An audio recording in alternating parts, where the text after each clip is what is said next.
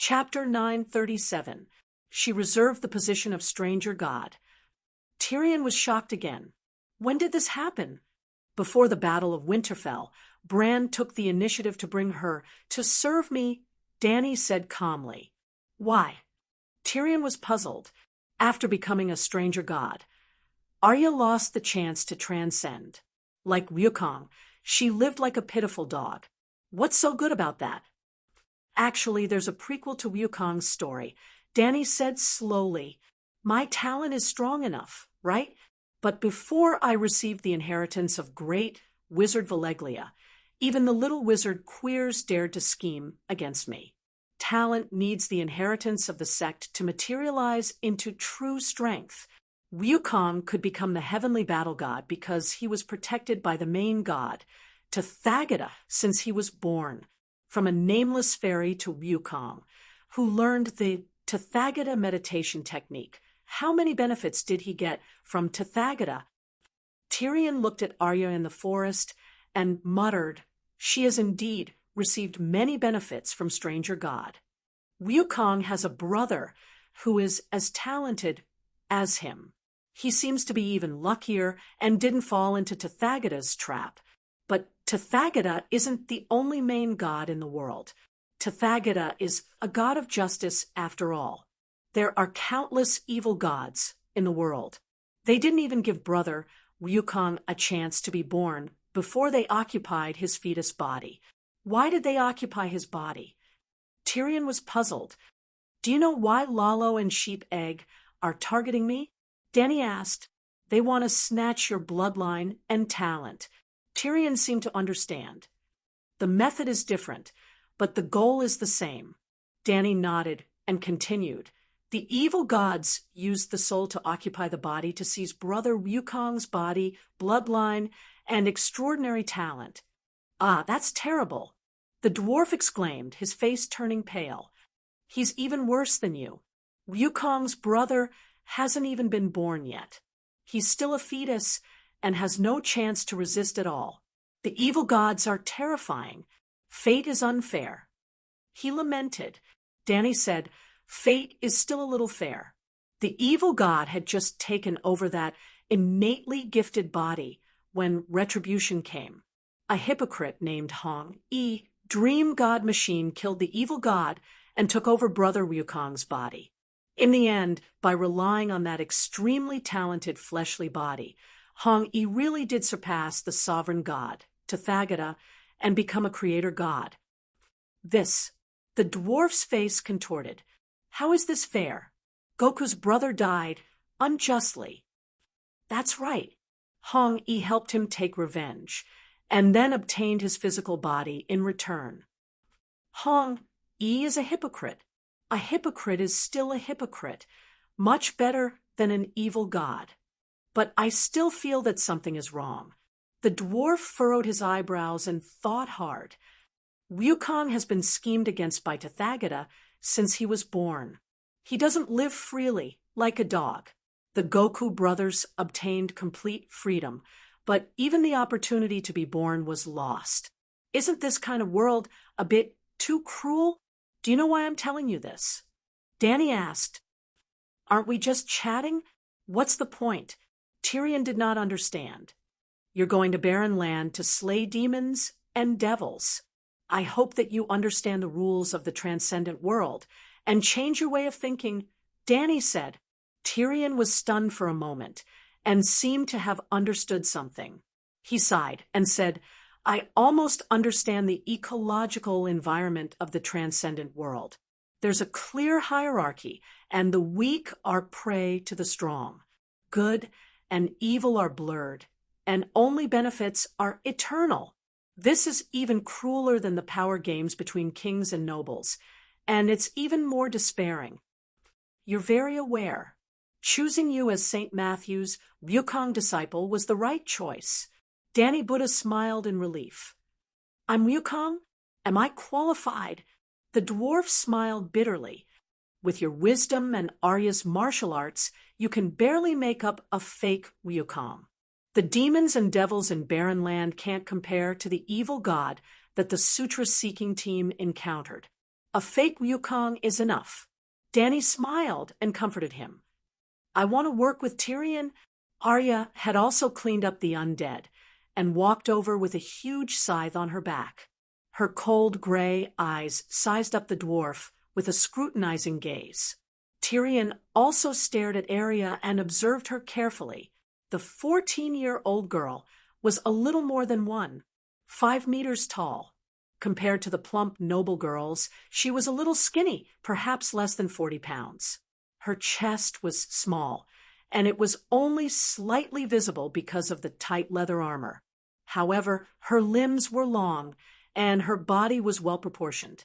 She gave off a sense of beauty, with strength and agility. The dwarf felt that the second daughter of the House of Stark was a little similar to his sister. She had the unique charm and confidence of a strong and beautiful woman. Indeed, Arya was not a beauty in the traditional sense. Compared to her sister Sansa, she was even a little ordinary. She had a long face and rough skin.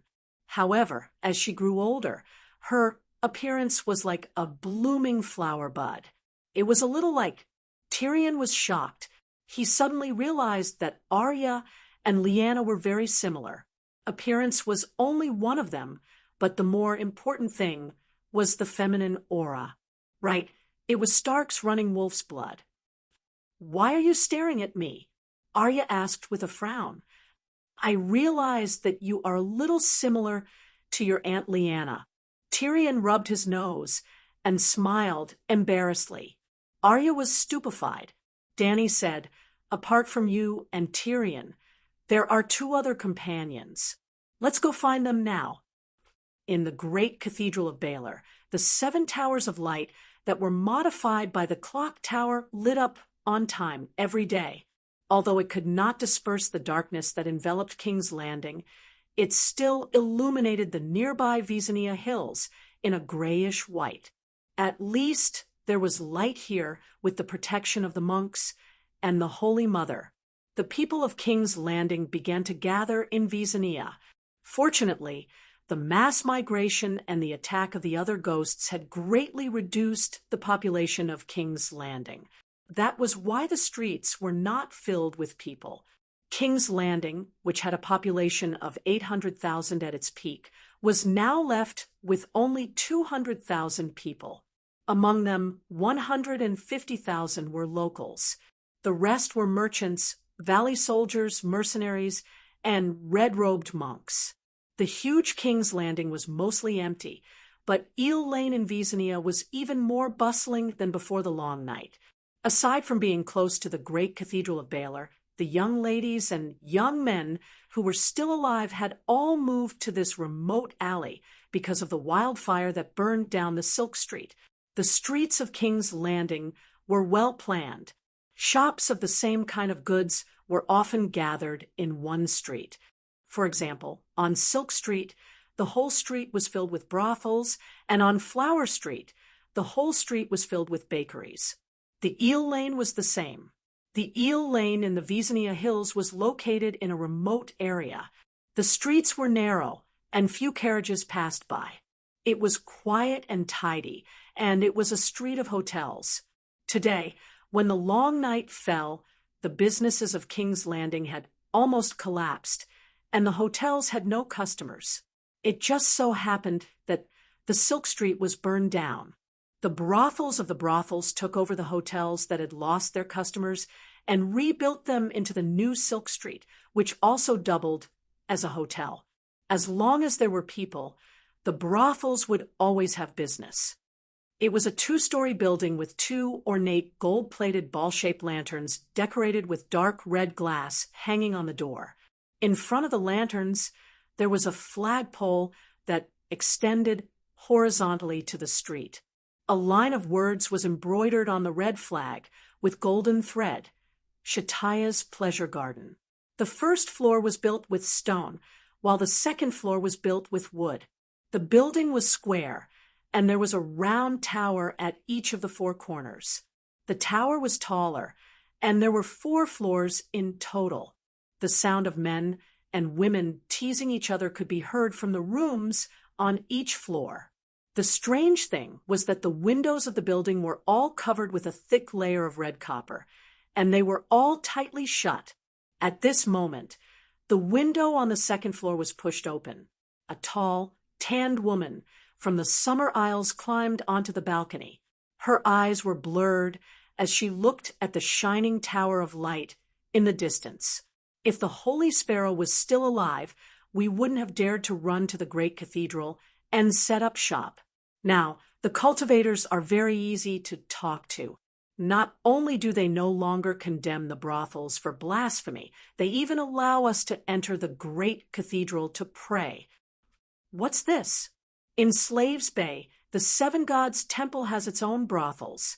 A deep, rough male voice came from behind her. From the voice, it was a middle-aged man. Then he complained, "It's so cold outside, and you still open the window." Looking at the Tower of Light every day and feeling the warmth of the sun on my skin, I feel at ease. As the tanned middle-aged woman spoke, she pulled open the collar of her golden otter fur coat, revealing most of her dark and delicate skin. "Can't you just change the glass window?" the middle-aged man said. "Where have you been these days? Why are you saying such silly things?" The tanned woman asked curiously. "Where else can I go in this world where deviant ghosts run everywhere?" The middle-aged man sighed. "Since you know how powerful deviant ghosts are, why do you still want me to change the glass window? Go take a look on the streets. Who doesn't make their doors and windows thick and sturdy?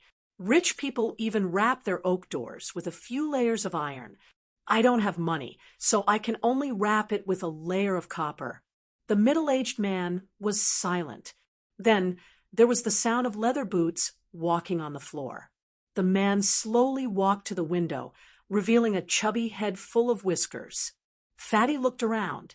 Sure enough, there wasn't a single house with glass windows. "Is this useful?" Fatty asked. "Of course it's useful. On the night of the catastrophe in King's Landing, many people used wooden doors to block the attacks of the undead. If the doors are tightly shut, those damned things can't hurt you at all."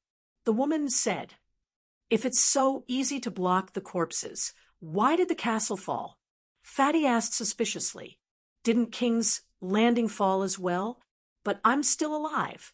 So many people in King's Landing are still alive." Fatty was speechless. The tanned woman continued, "A few days ago, there were Templar monks handing out leaflets and notices on the streets, teaching us how to defend against the corpses. For example, if someone dies, immediately tie their hands and feet and cremate them as soon as possible. For example, don't go to remote alleys alone at night. For example, when you have nothing to do, recite the 7 Stars Bible more often. The more devout the believers, the stronger the Holy Mother's power, and the safer King's Landing will be. For example, remove the glass windows and directly seal the windows, or replace them with thick oak windows. What the monks say is definitely correct. Why don't you know? Recently, I've been trying to get in touch with the red-robed monks in the North City District." Fatty said. Hearing that, the tanned woman immediately understood. King's Landing was square, diagonally drawn from the Red Castle, dividing King's Landing into 2. The upper part was the North City District, where Rainey's Hills was the main, while the lower part was the South City District, where Visania Hills was the main. The great Cathedral of Baylor was in the center of Visania Hills, so the red-robed monks were all gathered in the North City District, and the monks wouldn't go to the North City District to hand out leaflets and notices. "What are those red-robed monks doing?" the tanned woman curiously asked. "Building a red god temple. What else?" The fat man sneered. "Prime Minister Onion moved the people in the flea nest to Visania Hills. The empty, dilapidated houses were all demolished, and the bricks and wood were taken away to build a grand temple." Chapter 938. Build a red temple. The dark-skinned woman was shocked. They really planned to stay in King's Landing for a long time. How did the great cathedral react? The fat man sighed. helplessly. The bigger picture is more important. The red-robed monk came across the sea to fight against the deviant ghosts. In the past month, the Dragon Queen sleigh has been in full swing. The red-robed monk decided not to stay idle anymore. From now on, we might see the hand of sacred fire going out of the city to wipe out deviant ghosts every day. I'm not sure how many living dead they have killed, but the 100 Ghosts Parade scene should no longer appear around King's Landing.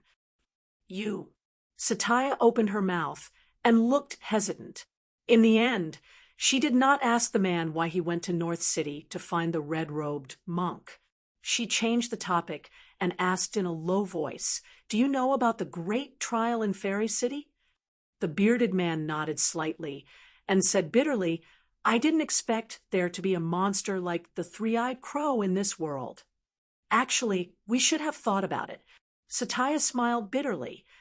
The free city, which is only separated from the Westeros by a narrow sea, and here, the contrast is too obvious.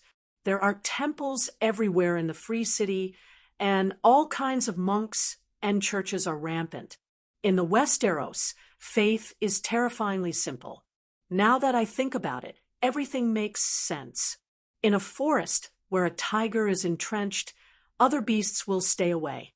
This world with gods and magic is too unfriendly to ordinary people, the man lamented.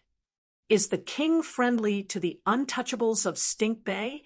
You shouldn't be so naive, the woman said. Whether or not to accept reality and whether or not to complain about it are two different things. Everyone complains that life is hard, but everyone wants to continue living as long as possible, the man said with a smile. What are your thoughts and arrangements about the great trial? Satya asked.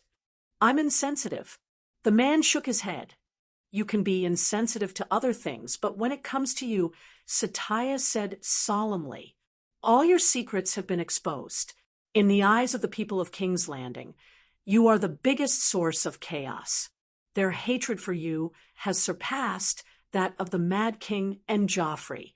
There's even a notion that the Seven Kingdoms have been in chaos for decades because the noble Westeros chivalry has been tainted by the depraved Ursos.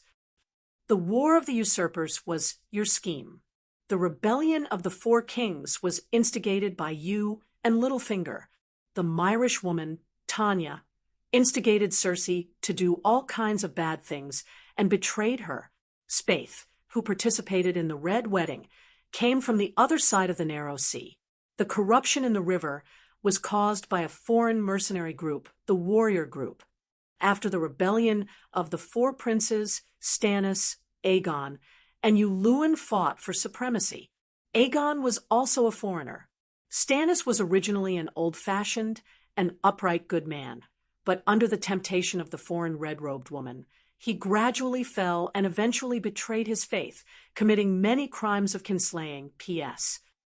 Satya's expression became very strange. If you think about it carefully, they are not completely wrong. Outsiders should be responsible for at least half of the turmoil in the Seven Countries for decades. The Ursos still think that Westeros are barbaric and uncivilized. The bearded man said disapprovingly, but it's true that they hate you. It's also true that the Dragon Queen declared you guilty of the most heinous crimes. I think there's no need for you to stay in the Westeros anymore. Go into exile overseas and find a remote place to live out the rest of your life. Satya said with concern, King's Landing is my home. I'm not going anywhere. The middle-aged bearded man said firmly. The dark-skinned woman sighed and closed the window. She pulled open the drawer under the dresser and took out a black velvet bag. She handed it to the man and said, 300 gold royals. I've been having a hard time recently. That's a little too little. The price of food has risen again, the fat man said with slight dissatisfaction. You said it yourself. The price of food has risen again recently. Don't my girls eat? Besides, Satya patted the counter. The furniture and the house are all new to create the best pleasure place in King's Landing. Other than the most attractive women, it must have the most high-end furnishings and the most luxurious decorations. It cost me a total of 30,000 gold royals. The fat man frowned and did not say anything. The woman softened her tone and said, "I'm just the owner of a brothel. I'm not a king, nor am I a trading prince who is as rich as a country. I can't help you maintain a large number of little birds on my own. If you can't do it, give up early," she advised tactfully. "I know what I'm doing." The fat man put the money bag into his pocket and took a black wool cloak, a sword belt, a scarf, and leather armor from the wall. After dressing up neatly, a drunken mercenary appeared in front of Satya. She opened the door and called out in a sweet voice, "Master Logan, you must come to me again next time." Mercenary Logan had a drunken and satisfied look on his face. He rubbed the tall woman's ample bosom with all his might and said reluctantly, "Slut, just you wait." Like all the flirting men and women in the corridor and hall, the two of them chatted and laughed as they walked toward the stairs in each other's arms. When they passed by a room, Logan stopped in his tracks. His eyes stopped on the door. There was a huge pink-crowned female deer on the door. The thick oak door was not closed tightly. Faint sounds of a man and a woman making love could be heard from inside. Fuck you, you bitch princess." The man shouted, fuck you, I'm Robert's daughter, the sister of the crown princess. Fuck me." The woman shouted, forgetting herself, I saw you distributing relief food in the Fisherman's Square. You were high above, surrounded by stars, and you didn't even look at me." The man became more and more excited. "Yes, I was wearing red armor and a red cloak. I carried King Robert's sledgehammer and rode a horse through the streets. How impressive. I looked down on you. I spat at you, subject, punish me." The woman turned around and rode. "Awoo." The man howled like a beast. "Awoo." The woman's cry was louder than his. The two beasts tore at each other. "Stupid man, do you want genre too?" Satya pinched the fat man's waist and scolded jokingly, "She's King Robert's child, a princess recognized by the church. Normal people won't receive her." The fat man's mouth twitched a few times, and he whispered, "I know who she is. The red-robed monks in the north are also talking about her. You're so bold, daring to take her in. Aren't you afraid that Stannis will come looking for trouble?" "Stannis doesn't recognize her at all," Satya whispered, holding Fat Rogan's arm and leaning into his chest. "Some things are tacit." Logan shook his head. "Jean are held the bloodline certificate issued by the church. The day she appeared, she earned me 500 gold royals. What's more terrifying than not being able to earn money?" Satya said disapprovingly. "You only gave me 300. Logan said unhappily. "Jean is a princess." Satya whispered, "She's treated like a princess, so she naturally has to be treated like one. Mir's lace, the land's silk, the summer island screens, the northern territory's various furs, the Queen's Hornskin sea monster, Dragonstone Island's cucumbers, spinach, not to mention the crown princess of the Red Castle. I dare say that even the dragon queen who runs around fighting deviant ghosts every day doesn't eat as well and use as much gold as she does. It's fine if she's alone, but not only does she have a little brat, she also has a group of old women from Stonehall Town sucking blood. It seems like I'll have to enjoy all the blessings I've never enjoyed in my life in one go." The woman complained. They chatted and laughed as they walked to the gate. They hugged each other for a while before separating. After going down the Visania Hills, Logan walked along Steel Street towards the mud gate. Before entering the Fisherman's Square, he stopped at the Deviant Ghost Bakery. He knew this shop. Back then, when he had just crossed the sea from Pentos to King's Landing, he got off the ship at the Blackwater River Pier.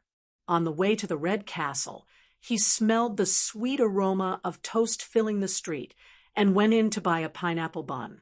At that time, old Perlo was still alive, and little Perlo was still a teenage apprentice. At that time, the shop had the sign Dragon Flame Bakery and a flag with a black dragon breathing fire at white bread. When Targaryen was replaced by House Baratheon, the name of the shop was changed to the Stronghammer Bakery. The banner was painted with a picture of a giant man hammering dough with a hammer. The old Perlo with a big belly and a red face had already died long ago, and the young Perlo with a face full of pimples had become the old Perlo with a big belly and an oily face. The shop's name and flag changed again. It was changed to Deviant Ghost Bakery. There was a blue-eyed ghoul wrapped in a hot dog bun. What attracted Logan's attention was not only the change in the sign. He found that the street was deserted, and the cold wind carried snowflakes, forcing passers-by to go home. However, the bakery in this two-story brick building was unusually lively. Not only were there a large number of customers coming in and out of the main entrance, but there were also many citizens with scarves wrapped around their faces in the alley beside the building. They pushed hand carts and carried sacks, forming a long line at the side entrance of the bakery. He touched the money bag that Satya had given him, swallowed, and walked into the shop. Entering the slightly narrow hall, there was a long counter in front of him. Behind the counter, old Perlo led the baker to work in front of the oven. A few apprentices carried large iron boxes of bread to the counter and handed them to the middle-aged woman at the counter to sell. Perlo, he called from the counter. The fat boss, wearing a white chef's hat, glanced outside and hurriedly trotted over. He even walked out of the counter. "Lord Logan, would you like to buy bread?" he asked respectfully. "You don't seem to be selling bread, only—" Logan glanced at the shelves and said curiously, "It's the same as before. Bread and barbecue, but there are more varieties." The fat boss said, "What are those people doing outside?" Logan pointed at the side door and asked, "Didn't you see? They came to my shop to sell pine roots, pine cones, and ghoul meat."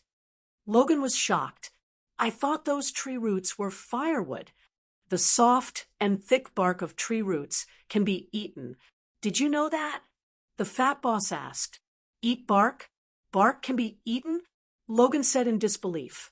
"It can be roasted and then ground into powder.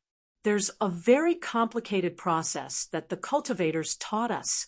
The fat boss turned around and took a piece of browned bread from the shelf. He tore off a piece and handed it to Logan. "How do the cultivators know this?" "The Holy Mother knows everything. Perhaps the Holy Mother told them." Logan savored it carefully and said in surprise, "It seems to taste even better than bran bread. 40% bark, 60% whole wheat flour. The taste is indeed not bad, but there's little oil.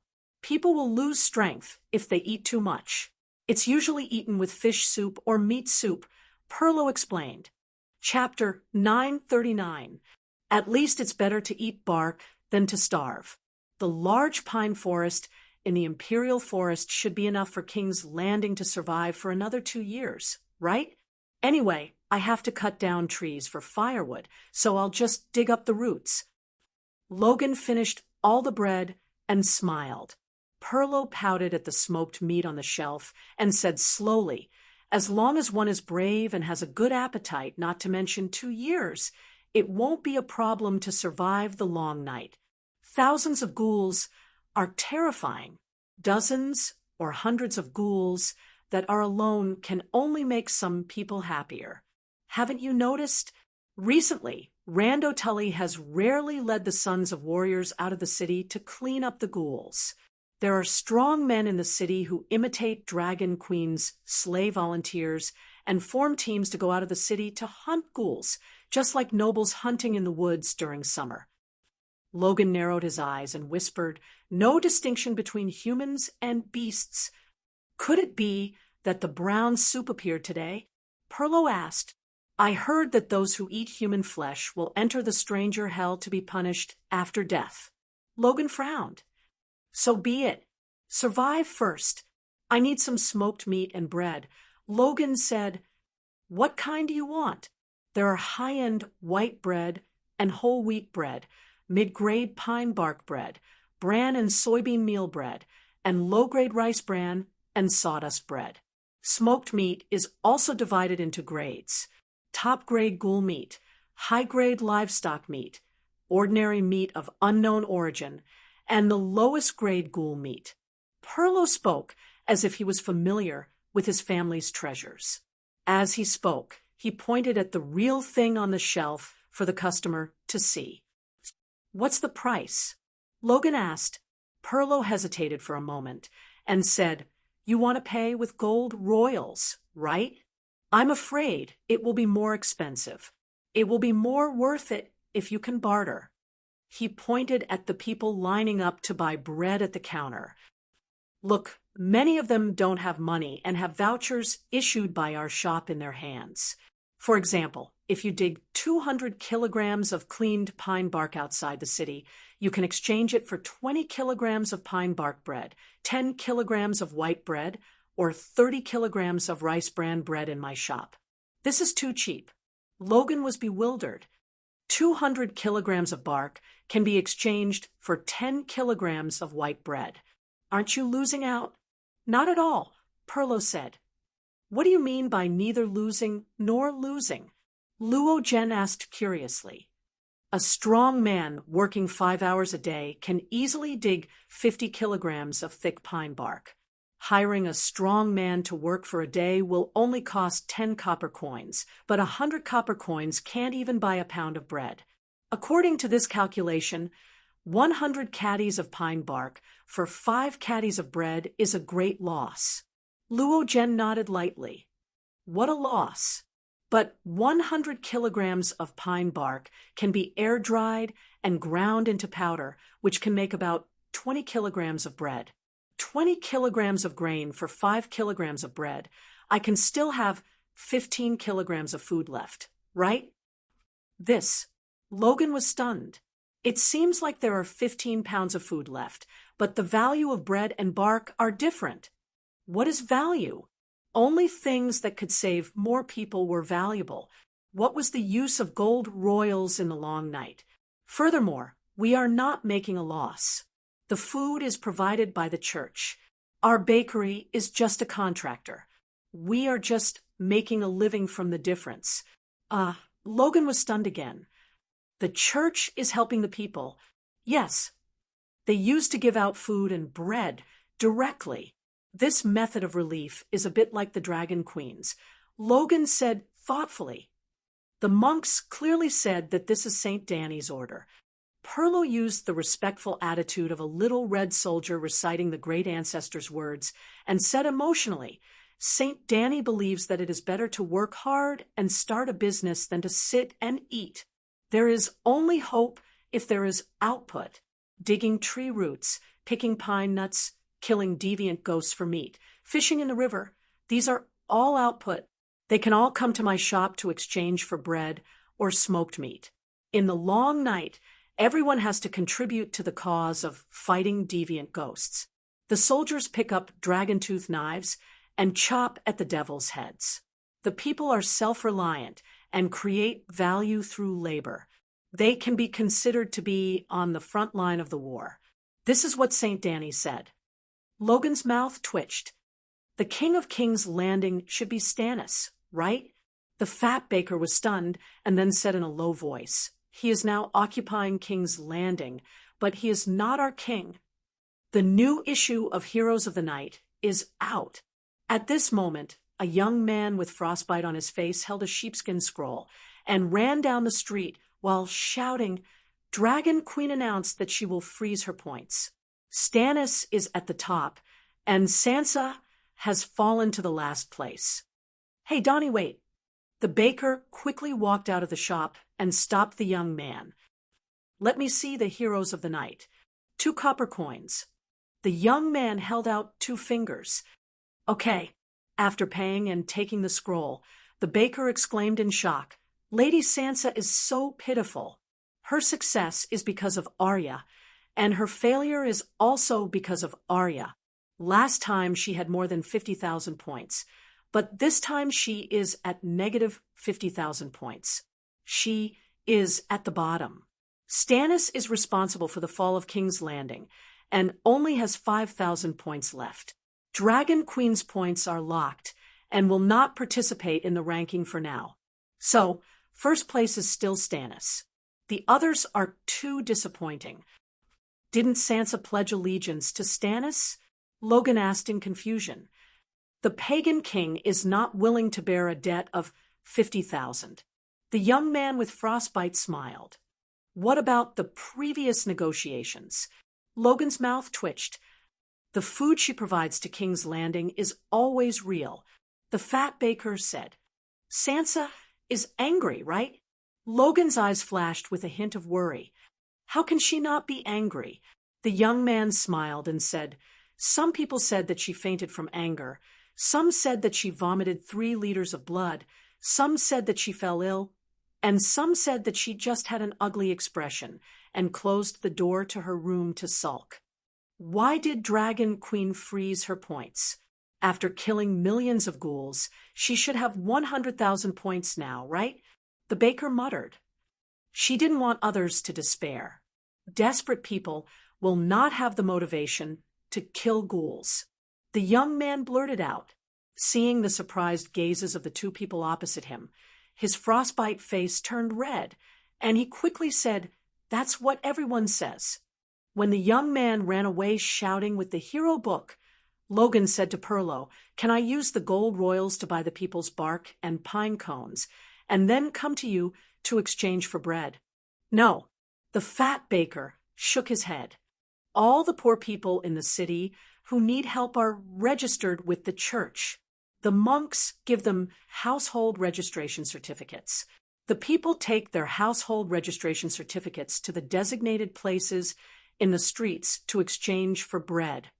He pointed to the customers in the shop. They are all the natives of Baker Lane. We are all neighbors. Who doesn't know each other? They all go out together and work together. They know how much they harvest and how much food they need. If anyone dares to buy and sell, it will be everyone's loss.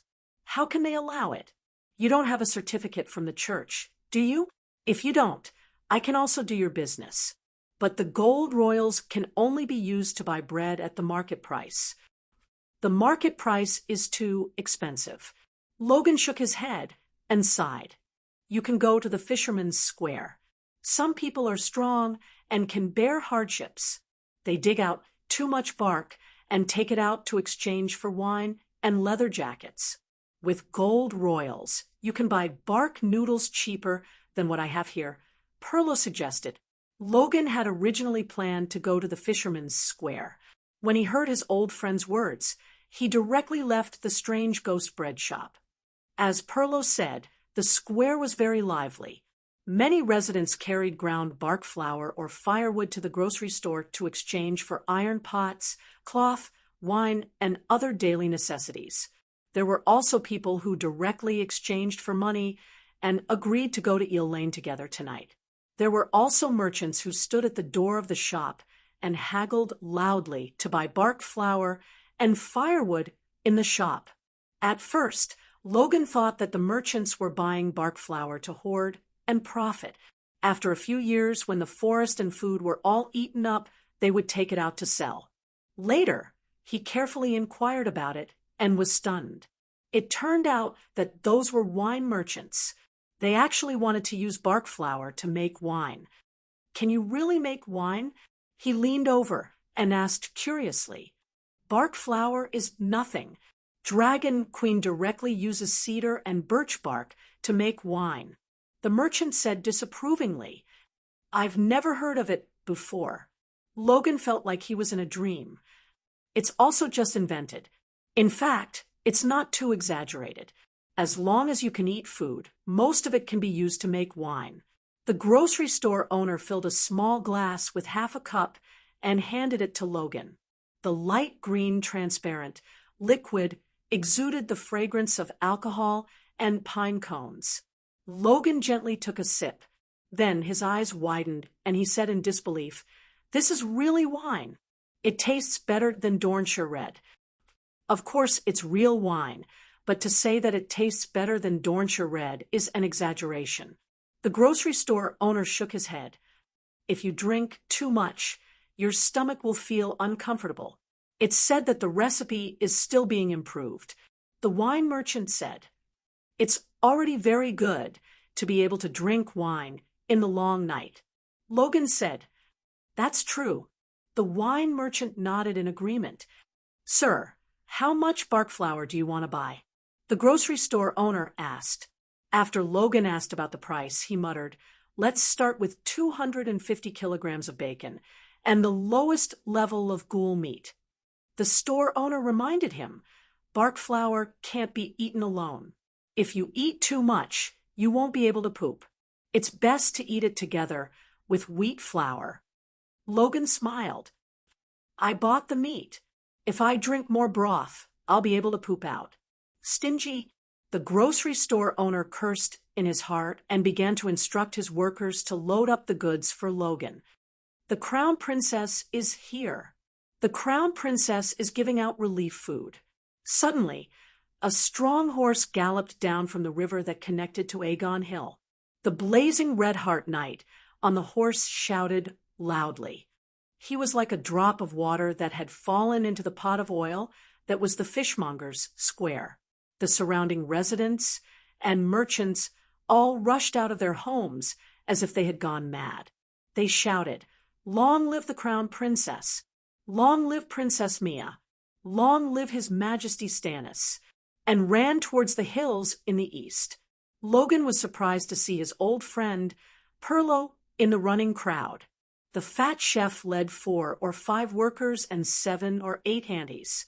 He was so excited that his face was flushed.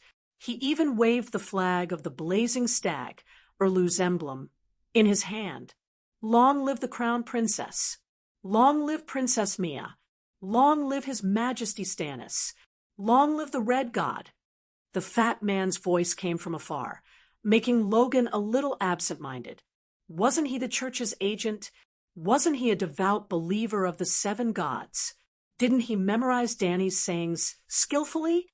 He just said, Stannis took over the King's Landing, but he wasn't his king. Wasn't that right? Logan was lost. While he was lost, the grocery store owner and his workers who were helping him load the flour and bacon onto the cart found a flag of the blazing stag from somewhere and ran out while shouting slogans. Red armor, red cloak, and the emblem of the blazing stag on the chest. The Crown Princess held her head high and her chest out, riding a tall brownish-red horse, like a ball of fire. Around her were 40 to 50 blazing Red-Heart Knights, like stars surrounding the moon, protecting her in the center.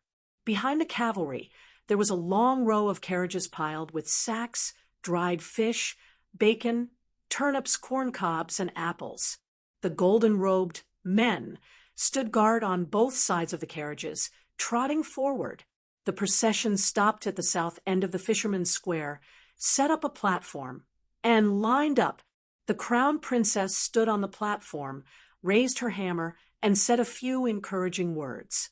Then, the residents lining up below the platform raised the Crown Princess's flag and shouted in unison, "Long live Saint Mia! Long live His Majesty Stannis! Long live Lalo!"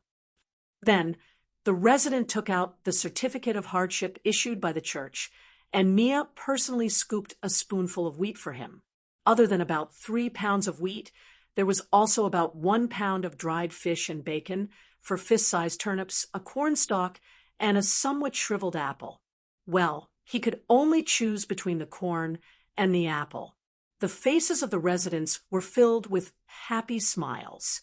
Although the Crown Princess, who was distributing relief food to the poor residents, was sweating profusely, she also had an honest and happy smile.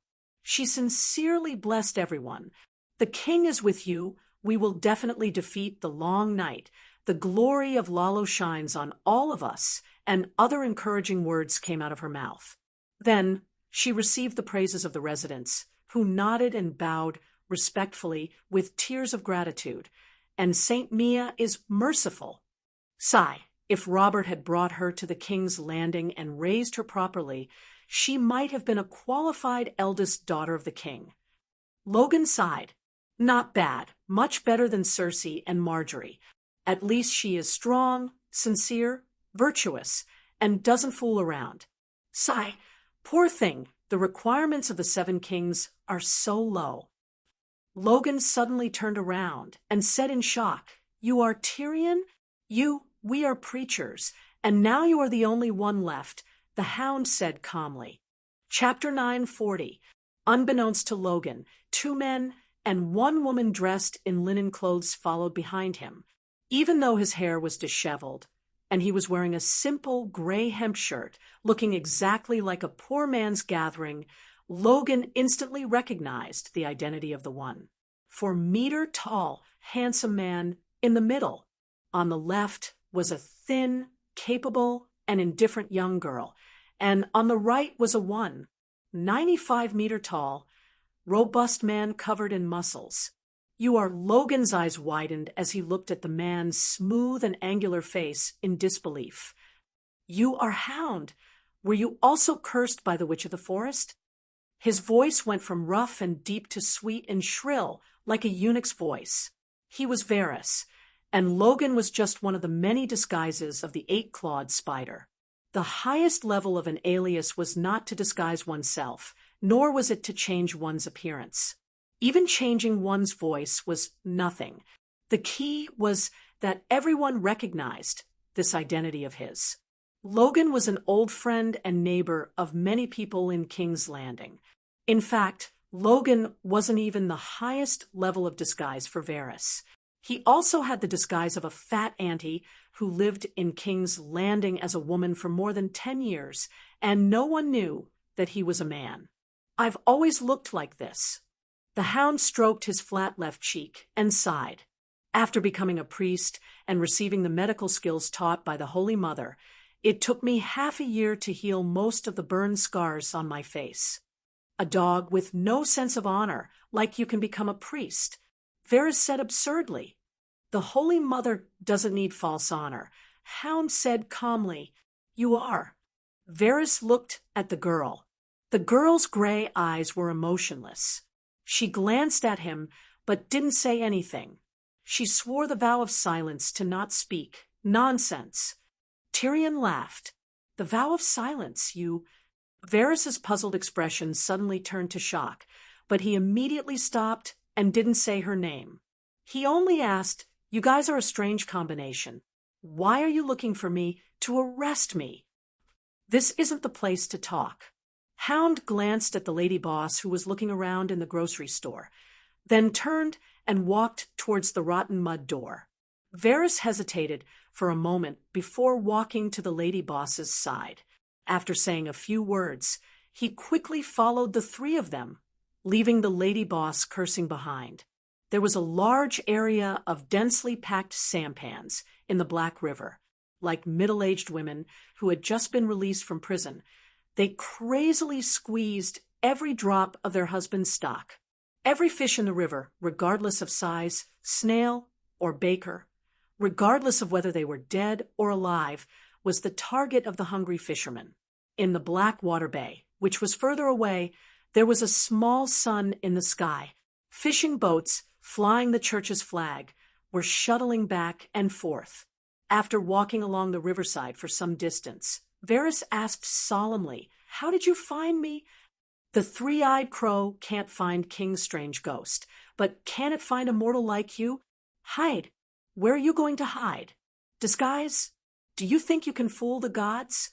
Tyrion mocked. Sigh, how can there be such a terrifying existence? It affects the balance too much, the fat eunuch lamented. What balance? If you have the guts, go talk to deviant ghosts about balance. The dwarf laughed mockingly. Only such a powerful 3-eyed crow and dragon queen can reach a balance with King's strange ghost and god of cold. If the human race only had a mortal like you left, it would have gone extinct long ago. Why are you looking for me? How does Dragon Queen plan to deal with me? Varys asked helplessly. You have two choices. Lie down by the riverside and let me chop off your head with my axe. Then I will feed your corpse to my Tessa, and your crime will be forgiven. Or you can join the scripture teaching team and follow St. Matthew to the east to spread the 7 saints' scripture. What choice do I have? Even if I have 8 claws, I can only crawl in one direction. Tell me, what is the scripture teaching team? The eunuch laughed bitterly. The dwarf told him all the reasons he could tell people, and then he pointed out something else. Your mission is very simple. Use your 8-clawed spider's talent to find out the identities, abilities, locations, plans, and weaknesses of all the evil gods who are hostile to the 7 gods sect. When it comes to killing evil, you don't have to do it yourself. Do you think I can live until the time when it comes to killing evil? The 8-clawed spider said blankly, I am just an ordinary person, and you want me to be a spy in the evil god sect. I don't even know the ins and outs of the sect, and I am just an ignorant layman. If this isn't suicide, then what is? Yes, it is a suicide mission. Tyrion nodded and said with a matter-of-fact expression, You can't escape the death penalty, but now I am giving you a chance to redeem yourself. Even if you have a slim chance of survival, at least you have a chance to live. Can I wear black clothes? Varys asked. The dwarf shook his head and sighed. If it is a great trial, there will be an audience at the scene, and basic fairness must be maintained. Then, according to the traditions of the 7 kingdoms, even if you have committed a great crime of treason, you should still be given a chance to join the Night Watch. But many times, without a trial and without an audience, there is no fairness and justice.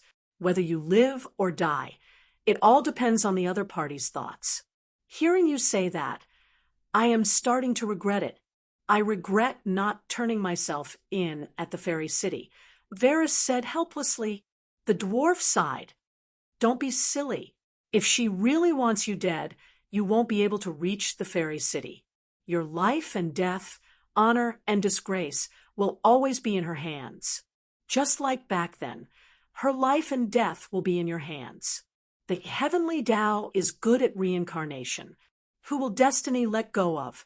Sai, you are right. She has a reason to do anything to me. Varys smiled bitterly. I don't want to die in a foreign land. Westeros are my home. Being eaten by a dragon is also one of the Targaryens' fates, although your Tessa is only a pterodactyl. Asterisk zing. Asterisk Arya pulled out the sewing needle from her waist and spoke for the first time. Just as I wanted, I will kill you and avenge my father. Wait. The dwarf hurriedly stopped her. Let me talk to this damned eunuch alone. He pulled Varys forward. Varys stood there and refused to move. He said to Arya, I am sorry to Dany, Rise, Rhaegar, and even the Mad King, but I am not sorry to Stark. Your father is so stubborn. I advised him to make the first move. I also told him everything about Cersei's actions. But that fool ran to Cersei and said, I told you everything. I know your secret. Varys told me, I will make my move on you the day after tomorrow. I will give you 1 day to take your bastard child and escape from King's Landing. I do not want my sword to be stained with the blood of women and children. In the end, his sword was stained with his own blood. He is so stupid that it makes my heart ache. If I was not so good at dealing with people, and if several factions had placed their bets, I would have been killed by him. Even so, I respect his integrity. When Cersei sentenced him to death, I was the only one in King's Landing. I used my sweet tongue to persuade the Queen Dowager to give your father a chance to wear the black robe. In the end, Joffrey went mad. That was unexpected. If you did not try to stir up internal strife in the 7 kingdoms, my father would not have gone to King's Landing at all. The battle between the wolf and the lion was planned by you and Illyrio. Arya said coldly. According to what you're saying, all the deaths of the 7 nations can be blamed on me? Varys said unhappily. Enough. You are the mastermind. The people of the 7 kingdoms know that. There is no denying it. Tyrion tugged again and dragged Varys away. To tell you the truth, there are dangers and opportunities in this trip to the Barren Lands. Whether you succeed or not, at least you will escape hell. Tyrion said, I have the Atonement Scroll. Varys said, where did you get the Atonement Scroll? One word from Saint Dany can send you to the deepest part of hell to accompany Luwin. Do you believe me? The dwarf sneered. One word can decide whether a person goes to heaven or hell. Is heaven or hell her backyard? Varys said with a don't try to fool me look. The dwarf's gaze became strange. There was pity, disdain, and a hint of pride. Varys felt uncomfortable under his gaze. You have decided to refuse to join the teaching team? Tyrion did not have the enthusiasm from before. He was unusually cold. My image in his eyes has changed from a familiar person to a pig waiting to be slaughtered, as lowly as dust. Varys was shocked. He suddenly had a great fear of death. How is that possible? The fat eunuch forced a smile. There will always be a chance if I fight. If I don't fight, I will die now. Even an idiot knows what to choose. I just want to bargain and get more benefits. Then, he realized that the dwarf's gaze became gentle again.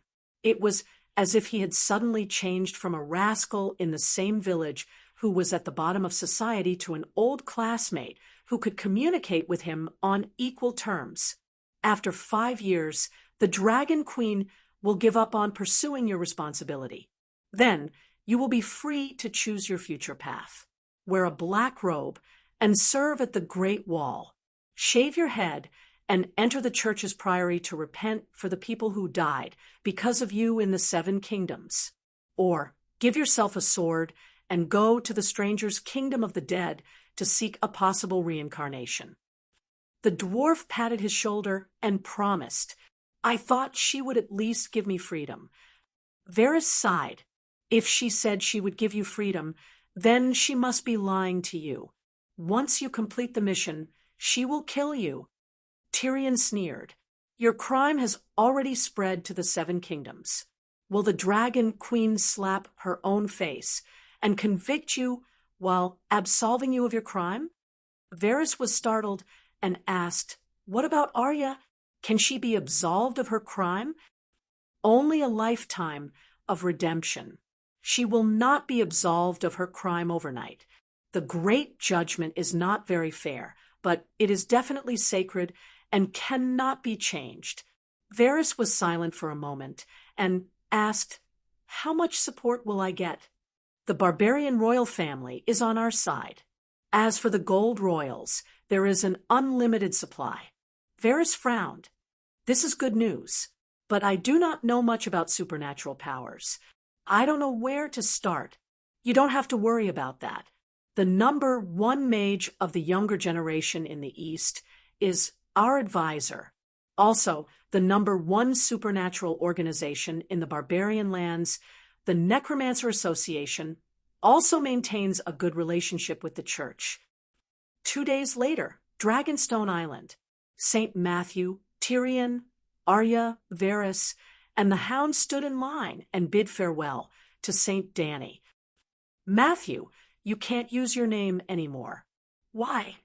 St. Matthew was surprised. You are an angel, the holy son of the Church of the 7 Gods. You should have a name that represents your mission. Today, I bestow upon you the name Chizong. 7 gods, 7 scriptures. Each scripture has a scripture book. Your mission is to spread the scriptures of the 7 scriptures to the barbarian lands and even the entire Jade Sea. Dragon Queen said emotionally, Thank you, Your Majesty, for bestowing a name. From now on, I am Chizong. Chizong swears to complete my mission. I will definitely spread the teachings of the Church of the 7 Gods in the Jade Sea. Qizong said solemnly. Saint Danny nodded and asked, "Do you understand what you are carrying when you travel the barbarian lands?" "I understand. The mercy of the Holy Mother, the justice of the Heavenly Father, the freedom and glory of a young girl, the wisdom of an old woman, the hard work and creation of a blacksmith, the bravery of a warrior, the reverence of a stranger towards the unknown and mysterious. These are all things that I carry." Qizong said very wisely. Saint Danny sighed. "This is what your heart carries. You still need to carry it with your hands." Chapter 941. Dragonstone Island, Glass Garden. Under the weirwood that was newly transplanted from the continent. Qizang's hands are empty. How can I hold them? Qizong asked. Back then, the Holy Mother only taught you the first appearance of holy light, song of light, to subdue enemies. Today, on behalf of the Holy Mother, I will teach you 3 divine palms: whirlwind scattered clouds, song of wind, burning the heavens, song of fire, and surging turbid waves, borrowing the power of Prime Minister Turtle's water god. Saint Danny pointed at Qizang's forehead. 3 7-pointed stars were branded between his brows, and then they combined into an even more complicated rune. "Thank you, Holy Mother. Thank you, Your Majesty." Qizong knelt down in respect. "As for you, don't just chant sutras all day long. You have to practice the divine palms that the Holy Mother taught you. On the surface, you only obtained 4 Holy Mother divine palms, but through combining them, you can derive at least 11 other smaller forms. Your Majesty, the divine palms consume divine power. How can I practice them?" Qizong was troubled. Indeed, divine power is precious. It's too much of a pity to use it empty-handed.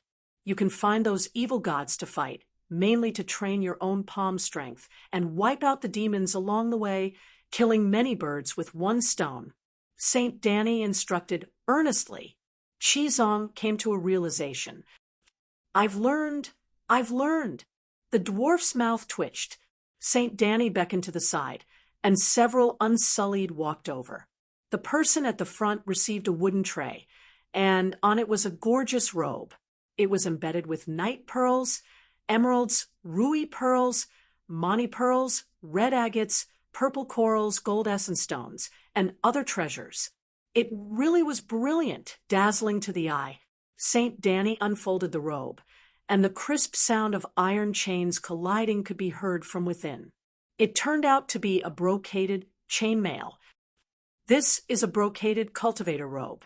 When you go out to preach, you have to wear it. It not only shows off the might of the 7 deities, it can also protect you from falling into hell and being poisoned. Thank you, Your Majesty. Qizong understood the dangers of preaching in the Eastern Earth, so he received the brocade tile armor with great care. Saint Danny then took a emo sword that was as tall as Qizong from the second, unsullied. This is a 9 rings tin blade. Normally, when it's sheathed in a gorgeous scabbard, it's like a walking stick. When you hold it, you look like a refined person. But once the scabbard was removed, it would become a warrior's blade. The handle is hollow, and the surface is frosted. There's also a layer of calf leather that absorbs sweat and blood to prevent slippage. The total weight is only 25 pounds. Clang, clang, clang, clang, clang. When the 9 rings tin blade was handed over, the golden rings on the back of the blade swayed gently like the crisp sound of wind chimes. Thank you, Your Majesty. Qizong now has both hands. Qizong smiled in satisfaction. No, it's not enough. Danny waved behind her and picked up a golden object that looked like a Hercules trophy from the Unsullied's tray. She held the end and swung it a few times like a club. This is a purple gold alms bowl. When the front is unscrewed, there's a hollow bowl-like structure inside. Usually it's hung on your belt and can be used as a goblet or a bowl to eat. In special situations, you can stuff sand and pebbles into the bowl and tighten the lid. Then, you can use it as a hammer. The 9 rings tin blade won't break armor, but when this purple gold alms bowl hammers down, I guarantee that the enemy's internal organs will shatter. Your Majesty's considerations are very thorough. Shizong happily accepted the purple gold alms bowl. Then, Saint Danny looked at the dwarf. The dwarf also looked at her expectantly. You already have armor and an axe. It's enough to protect yourself. She said, Holy Mother Palm, show me. He couldn't hide the desire in his heart. You don't even have any self-awareness. If it's given to you, can you use it? Danny sneered. She looked at Arya and waved her hand. Another Unsullied came forward. Dragon Queen raised her chin. The Unsullied directly handed the tray to Arya. This is a set of Moke divine armor. It's a steel armor soaked in Moke's divine power. You can wear it and enter the world of death. There's also a rapier. In the mortal world, it's a sister sword to your sewing needle. But once you enter the world of death, it's the sickle of death that you've been very familiar with recently. It's a physical entity formed completely from the divinity of death and divine power. The stronger your will is, the more tenacious it will be. The colder your heart is, the sharper it will be. When facing a baby, you feel pity and it's as soft as a feather. When facing an enemy, your killing intent is overwhelming and it can split heaven and earth. It's that magical, you can forge such a weapon. The dwarf looked at the white sword at her waist suspiciously. It's a white steel sword. His meaning was obvious. You use an iron sword yourself, but you say you're giving someone a divine sword. Is this reasonable? Of course, mortals can't forge such a divine weapon. This is a weapon forged by the blacksmith and Moke. It's a protective weapon for the successor. Saint Danny looked solemn. As for me, Danny looked down at her sword. 1 loaf of bread is enough to fill my stomach. Why would I waste it by buying 2 loaves of bread? The dwarf's expression twisted. In fact, Danny was telling the truth. It was a divine weapon that fused a large amount of divinity of death and divine power. Saint Matthew could extract the power of belief of all living beings and forge an indestructible Madonna golden body.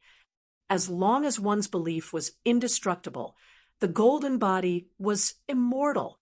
In other words, the concept of the merciful Madonna existed in the thoughts of all living beings. The golden body that Saint Matthew created with the power of belief also existed and perished with the thoughts of all living beings. When everyone forgot about the Madonna, or changed their concept of the Madonna, the concept of the merciful Madonna would disappear, and the golden body would perish. The merciful Madonna was a unified concept. The sharpness of the sword was also a unified concept of all living beings. In the past few days, Danny used Saint Matthew to extract the power of belief and forge a thinking weapon.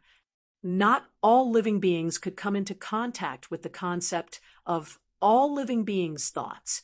If they couldn't come into contact with it, they wouldn't be able to extract its power.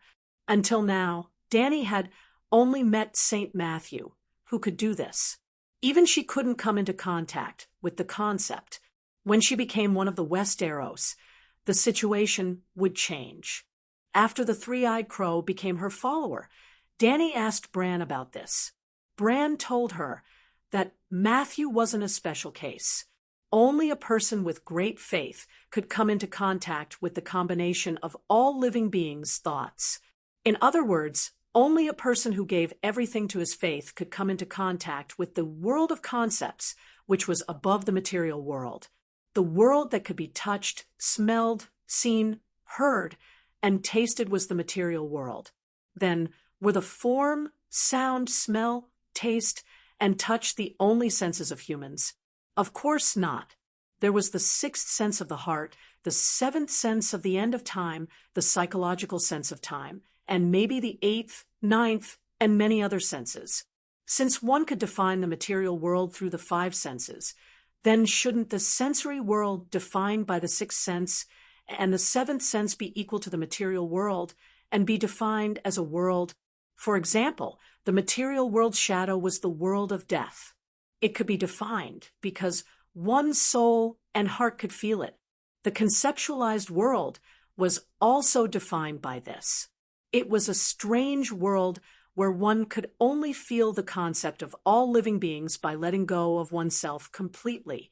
Just like how mortals couldn't come into contact with the world of death, it was also difficult for the gods to come into contact with the world of concept. This was because the gods couldn't give up on themselves, and it was difficult for them to enter a state of emptiness. However, the gods didn't have much interest in that world. The benefits were too small, and the sacrifices were too great. It was just like Dani's little gold body. She had always given it to Saint Matthew, and it wasn't of much use to her, unless the gods had a world-class source of faith and nurtured it carefully for tens of thousands of years, or even hundreds of thousands of years. In the world of the Song of Ice and Fire, only the seven gods and the red god had the potential to become world-class sources of faith. Thank you, Your Majesty, for your reward. This is indeed a divine sword. Arya hung the sword on her waist excitedly. Dany looked at Varys and handed him a palm-sized iron plate. You're going to be a spy in the evil god's camp. You'll be suspicious if you wear too good of a weapon. This iron plate belongs to the Balerian family of the 14th Fire Peak. It's the Patriarch's keepsake. It's very effective against the traps built by the Valeglia people. I heard that there are many ruins of the Valeglia people in the Far East. It might be useful. You can put it on your chest as a heart-protecting mirror. Varys knew that the Dragon Queen didn't like him, so he accepted the iron plate obediently. Thank you, Your Majesty, for your reward. I'll do my best to assist Master Chizong and complete the glorious mission of spreading the scriptures in the East. The Queen said, Varys, this name is inauspicious. Don't use it anymore. I'll give you the name Wooning. Why is it inauspicious? The fat eunuch was confused. I don't like it. It'll make me angry, and it'll lead to bad things happening to you. So it's inauspicious, Dany said lightly. The fat eunuch rubbed his nose and shrank back. Hound, this is Tyle's steel armor and Tyle's steel greatsword. You're Master Chizong's personal attendant, so you'll have to protect him at all times. Also, as a scalpel priest, you'll also have to take on the role of a white-robed healer.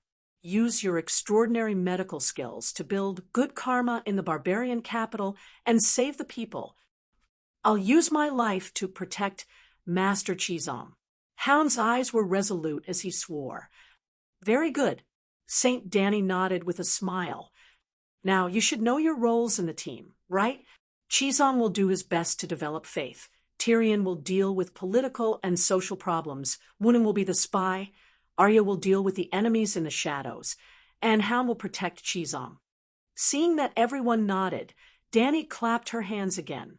Two Unsullied carried a load over, and the fragrance of white paper and ink filled the air. It was a load of neatly stacked books.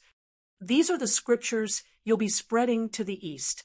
There's a total of 49 books and a total of 777 volumes. Everyone was shocked and puzzled.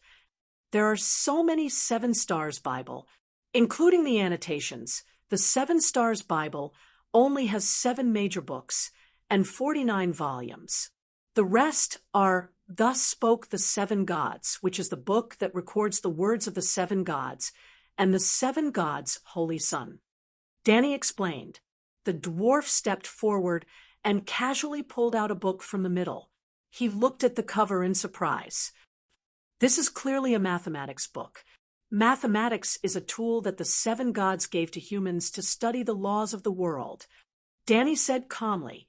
The dwarf put down second-grade mathematics volume 2 for primary school students and pulled out another book. This is elementary school nature. This is the elementary summary of the laws of creation of the seven gods. After that, there's secondary school physics and chemistry. Is there a problem? Danny said matter-of-factly. Then what about this? The dwarf helplessly put down elementary school nature and pulled out How to Train a Holy Knight. He looked at the dragon queen blankly. A holy knight is a high-level knight of the church. This book is very important. It's ideology and morals.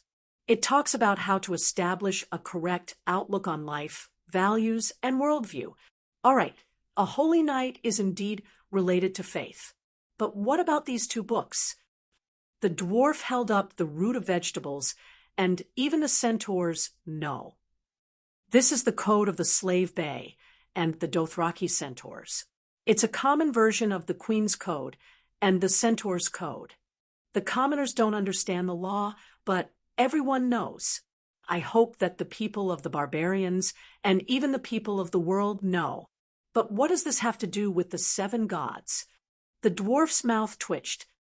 I wrote this. Do you think it has anything to do with it? Danny said lightly. The dwarf was shocked. He couldn't refute her at all. Chapter 942. The Sea King could be muddle-headed, but every Sea King was chosen by the city's professors and the Iron Treasury. At the beginning of the election, the Sea King could not be muddle-headed. If he wanted to be muddle-headed, he would have to wait for more than 10 years. When he got older and started to slack off, he would be muddle-headed. Well, the Sea King was a lifelong ruler. Tormo Freygar was 35 years old this year.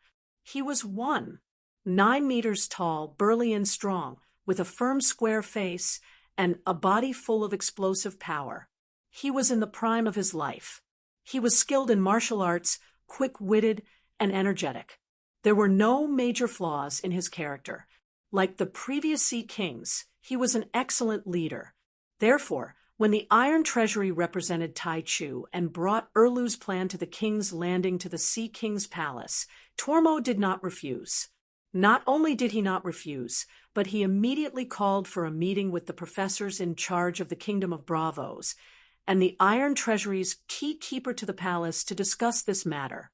It was no secret that there were icebergs on the sea. In the northernmost part of the Trembling Sea, ships often encountered icebergs. Seeing that the weather was getting colder day by day, they also understood that it was not impossible for Bravos and the Westeros to be connected by icebergs one day. Therefore, they made 2 decisions at that time.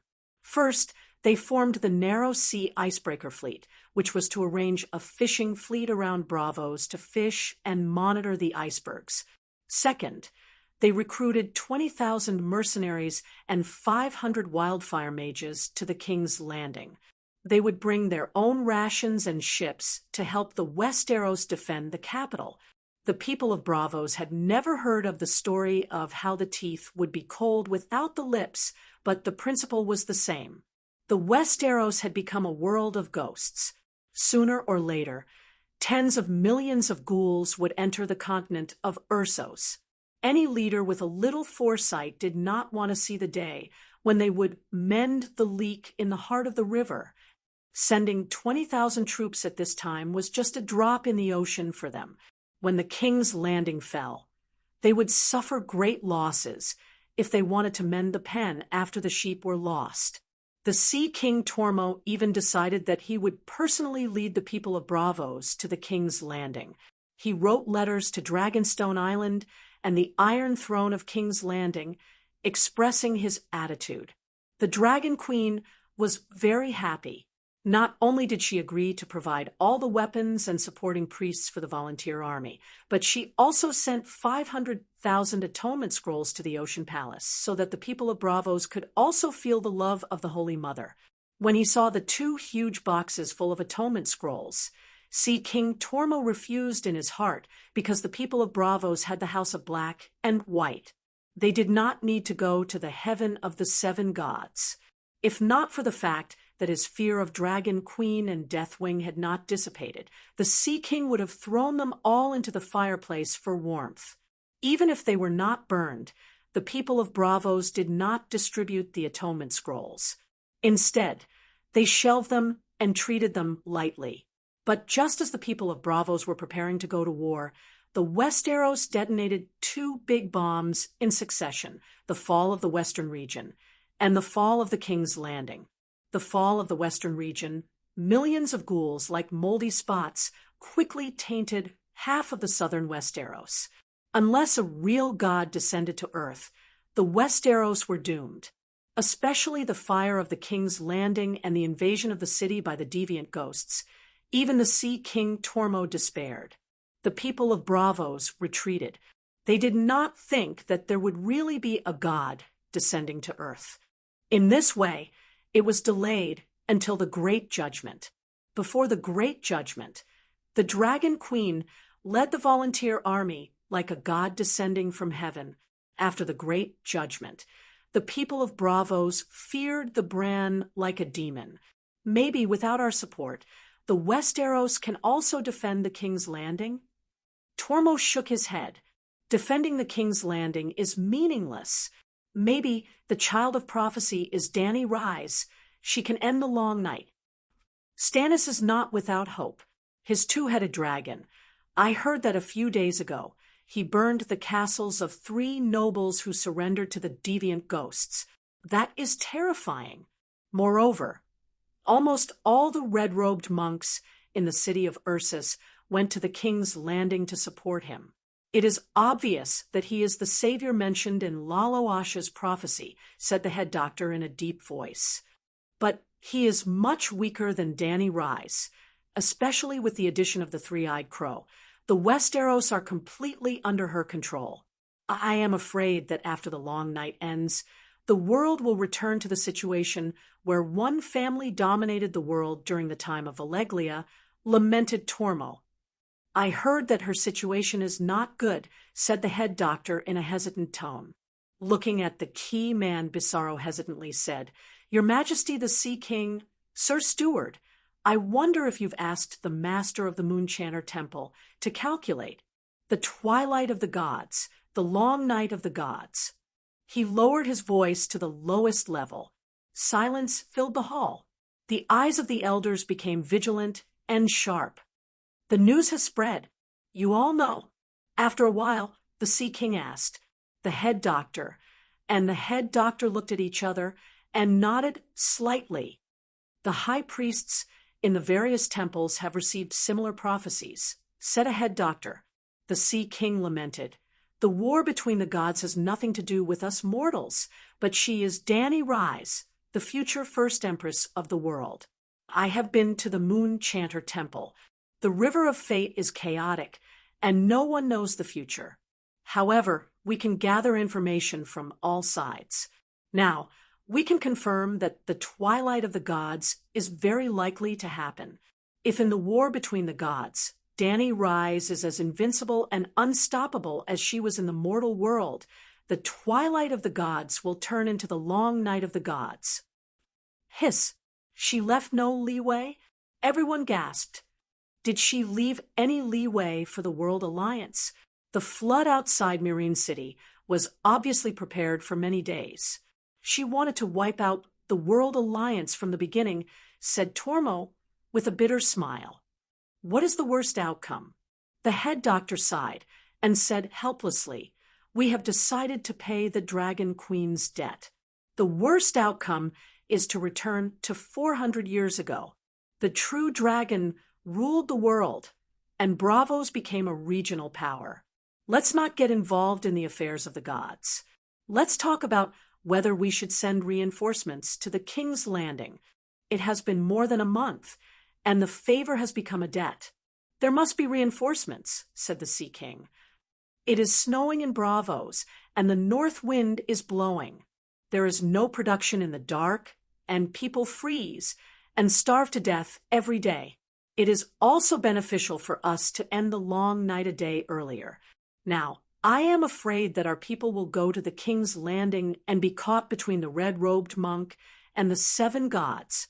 According to my original intention, it is better to contact the Dragon Queen alone and incorporate the Bravos volunteers into the volunteer corps. But if we do that, it will be equivalent to us supporting Dany Rise as queen, and we will not be able to recover the millions of gold royals we owe to Stannis. Alas, why is the Dragon Queen unwilling to accept the debt? It is only 4 or 5 million gold royals, said the doctor. Your Majesty, my lords, there is news from the Moonchanter Temple. At this moment, the Sea King's court officer walked quickly into the council hall and said with a serious expression, "The gods have left Bravos." "What do you mean?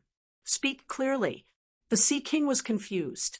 "Your Majesty, all the gods on the islands of the gods have left Bravos," said the court officer. "All the gods?" The Sea King was shocked. "Yes." "Why? Is there a catastrophe in Bravos, and they are hiding from it?"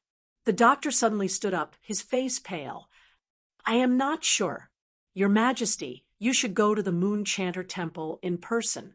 There are some things that the High Priest can only tell you," said the court officer. "Today's Imperial Conference ends here. I will go to the Islands of the Gods." Because the people of Bravos were a combination of many ethnic groups, they had truly achieved freedom of worship, and all the gods in the world were respected by them. Just like the School of Black and White worshipped all the gods of death, the Islands of the Gods worshipped all the gods in the world. Even the 7 gods had a temple on the Islands of the Gods called the Outer Sanctum, which was mainly for Westeros sailors to worship. The most magnificent temple on the Islands of the Gods belonged to neither the Red God nor the School of Black and White, but the Moonchanter Temple. It was the Moonchanter who led the first slaves to Bravos.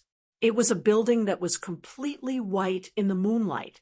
It was a huge, snow-white marble palace with a large silver dome and milky white glass windows that showed the different states of the moon. Beside each door was a pair of tall marble maidens supporting the crescent-shaped beams. The maidens and the moon were the representatives of the Moonchanter. The short and fat high priest led a group of men and women in white priest robes to receive the Sea King. Because of Dany Rise's team of preachers, recently there is a saying in the supernatural world that if you eat a holy monk from the Western Sanctum, you can live forever. Everyone is tempted, she said directly. "You can live forever by eating people? Are you kidding me?" The Sea King shouted in disbelief. "Won't you live forever if you become a god?" The Sea King was stunned. "You can live forever if you become a god, but is it so easy to become a god?" "It's not easy, so this is a rare opportunity." They all left. "What's going on? Tell me the whole story." "I'm not a supernatural, so I don't understand." The Sea King frowned. The old woman with sallow skin and a pointy head sighed helplessly and asked, "Do you know about the team of preachers? More than a month ago, there was news from the barbarian capital that the Blue House of Bo would establish the Church of the 7 Gods as the national religion and appoint Matthew, an eminent monk from the Western Sanctum, as the national guardian. I really didn't know about that. The long night fell, and most of the news between Bravos and the outside world was cut off." The Sea King shook his head. "No wonder. I only found out about it after contacting the main temple on the Jejesnai Plains through the glass candle." "What does that mean?" the Sea King asked curiously. "This is the most influential event in the transcendent world of the barbarian land in the past few thousand years. Before this, the barbarian land never had a national religion, nor a national guardian. It's too hateful. Think about it. Even the Jejesnai Plains, which is thousands of miles away from the barbarian capital, has spread the news." Seeing that the Sea King was still confused, the old zebra man said, "This is equivalent to announcing a temple in Bravos as the ruler of the Islands of the Gods." "Gods," the Sea King exclaimed, completely understanding the impact of this. "I'm afraid the other churches are going to explode." The fat zebra man nodded. "The barbarian land is already exploding. The 3 great emperors have issued a declaration of rebellion. A total of 18 temples, 36 rebellious kings, 72 smokes, and 108 mountains, P.S., have pledged to take down the barbarian capital, kill the fatuous king. Annihilate the Bo family, slaughter the cultivators, and destroy all the temples of the seven gods. The blue house of Bo is going to be destroyed. I remember 5 years ago, you told me that the Bo family had at least 100 years of national fate. The Sea King was shocked. 5 years ago, I didn't know that the long night was coming. The fat woman said awkwardly, "Who are the rebels?" The Sea King asked again.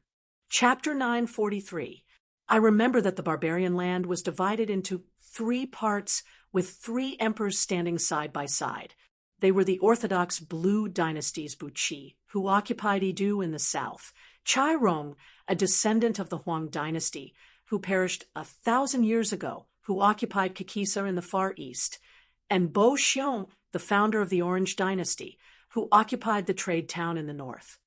The Sea King was puzzled. There are only 3 emperors in the barbarian land. Why would the 3 emperors issue a joint declaration of war? It can't be that they shouldn't be attacking themselves. Have you forgotten that there are still the zebra people in the Jujesnai plains in the north of the barbarian land? What does the zebra people have to do with the establishment of the state preceptor and the state religion? The Sea King was even more puzzled. The long night has been here for more than half a year, and the zebra people are running out of food, so they took the opportunity to go south. The zebra man said matter-of-factly, "From the Jujesnai plains to the barbarian land, they have to cross at least 2,000 kilometers of land. Is there a need to go so far to plunder the barbarian land?" The Sea King was puzzled. "Do you think the zebra people plan to return to the north? The long night may last for a generation. Even the Dragon Queen said that it would be difficult to end the long night in 10 years. The fat woman shook her head. "That's inviting the wolf into the house." The Sea King sighed. The fat priest said disapprovingly, "Anyway, the zebra people are destined to go south. With 100,000 cavalry, they will either trample the other warlords or bring trouble to the south. The barbarian land is in the southernmost part of the barbarian land, close to the sea and rich in resources. Buqi's palace is even bigger than the King's Landing city. Think about it. Who else would he plunder?" So the 18 major sects, 36 rebel kings, 72 smoke and dust, and 108 mountains are mainly going to the barbarian land to plunder food and money, and eliminating the Church of the Seven Gods is just an excuse? The Sea King asked. That's not it. If the state religion and the state preceptor were not established, the warlords would not be united. Those rebel kings and warlords are supported by extraordinary sects, and many cities are directly ruled by the priests and wizards of the gods. They don't care how many people die in the long night, but they can't tolerate the state religion and state preceptor in the barbarian land. The Zebra Man explained. Westeros is rife with deviants. Why is Daenerys going to the barren lands? Also, the barbarian emperor, it's already nighttime. Why don't you behave? The Sea King was confused.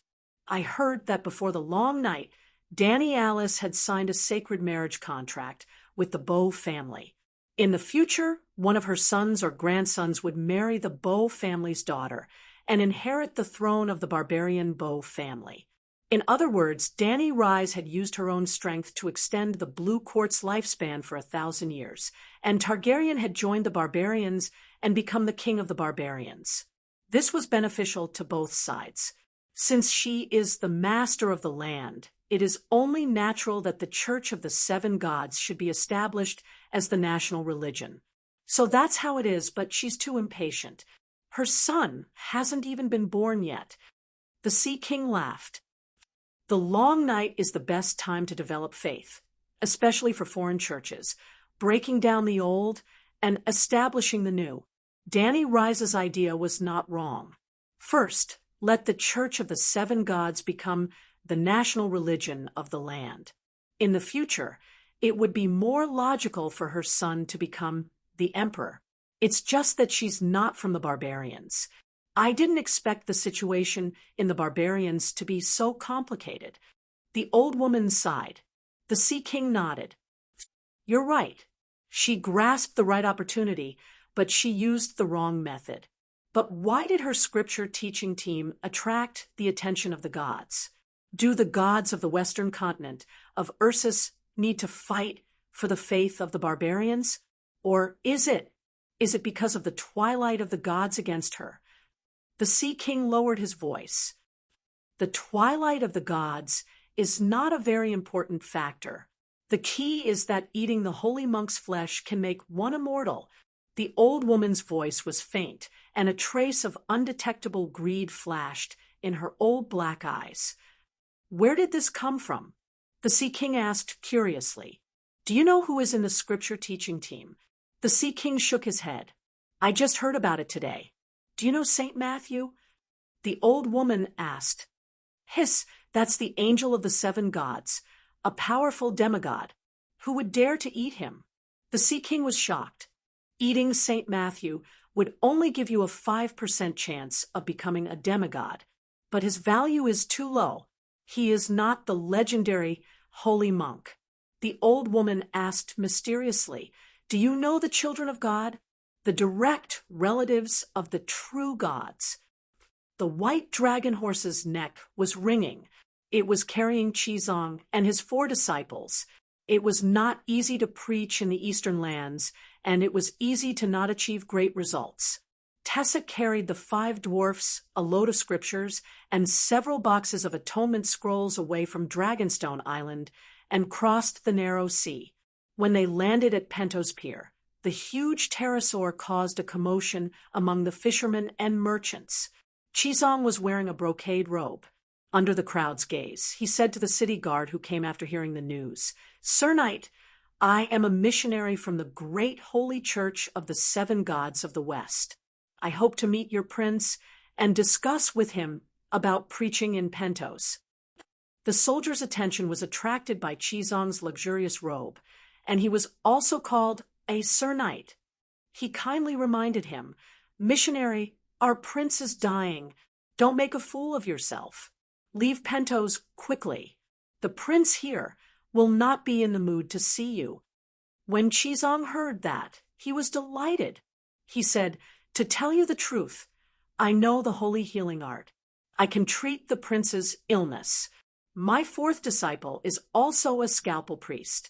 Scraping bones and scraping rot is not a problem. So it is, Sir Priest. Nowadays, the status of the true priests of the 7 gods in the world of transcendence and in the mortal world was completely different. The guard with the blue forked beard immediately became respectful. He first bowed before shaking his head and saying, His Highness the Prince does not have any illness. He is to be sacrificed to the god of earth and see to appease his wrath. Sacrificing the prince?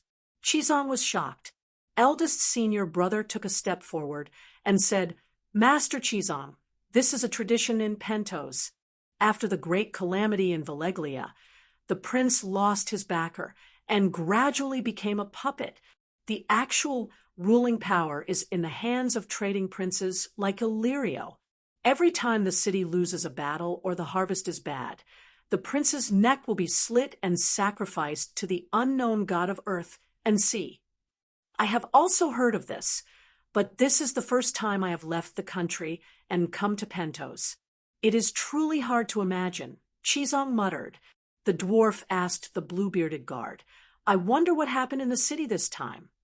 The guard pointed at the sky. The sun has already been out for half a year. Everyone is cold and hungry, unable to live any longer. Ha ha, now you Pentos people can watch the princes being beheaded every day. Eldest senior brother Tyrion said in Schadenfreude. There are that many princes. Qizong was shocked. Second senior brother rolled up his sleeves and stomped his feet. Pentos has more than 40 established noble families. If we take turns killing them once every 2 months, we should be able to last until the long night ends. We need the princes to stamp their names on the customs clearance documents. What do we do? Qizong said anxiously, Nonsense. Eldest senior brother said impatiently, "There is no need for a customs clearance document. We can just fly to barren land. Who can stop us? You don't understand. The customs clearance document is only one of the reasons." Chizong took a few steps back and said by his eldest disciple's ear, "Our goal is to lay down a path of faith. When we pass by a city, we will obtain the recognition of a city's leader. It is best if we can even build a temple and buy a group of believers through atonement scrolls. The Westeros are too far from barren land. The transmission of the seven deities' divine force is extremely sluggish, the consumption too great. This is the reason why the Holy Mother still hasn't displayed any miracles in barren land." When he said this, Chizong's voice became even softer, almost inaudible. "The reason why we came to Pentos first is because Bravos already has a holy cathedral. The archbishop was even arranged by Baylor Holy Cathedral." Eldest senior brother came to a realization. If it was any other time, it really wouldn't be easy. However, it is the long night right now, and we have the atonement scrolls. Sigh, Illyrio has been executed. If we came 2 days earlier, we could have asked him for help. The dwarf said regretfully. Second senior brother's expression became gloomy. He said calmly, "It's useless even if we asked him. Because of my younger sister, his relationship with the royal family is extremely bad. Moreover, after selling his family's property, he can no longer be considered a trading prince." Eldest senior brother patted second senior brother's shoulder and said with a sigh he only gave himself up after seeing his granddaughter. He died a worthy death. Second senior brother shook his head. He didn't want to talk about the tragic death of an old friend of several decades. He said to the anxious Chizong's master, "Seeing the prince is difficult, but also easy. Wuning, do you have any good ideas?" Chizong said happily.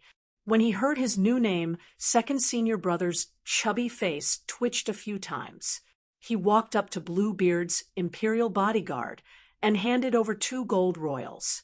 He directly said, "Tell your family's master that we have to see the prince before tonight. 3,000 gold radiance coins." Gulp. The imperial bodyguard gripped the gold royals and swallowed with difficulty. His eyes seemed to have turned into golden dragons. "Sir Preacher, are you sure? 3,000? Second senior brother didn't say anything else. He pulled out a stack of golden bills from his belt. It was a sheepskin scroll that was dyed golden. "Look carefully. This is an unregistered deposit receipt from the Iron Treasury. I guarantee that you will be able to see the prince this afternoon," the imperial bodyguard immediately said. He kept his word. 2 hours later, Chizong and his disciples arrived at Pentos Palace. "How do you know that Bluebeard's family is so capable?" Walking on the stone path from the palace to the altar, the dwarf still felt that it was a bit inconceivable. In the early years, Pentos suffered a defeat at the hands of Bravos and signed an agreement to limit military power. Pentos has no more than 20 warships and no more than 500 city guards. Meanwhile, there are more than 40 imperial families in the city. Including the trading princes and nobles, there are more than 100 families. Tell me, how precious is a single guard position? Pentos was a coastal city to begin with. The temple in the palace was also built by the sea. The altar to worship the gods was built on a cliff, half of it floating above the sea. It was 20 meters in diameter and had a marble base. It was paved with 1/2 meter of blue gravel. The altar was divided into 3 levels. The center was 5 meters in diameter. The main altar was 2 meters above the ground. A middle-aged man in luxurious clothes knelt at the center. His eyes were dim, and his face was filled with despair. He should be Prince Pentos. On the side were 4 tall and sturdy men. They didn't wear any clothes, their skin painted with the patterns of the sea and earth. Under the strange sacrificial song of a hunchbacked old priest in blue and black robes, the four sturdy men spread their legs and surrounded the prince, performing a barbaric dance. There were 2 rings outside the main altar, divided into 2 levels. The inner level had 200 to 300 people. They were all dressed in solemn attire, most of them black or purple. There was a clan emblem printed on their chests. Quite a few of them had clear Valeglia characteristics. There were less than 100 people in the outer circle. They were all dressed in colorful, exceptionally gaudy, and luxurious attire. They were all of different races. There's no chance today. Let's wait for the next prince to come up. I need to go to the washroom. Varys, come with me. When he saw this scene, Tyrion shook his head and walked away. But in less than 10 minutes, the fat eunuch ran back in a panic. As he ran, he shouted, "Master, it's bad. Eldest senior brother has been captured by demons." Chapter 9:44. Whether it was Tyrion and Varys or St. Matthew and Arya who had never been to this city, they were all legendary figures known by every household. Just like in Journey to the West, when Tang Sanzang and the others traveled west, when Sun Wukong announced his name, a group of monsters immediately cried out in surprise, the horse protector one who wreaked havoc in heaven 500 years ago. Little devil monkey Tyrion, 8-clawed spider Varys, holy son Matthew, and blood fiend Arya were all famous. Even the hound with the least reputation was not completely unknown. Therefore, when they arrived at the altar, there were immediately trade princes and Pentos royalty who came to welcome them. The dwarf felt that since the princes were already on the altar, they were like fish on the chopping board. He could not let them sign for him today. Moreover, his stomach was indeed a little bloated. After exchanging a few pleasantries, he pulled Varys to the toilet in the palace at the side. When the servants brought them away, Master Chizong explained his purpose for coming to everyone. The purpose of this trip is purely to spread the teachings of the 7 gods. Therefore, when we pass by various cities, we also have plans to spread the name of the 7 gods. He was very frank, directly stating his request. Sirs, if you can make things easy for us, the church and I will be eternally grateful. Just wait, we definitely can't do it today. Among the trade princes, a dark-skinned fatty named Jacob shook his head and said, "The Pentos people all spoke Valeglia with an accent. It was not that they did not understand the common language, Westeros, but they were not as proficient as Jacob, who specialized in the brocade business of Westeros.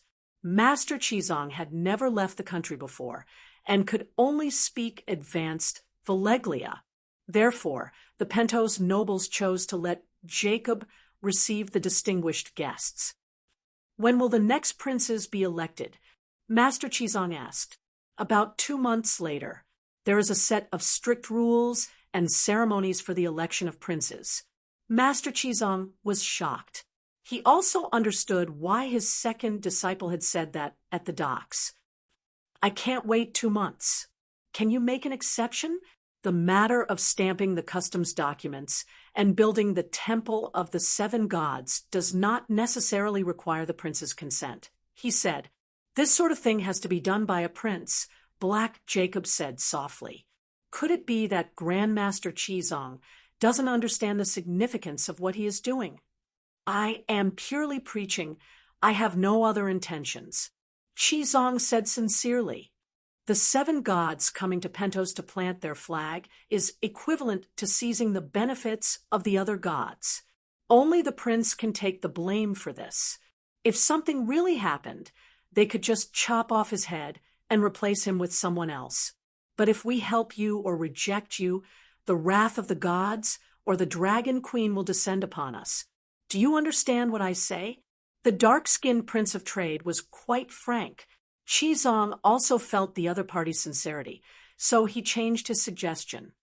"Can you delay it for a day and let the prince deal with my matter first before offering sacrifices to the gods?" "Master, you said it yourself. This is a sacrifice to the gods, the dark-skinned fatty said, helplessly. Not to mention a day. I can even delay it for a year. But won't the gods be angry? If this happened to the Holy Mother, she would also be angry, right? No, the Holy Mother doesn't need a blood sacrifice. Grandmaster Qizong shook his head and said solemnly, our Church of the Seven Gods also doesn't interfere with the kingdom's internal affairs. The country belongs to the nobles and the king, and the faith and teachings belong to the seven gods. The fatty rubbed his chin and said thoughtfully, this doctrine is not bad, but our God of earth and sea doesn't interfere with politics. He's going to kill the king, and he doesn't interfere with politics. Qizong had a look of disbelief. The prince doesn't have much power and doesn't participate in Pento's politics. How can sacrificing him be considered interfering in politics? The fatty pointed at his chest. Killing me will cause unrest in the country. Qizong's expression was blank, and he couldn't refute that for a moment. Bah, this is a country of ghosts. Hound spat, his eyes full of disdain as if he had seen a pile of feces. We don't have deviant ghosts here. Only you Westeros have them. The dark-skinned fatty laughed. Coming. Aaliyah's eyes focused. Her figure flashed, and she appeared before Qizong with her right hand on her sword. What's coming? The surrounding people were puzzled at first, but when they saw Arya's actions and cold eyes, they realized her identity as a bloodseeker. They thought she was going to start a massacre again, and retreated in fear. Qizong didn't know what was going on at first, but he was a level 2 archangel after all. He soon sensed a sinister and greedy divine sense approaching from afar.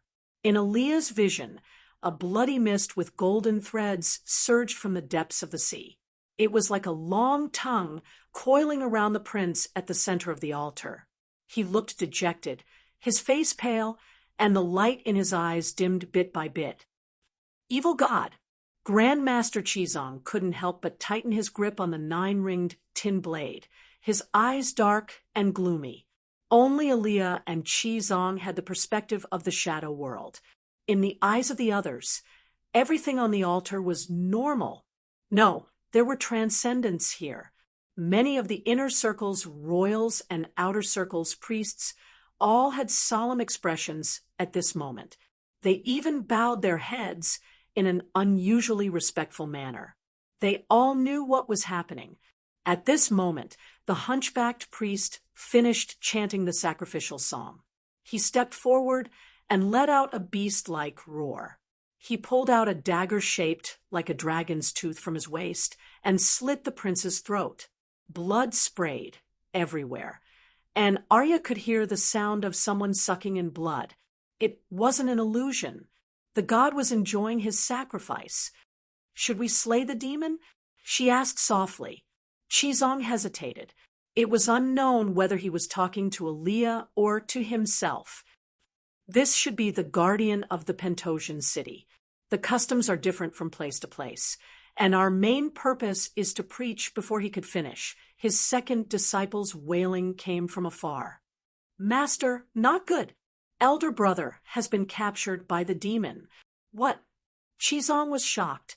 The fat eunuch ran out of the white birch forest that separated the altar from the palace. His body was covered in dirt, and the smell of fermented manure could be smelled from afar. Tyrion was taking a dump in the latrine when a black, hairy hand reached out from below, grabbed his penis, and pulled it down. The force was so strong that even the wooden floor around the latrine collapsed. It was horrible. The fat eunuch's fat face twisted. He clamped his legs together, as if he felt a soul-tearing pain from somewhere. It stinks. Did you fall into the latrine? The people around covered their noses and backed away. Ah, I didn't fall into the latrine. Varys shook his head as he tried to pull Master Qizong away with his shit-stained hand. He quickly explained. Tyrion was screaming like his heart was about to break. I saw him quickly sinking into the manure pit, so I tried to pull him away, but I was splashed with feces. Master, go save him. How do you know it's a demon? Qizong avoided his second disciple's claw and wondered, could it be that the latrine has been in disrepair for a long time and the floor is rotten? You should have called the guards immediately. No, it's a demon. The demon grabbed his penis and pulled him down. I was also squatting beside the latrine, so it tried to grab me, but I missed. I'm a water dancer. After all, with a quick snake form steps, I didn't even wipe but before scurrying out. I managed to escape. The fat eunuch was very excited and said while waving his hands, maybe it's an assassin hiding in the latrine. Hound guessed. Before Tyrion was completely dragged into the latrine, he screamed, "Evil God," in fear, and then he sank down. The fat eunuch cried out. The people around him had twisted faces and gulped. "Evil God." Arya and Qizang's expressions changed. They suddenly turned around, and their eyes were cold. They no longer hesitated. "Hey, demon, hand over my disciple." Qizong shouted. He pulled out the gorgeous scabbard, and the 9-ringed monk staff instantly turned into a 9-ringed straight sword. In front of the stunned eyes of the Pentos trade princes and the royal family, the sorcerers shouted, "Brocade, holy garment, mighty dragon of heaven." Whoosh, whoosh, whoosh. The 2 lapis lazuli stones on the brocade robe shone with a dazzling green light, turning into 2 green 5-clawed dragons that circled around Qizong. They were 2 wind elves. Newton's laws completely lost effect on Qizong. It was as if there was a spring under his feet. He jumped lightly and jumped 4 to 5 meters high, crossing 7 to 8 meters. While he was in the air, a circle of holy flames rose from his large blade. "How dare you, demon? I want you to reveal your true form." Boom! The blade seemed to have cut through the air, but the surrounding dark space began to tremble. A woo in the sky and at the bottom of the sea, painful howls sounded at the same time. The howls in the air came from the souls. The monsters in the sea struggled fiercely, and their cries were like thunder. Water splashed more than 10 meters, and there were traces of blood. The huge water column landed on the altar and almost swept a few of the dumbstruck merchants into the sea. "Save us, tsunami!" They shouted. "Demon, you don't know your place, daring to harm people in front of me." Grandmaster Qizong cut through the evil god's soul with one strike, and his movements didn't stop. His feet stepped on the air, and as if he was using qigong, he jumped into the sea. While he was in the air, his right palm slapped down. "Holy Mother Divine Palm, raise fire and burn the sky." The little gold avatar that the Holy Mother gave him immediately appeared on his body, revealing a 10-meter-tall Holy Mother that looked like a Susanu. The Holy Mother's palm, which was even larger than a door, produced a sharp whistle in the air. Endless blacksmith's divine flames were contained within, and it slapped down on the head of the black figure rolling in the sea. Boom! The high temperature brought about a tsunami-like water vapor shockwave. A huge splash of water with a radius of 10 meters surged on the surface of the sea, and the floating altar was on the verge of collapse. No, a horrifying soul howl spread in all directions, and then it suddenly stopped. "So it's a crocodile." Grandmaster Qizang's dignified voice came from below the altar. A group of Pentos dignitaries who hadn't recovered from the shock walked to the edge of the altar in a daze, stuck their heads out, and looked down at the sea below. They saw that under the cliff more than 20 meters high, flames were blazing, and thick smoke was billowing. Grandmaster Qizong stood proudly on the belly of a giant crocodile. The 20-meter-long crocodile's belly was swollen, as if endless divine flames were burning in its internal organs, so much so that its belly was faintly transparent. A large amount of golden red flames mixed with black smoke spewed out from its mouth, eyes, nostrils, anus, and other parts. Grandmaster Qi Zhang's staff was stuck in the crocodile's throat. Oh, no, it was the nine-ringed broadsword. However, no blood flowed out. What spurted out from the wound were clusters of flames, and the smell of burning drifted all the way to the altar above. Oh no, Sai God Qi! In the silence, the hunchbacked old priest who presided over the blood sacrifice ceremony was the first to react. Then he opened his mouth and wailed. The believers of Sai God around him also cried, but their cries soon turned into the sound of blood spurting out from their throats. Gods, what are you doing? The bloodseeker has gone mad and is killing people. Seeing Arya shuttling through the crowd like a phantom, cutting throats one after another, the dignitaries were scared out of their wits. Chapter 9:45. The unforeseen event had come too suddenly. Sacrificing their king to an evil god was unthinkable in the eyes of Westeros, but it was a tradition in Pentos. Why was the Prince of Ragged Clothes, the leader of the windblown mercenary group, called Prince of Ragged Clothes? Was he bragging? No, he really was a prince of Pentos, but he didn't want to be sacrificed like an animal, so he ran to another city the day he was elected as prince. Today's ritual was a rare event for the preaching team, but for the nobles present, it was an old show that they had watched countless times. So they were very calm, thinking that today's ritual would end like the previous ones. But when Master Qizong shouted, "Mighty Dragon of Heaven," and killed their city's guardian in less than 30 seconds, the nobles and trade princes didn't even react. It wasn't until Arya was slaughtering the crowd, and they felt the danger, that they began to scream in panic. "Guards, where are the guards? Blood fiend Arya has gone mad. St. Matthew, save us. Your disciples' demonic nature is on a killing spree." They screamed in fear. "Don't be afraid. Don't panic." Master Qizong was surrounded by an azure dragon. He jumped up and crossed 20 meters to return to the altar. Looking at the corpses lying in pools of blood, the master shouted, "What have you done?"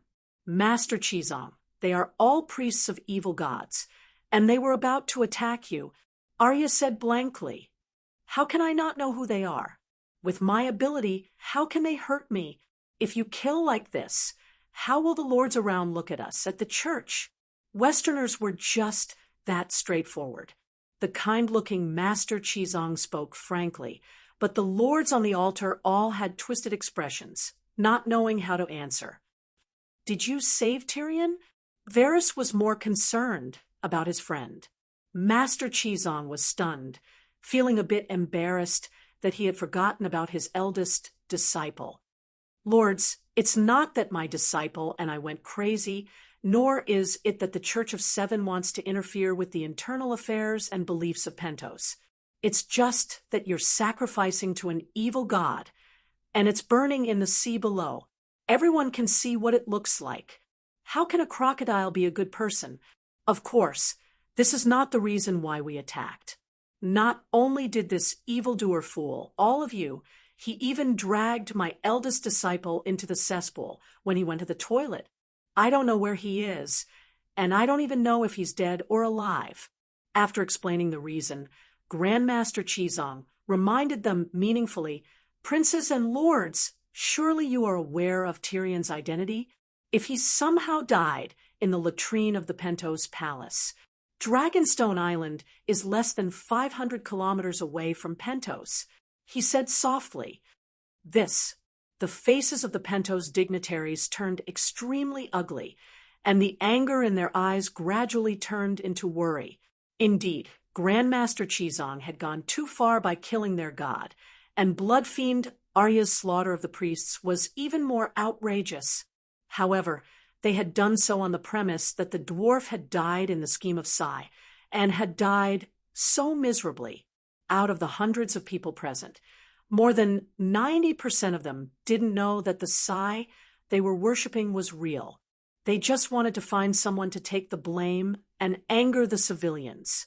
Of the remaining 10%, 90% had never seen the god they believed in. Only a few nobles knew the true meaning of blood sacrifice, to use the king's blood to raise the crocodile god, the god of earth and sea. Therefore, among the Pentos dignitaries, most of them only felt anger and fear towards Grandmaster Chizong and Arya's actions, but not much hatred. They didn't know about the existence of gods, so naturally they had no feelings. How could they hate a stranger who had died? They only felt that their authority had been offended and endangered. However, compared to the anger of the Dragon Queen, being offended was not even worth mentioning. Grandmaster, this has nothing to do with us. Black Jacob, representing the Prince of Trade, said pitifully, "Hand over Tyrion first. If he's alive, I want to see him. If he's dead, I want to see his corpse." Chizong frowned. "This is the first time I've seen this crocodile god. We only knew this afternoon that the missionaries had come to Pentos. We had no chance to participate in this, and we don't even know where Prince Xion is." Jacob said, awkwardly, "Grandmaster Chizong, you can use divine arts to find him." Hound reminded. Chizong came to a realization. He slapped his forehead and blamed himself. "I forgot about the divine art Her Majesty taught me." The so-called divine art was the giant lucid locator technique version 2.0. Chizong didn't leave soul fragments in the four land dignitaries, but divine power of faith. Compared to soul fragments, it was easier to dispel and harder to locate. The further the distance, the less clear one's senses would be. However, it also greatly reduced the side effects. He's not dead yet. A moment later, Chizong opened his eyes in surprise and looked towards the dark sea to the southwest. He's in the water, surrounded by a foul stench. It's like he's in the sea, but also like he's in a cesspool. The cesspool is connected to the sea. Varys immediately said, "Wuning, stay here and comfort the princes for me. I'll go save Tyrion," Chizong said in a low voice. Then his expression turned serious as he shouted, "Brocade Saint Robe, mighty heavenly dragon, Pomi mommy coax." Roar. 2 pieces of lapis lazuli on the brocade Saint Robe that was decorated with jewels shattered, turning into 2 smaller azure dragons that circled around Chizong's legs. Whoosh. Then Master Chizong was like a rocket launcher, flying into the sky with the sound of howling winds. He drew an arc in the air, flying towards the southwest. The surrounding Pentos, nobles were all stunned. When Chizong disappeared from their sight, they immediately began to discuss excitedly. "Saya's god above. St. Matthew can actually fly? What sorcery is this? He's an angel. He has wings, so it's not strange that he can fly. Did you see the wings? Maybe it's a pair of invisible wings. Anyway, he can fly, and the hundreds of thousands of people in King's Landing have seen his angel wings. Saya's god is a mere 7 gods cultivator actually this powerful?" Someone said in shock, "Stop talking about Saya's god. He's in the sea, and he's still smoking. Smell it, he's all burnt," a royal said bitterly. "This crocodile god is more than 20 meters long. He's not inferior to the megalosaurus, right? Saya's god is called the god of earth and sea, and he really lives up to his name. It's a pity that the god we've worshipped for thousands of years was easily killed by a cultivator from the Church of 7 Gods. He only used one move, Holy Mother Palm. Sai, the difference is too great." After waiting for only 15 minutes, Master Chizong returned to the altar with the dwarf. The dwarf was wearing tile steel armor. He only took off the leather pants under the skirt armor when he was defecating. At this time, the smoky black armor had been washed clean by the seawater. Between the leather pants and the armor, there was a lot of yellowish-brown flocculence. There were also water droplets of the same color seeping out from the inner lining of the armor. The smell was nauseating. The dwarf's condition was not good either. The The first thing that attracted people's attention was his bulging belly. He was full. His expression was blurry. His cheeks were pale and even a little swollen. Yellowish-brown liquid, and lumps kept flowing out from the corner of his mouth. The smell, looking at the fecal water flowing out of the dwarf's mouth, mixed with white and fat maggots and fresh, old feces. The surrounding nobles seemed to empathize with him. They began to retch with ashen faces. His cashmere leather pants were pushed back to his knees because the shin armor on his calf had not completely slipped off.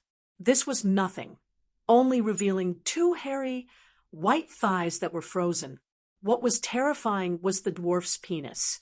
It was like a rubber band that had lost its elasticity after being pulled with all its might. Yet, it still had its head half raised. Its body was covered in bite marks, dripping with blood. It was like a sugar cane that had been chewed by an old man with bad teeth. The two balls below were swollen like longevity peaches. They were still dripping with blood. He's still alive. Varys asked softly, "You and Hound help him squeeze the feces out of his stomach." Chizong placed the dwarf on the ground. Guji, the fat eunuch, stepped on the dwarf's bulging belly. With a bit of force, a fountain of feces gushed out, reaching 2 to 3 meters into the air, splashing everywhere.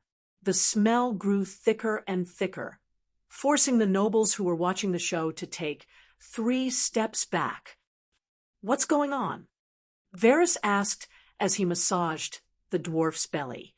"When I got there, there were 3 evil gods having sex at the bottom of the sea. They should have been shooting arrows at him." Chizong's expression was awkward. His tone was rather unnatural. "Sword dance." Everyone was in an uproar. Could it be 3 female evil gods? Varys was puzzled.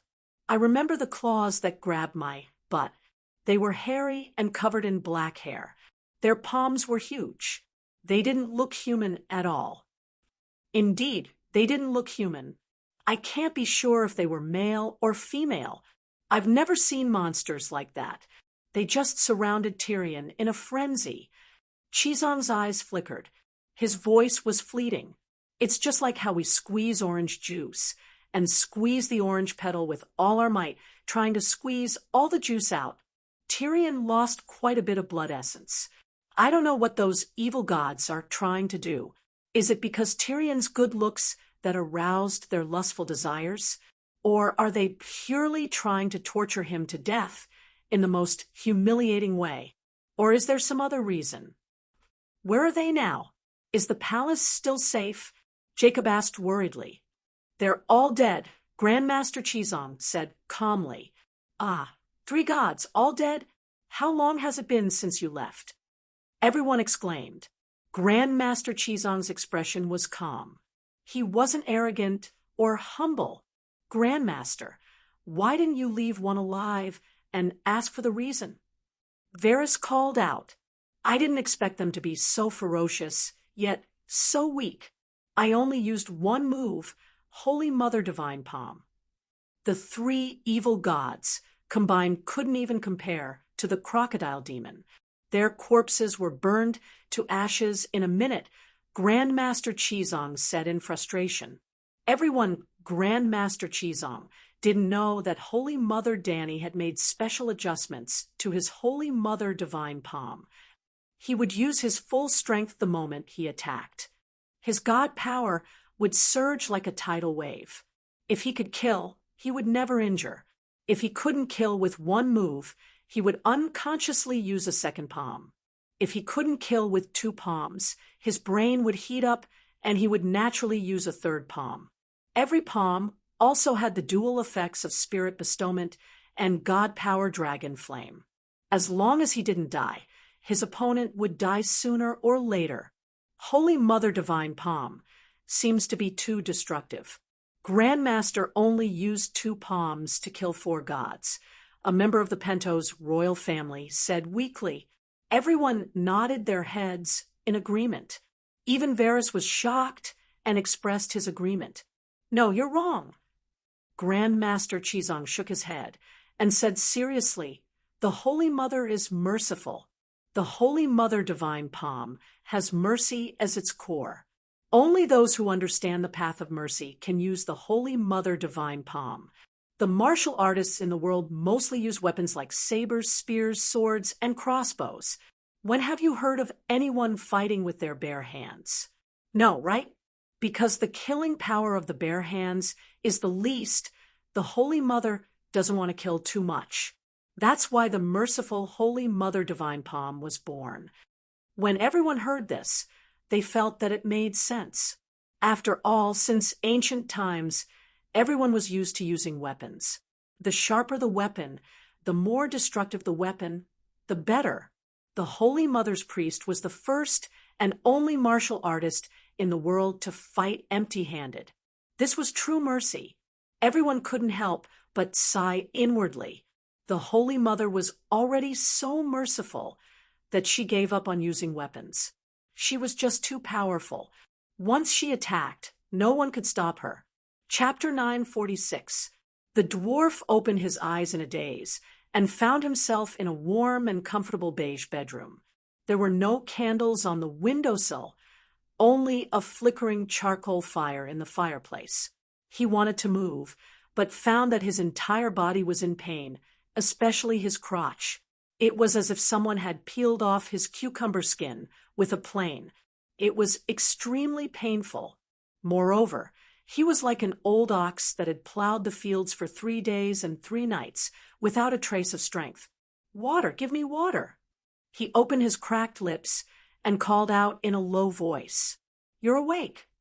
The fat eunuch Varis was like a cat, silently and gracefully walking from the outside to the bed. "Water, I'm thirsty." The dwarf said. Varis went out to get a pot of warm, fresh milk. "You drank so much the day before yesterday. Why are you still thirsty?" Pftug! The fat eunuch's words opened the floodgates of the dwarf's memories. Countless terrifying scenes and feelings poured into his mind. He remembered what he had drunk, and he couldn't help but spit out the milk he had just drunk. "Tell me, I just had a nightmare." The dwarf begged with a sobbing tone. "Sigh, it's all in the past. Just treat it as a dream." Varis poured another cup of milk for the dwarf. "Help me get a cup of water." The dwarf wiped his tears and said, "You were unconscious for 2 or 3 days and didn't eat. Drinking milk will give you more strength." Varis advised. The dwarf raised his cup and gulped down 3 large cups of wine in a row. Burp. When he burped, Varis smelled a bit of feces. The eunuch's face was a bit distorted. After taking a few breaths, the dwarf felt alive again, his strength returning to his body. He propped himself up and leaned against the head of the bed, asking, "How did I survive?"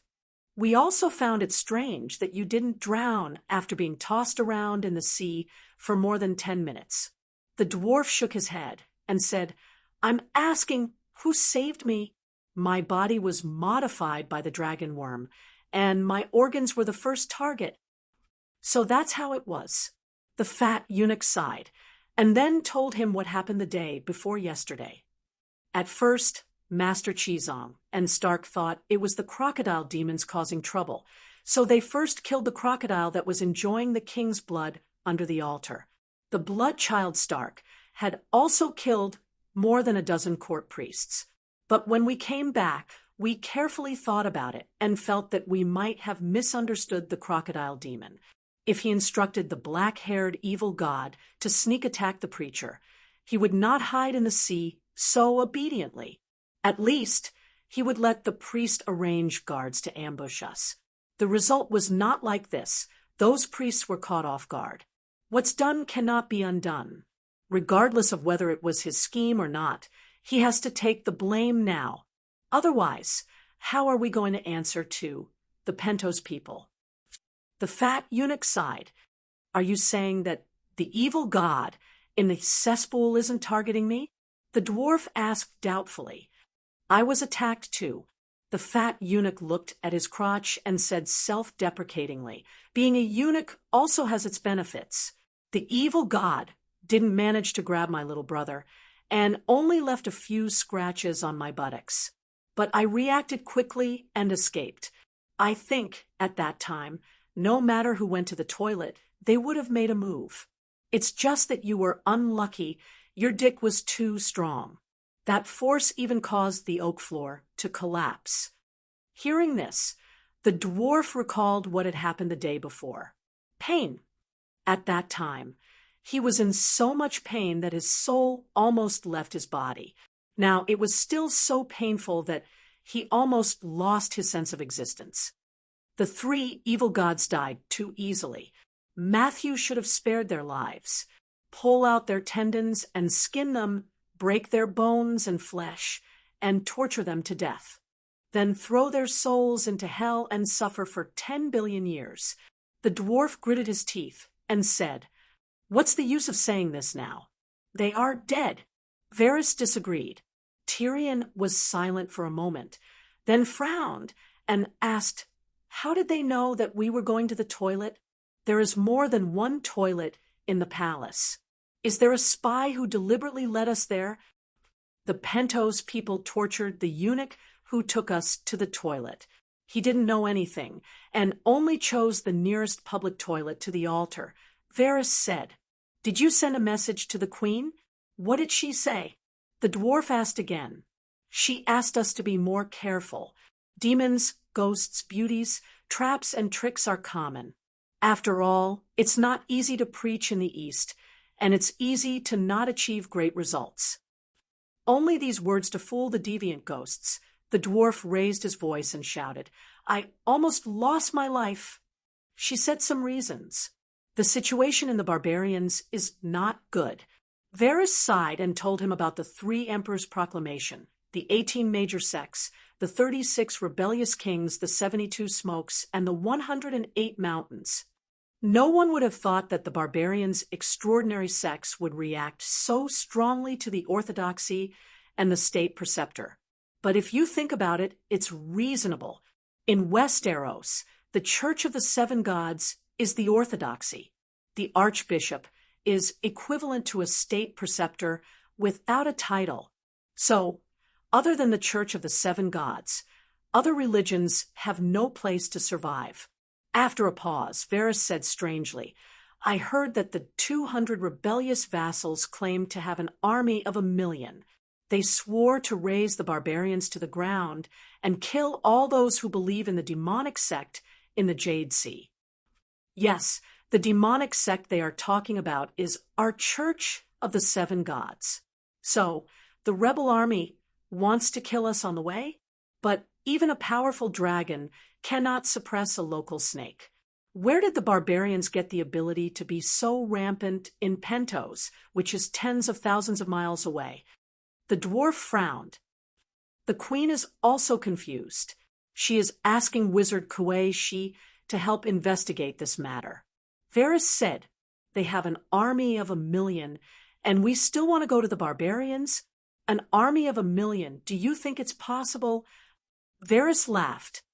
"Even with a 10% discount, it's still 100,000, right? Maybe, but we don't have to worry." Varys was full of confidence. If it's just one army with a vassal leading 100,000 troops, the barbarians will not be able to defend themselves. But the rebels have more than 200 armies. Even someone like me, who doesn't know anything about military affairs, can understand that it's a disorderly army. What you said is not without reason. The dwarf nodded in agreement and sighed. "But there's one thing. Our King Beau seems to be even worse. That's why it's our turn to show off. The Dragon Queen is wise beyond compare, but if you follow her, you'll only be a wildfire general or Prince Jean." Varys said faintly, "That's true." The dwarf pulled himself together and forced a smile. After a moment of silence, Tyrion remembered the rest of the preaching team. "Where's Matthew and the rest?" Varys stood up and asked, "Can you get off the bed?" The dwarf stood up slowly in his slippers. After a few steps with a twisted face, he spread his legs to give his crotch some space to shake. Varys helped him to the balcony. At this time, Tyrion found his residence. It was on top of a magnificent tower, 30 to 40 meters above the ground. It was close to the center of the city, and below it was the main road. Facing the whistling cold wind, looking at the dark land in all directions, he had a panoramic view of half of Pentos. Most of the buildings were square red brick buildings with green tiles covering the roofs. Thousands of lights flowed out from the windows and doors, like stars in the night sky. "We're at Jacob's house. Look there." Varys pointed to a direction for the dwarf.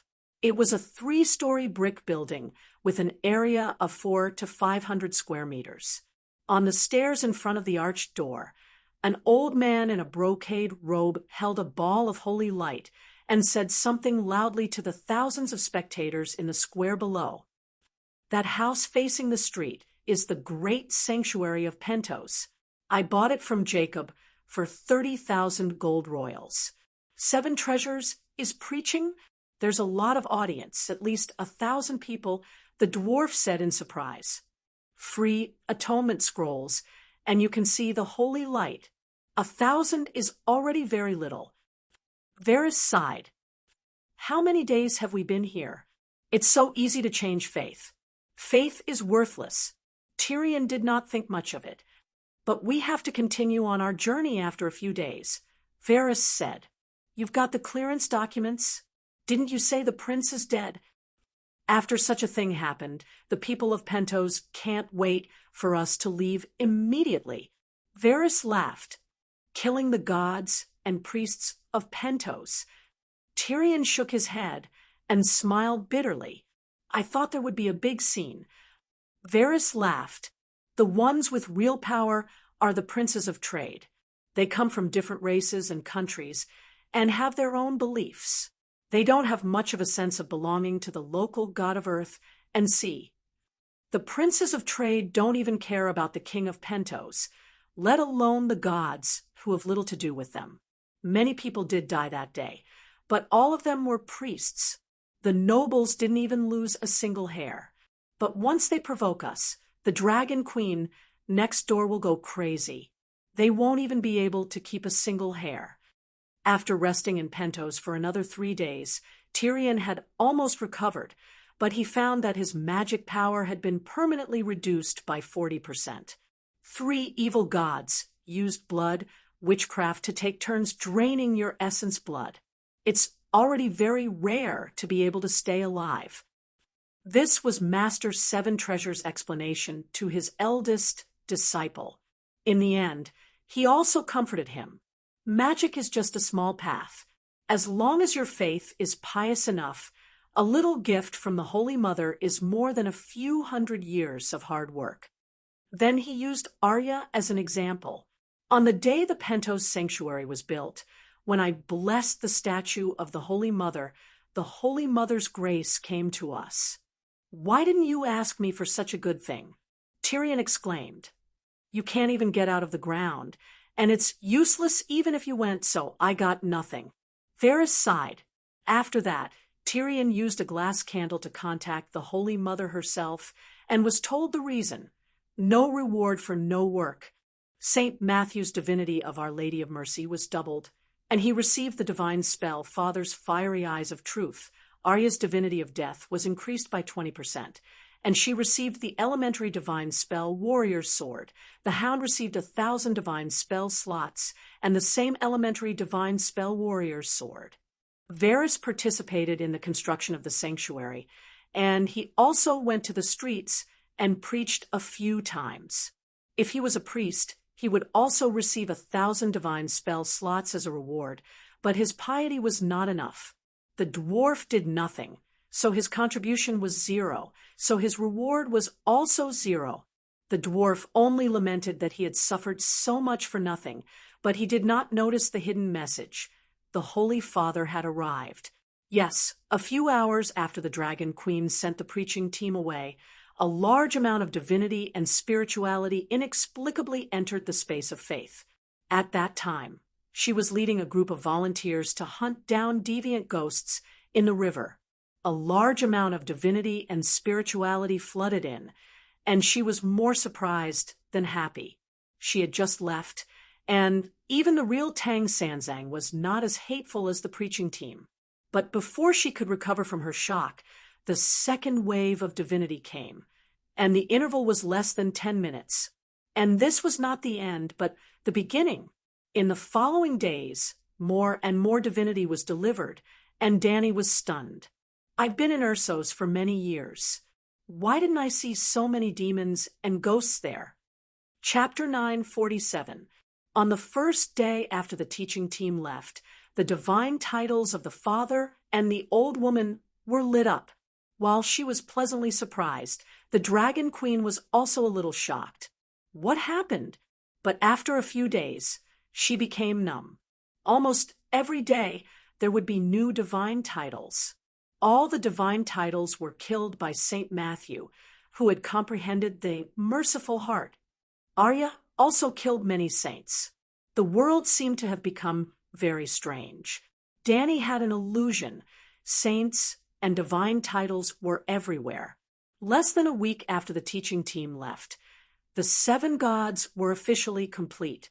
The blacksmith, the Holy Mother, the warrior, the stranger, the father, the old woman, and the young girl were all complete.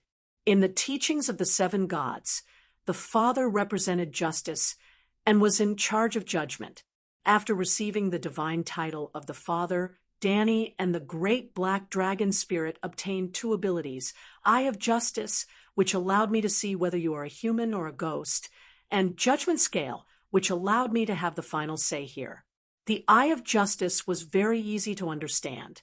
It could analyze whether the other party was lying or whether they were good or evil through the mental waves and aura of the soul. It was probably a combination of the fiery golden eyes and the lie detector.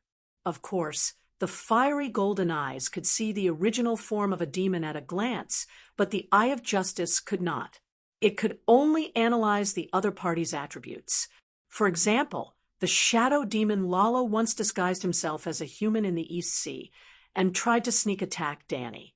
If Danny had the Eye of Justice, she would have been able to see that the aura around him was not right. The Judgment Scale was even more mysterious than the Eye of Justice.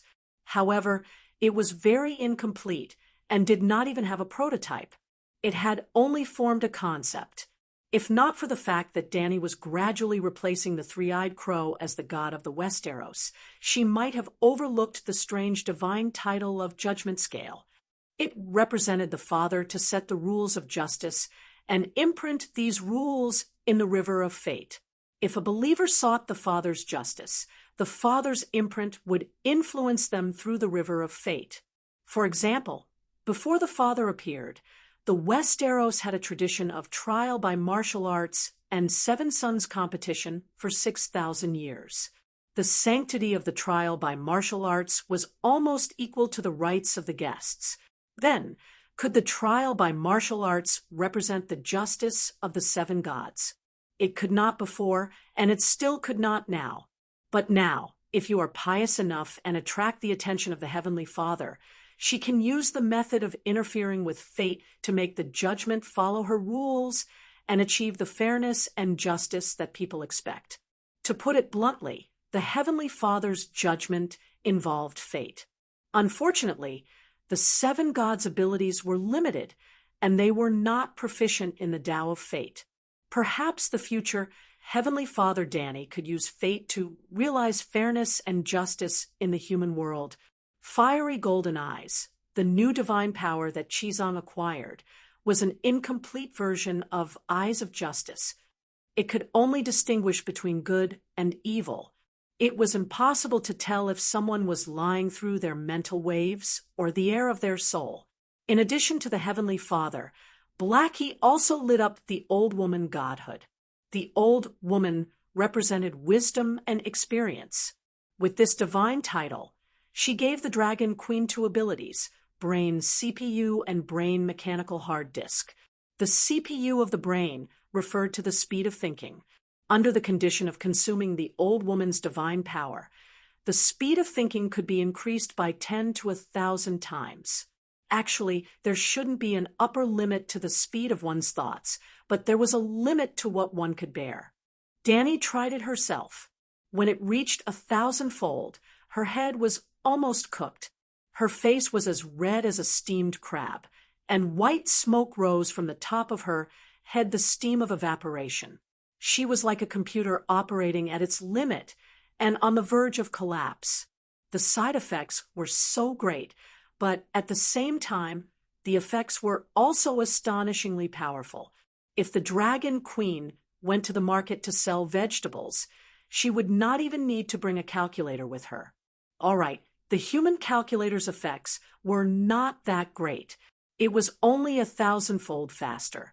It was mainly used in the process of cultivation and battle. Cultivation definitely could not be increased by 1,000-fold. Cultivation relied more on comprehension, but the speed of solving problems would definitely be increased by 1,000-fold. In battle, the advantage of having one's thinking speed doubled was even more obvious. This was because many divine powers were cast through the power of the soul. After 1,000-fold increase in thinking speed, this casting speed was probably the so-called instant casting of a forbidden spell. The benefits that the Heavenly Father and the old woman brought to Dani were direct. It even caused a qualitative change in her strength and way of existence. As for the last divine title of the 7 gods, the young girl, it was a little awkward. The young girl godhood did not light up together with the old woman godhood and her talents. A few days later, another large wave of divinity and spirituality arrived, and the 7 gods were complete. In the past few thousand years, the young girl had always represented innocence and chastity. To put it bluntly, it meant that a girl should be an obedient virgin. After she got married, she would become a woman. She would no longer need to worship the young girl, nor would she have the right to worship the young girl. Instead, she would worship the Holy Mother. This kind of doctrine was not what the Dragon Queen wanted. That was why when she recultivated the 7 stars, Holy Bible, she changed the young girl chapter, the most, directly changing it to freedom and holy light. The new doctrine had only been passed down for a few years, and the new divine title had not been fully formed yet. Dani received a strange talent that was neither new nor old, the Mary Sue halo. When she was blessed with the young girl godhood, her usual waist-length silver hair would glow slightly. Every strand of hair would be filled with holy light, just like light sticks. As long as she wanted to, her hair could change into any color. For example, when her hair turned red, she would emit an aura that would let everyone around her know that she was angry, and that they would be anxious because of her anger. When her hair turned gray, the people around her would feel a faint wind blowing on eggshells. Oh, no, it was the sadness of the autumn wind blowing on the withered yellow ginkgo leaves. Then they would be gripped by her sadness. Her hair could also turn into a colorful cherry blossom color. It was very beautiful and alluring, making others feel that they would be happy because of her excitement. Not only was her hair filled with holy light, even her skin was sparkling like snow under the holy light, white and translucent. Not only was her hair and skin glowing, but her eyes, if combined with her identity as the wind god, she could even make her hair and skirt flutter in the most beautiful arcs forever. She could even summon colorful petals to surround her body, and little fairies would sing for her in the wind. Compared to her, the likes of ice crystal tear butterfly snow are Shang, purple Zuelissa a Vieira, and Gualgia I Isengero Elizabeth were all weak. The young girl Dani was the Mary Sue god of the Song of Ice and Fire world. However, other than giving Dani goosebumps from embarrassment, this skill was almost useless. Oh, it was not useless at all. She felt that she could design different styles for the different priesthoods of the 7 gods in the future. For example, in the stranger's cloak, there should be a cold-faced girl with long, straight black hair. It would be best if her skin was pale and her eyes were red like blood. After the 7 priesthoods were combined into one, Dani found another benefit. She had a deeper control of the faith space. Just like before, she only got 1/7 or 2/7 of the shares because she was the only shareholder. Even if she only had one priesthood and 1/7 of the shares, she still had the final say in the faith space. After grasping 100% of the shares, she could completely control the 7 gods' unlimited liability company. She could even try to divide the faith space. That's right, divide the space into 2 or 1 into 3. Dani was considering whether to separate heaven and hell. A long time ago, Dani had thought that the stranger should build a 7-level hell for Westeros. The main body of hell was located in the world of death. First, she would find a blessed land in the real world that connected Yin and Yang. Then, she would fix the thought hell on that land and make it the Hell's Gate of ice and fire. The model would be similar to the ghost city of Fengdu and Hell of Mount Tai in the Celestial Dynasty's legends. These 2 Hades were actually the so-called blessed lands. It was also because the benefits brought by the scripture teaching team were too great that the Dragon Queen decided to increase the investment and double Qi Zhang's Mother of Mercy divinity. The main reason was to strengthen his connection with the Mother of Mercy, ensuring that he could still be as powerful as before even if he went to the east, which was far away from Westeros. Well, looking for a city's prince to stamp a customs document was naturally Dani the Buddha's bad taste. However, building a temple for the 7 gods in a free trade city and distributing atonement scrolls to establish the local faith was really beneficial to the transmission of divine power. Before Dani received the 3-eyed crow's allegiance, the efficiency of the transmission of divine power between the 7 gods and the Westeros devout believers with a level of 10 and above was around 50%. After she completely absorbed the Green Prophet's seal, the efficiency of the transmission of divine power would probably reach 80%. This meant that the qualifications of a priest would be lowered to the level of an ordinary person. Almost every household would have a priest. Of course, she would never let the priest profession depreciate. The scene of every household having a priest would never appear. On the other side of the narrow sea, in Pentos without a temple for the 7 gods, the efficiency would drop from 50% to 45%. All the way to the east, Koer 40%, Mong City 35%, Bone Mountain 30%, Barren Land 25%, Shadowy Asia 20%, and the easternmost Dark Land 15% to 0%. If there was a temple, such as in Slave Bay, the faith would reach 40%, which was 5% higher than the normal value. If the temple was built all the way from Pentos to Slave Bay, it would increase by another 5%. If a few thousand years were used to stabilize the faith, the transmission of divine power from all over the world would basically reach the same level. The Westeros would still be the highest, while the other regions would be slightly lower. Other than divinity, Mother of Mercy Dani also bestowed upon Qi Zhang the divine art of Golden Gaze fiery eyes, ensuring that not a single fairy would be able to escape his eyes. A master with Golden Gaze fiery eyes, and a senior apprentice brother who needs to be saved by master, this combination is really strange. Chapter 948. In front of the Holy Church, Master Qi Zhang stood on the podium and told the people below about the Heaven and Hell chapter of the 7 Stars Bible. Arya was hidden in the darkness. The dwarf, Hound, Varys, and a few Undulls stood on either side of Master Qi Zhang. This was the 5th and last day of the preaching team in Pentos. Tomorrow at noon, they would ride the pterosaur to Myr. After a few days of preaching, Master Qi Zhang also discovered a pattern. Today, when the night fell, it was useless to preach about the mercy of the Virgin, the justice of the Heavenly Father, the diligence of blacksmiths, the bravery of warriors, and so on. Even the most popular Westeros sunshine of young girls did not respond to it. Perhaps they were tired of Lalo's fire and light scripture. The main reason was that Master Chizong could not provide the spirits of light for the people of Pentos. Otherwise, the effect would be much better. Only heaven, hell, and the kingdom of the dead were the most attractive.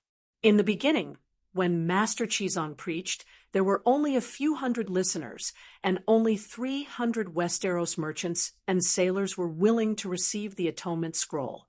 Today, there were more than 2,000 people gathered below the podium. After people die, they have a place to return to. They enter the kingdom of the dead from the mortal world. Believers and even non-believers will enter that world after death. It is a cold, desolate shadow world without color and vitality. The souls of non-believers wail in pain in the kingdom of the dead, like sugar cubes falling into warm water, slowly melting and disappearing. Souls with faith will enter the kingdom of the gods under the guidance of faith. For example, the kingdom of the 7 gods, the 7 hells of the stranger, and the heaven of the virgin.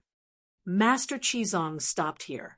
According to the script, his second disciple, Varys, stepped forward and asked loudly, "Master Chizong, how many kingdoms of the 7 gods are there?" Master Chizong's voice was gentle and loud. The stranger and the virgin are the 7 gods. Heaven and hell are also the kingdoms of the 7 gods. Ordinary people think that the 7 gods have 7 gods, but this is wrong. Just like humans have 7 forms: a girl, a woman, an old man, a young man, a middle-aged man, and a mysterious person, there is only one God, but he has 7 faces, 7 forms, 7 stages of life, 7 human virtues, 7 lofty ideals. The 7 gods are the sublimation of matter, the combination of spirit and will. The 7 gods are omnipotent, and their way of existence is beyond the limits of ordinary people's thinking. Of course, Varys, knew, of the 7 gods the disciples asked questions, the master's master answered. So that of the disciples of the 7 gods had a basic understanding of the 7 gods. Of the Confucians, Analects was that. At this time, it was the eldest disciple Tyrion's turn to ask, "Master Chizong, what is hell and what is heaven? Who will fall to hell and who can ascend to heaven?" Heaven is the source of all beauty, where all the reasonable expectations of man can be satisfied. Of the God, of hell.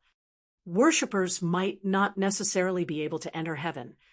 Only those who practice the teachings of the 7 gods are true believers of the 7 gods. God, God of God, gods of God, because of God. Of God. The 7 gods don't need blind believers. They want humans to sublimate in spirit, will, and soul. The only purpose of the 7 gods and the church is to make humans more perfect, kind, and beautiful. Therefore, to judge whether a believer can go to heaven or hell, it depends on whether they have lived out the teachings of the 7 gods. Master Chizong took out a stack of notes with black characters on it and raised it high into the air, waving it at the believers below.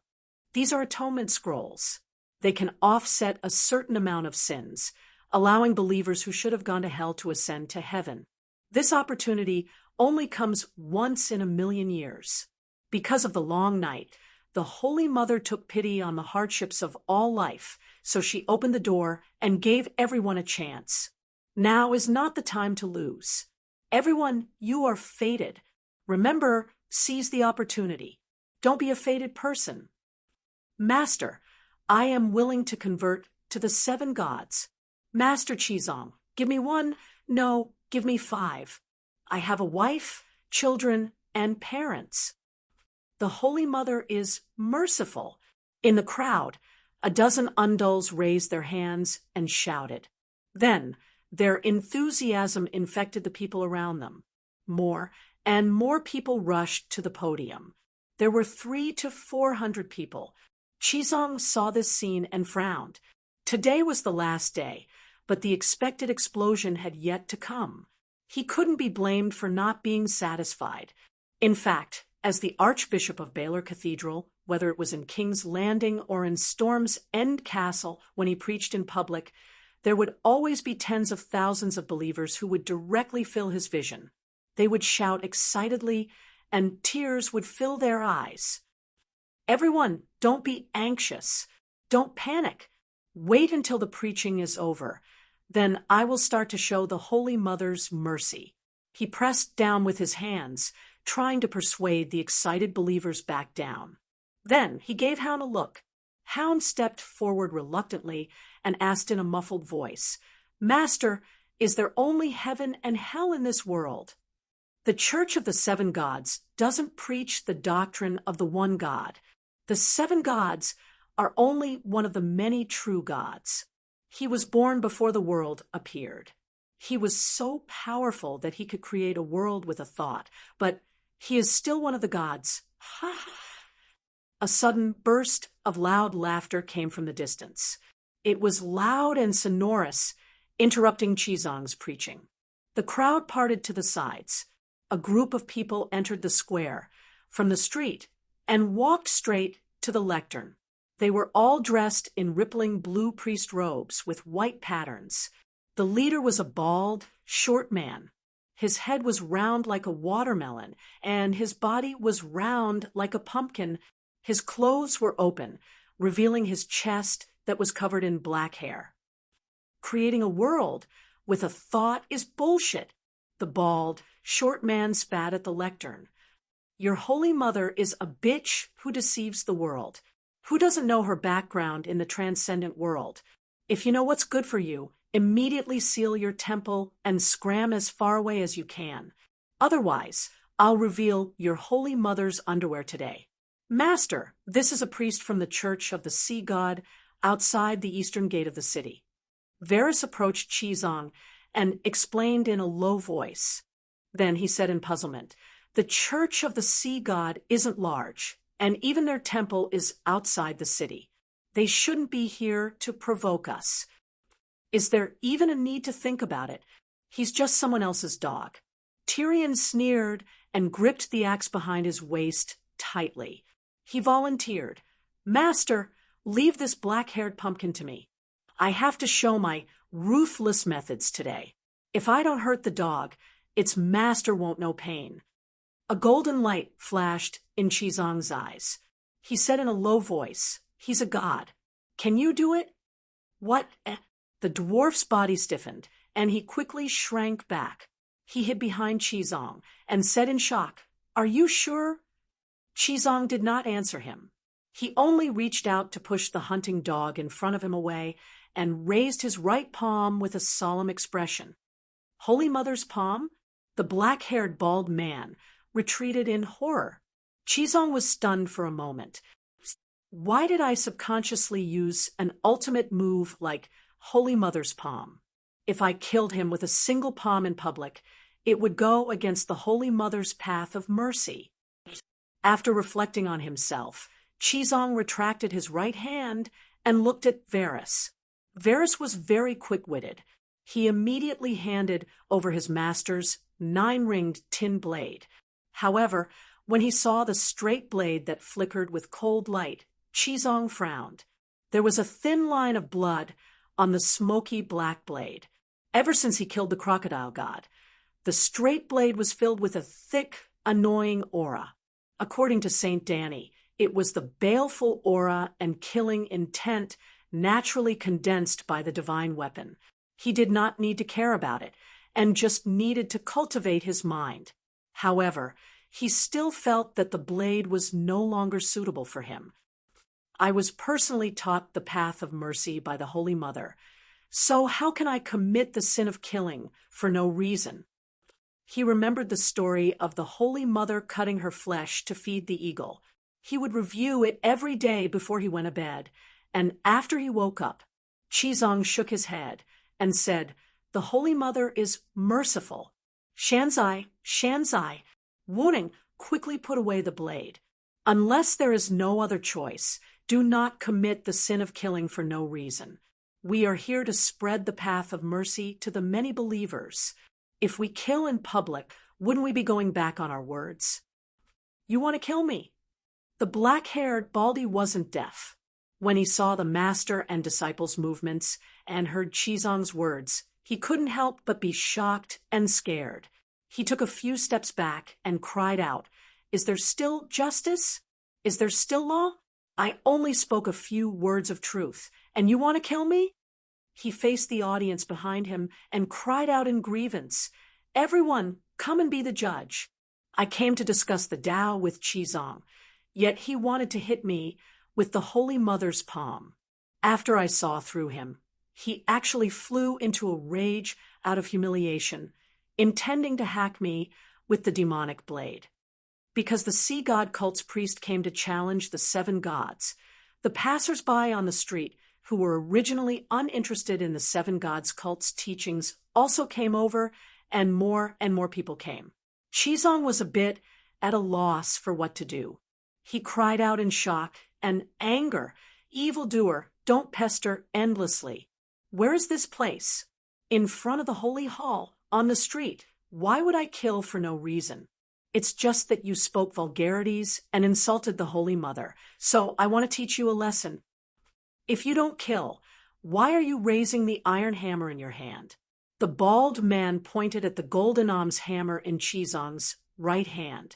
Chizong turned his head to look and could not help but be stunned. At some point in time, he had removed the purple gold alms bowl from his waist. "The Holy Mother is merciful.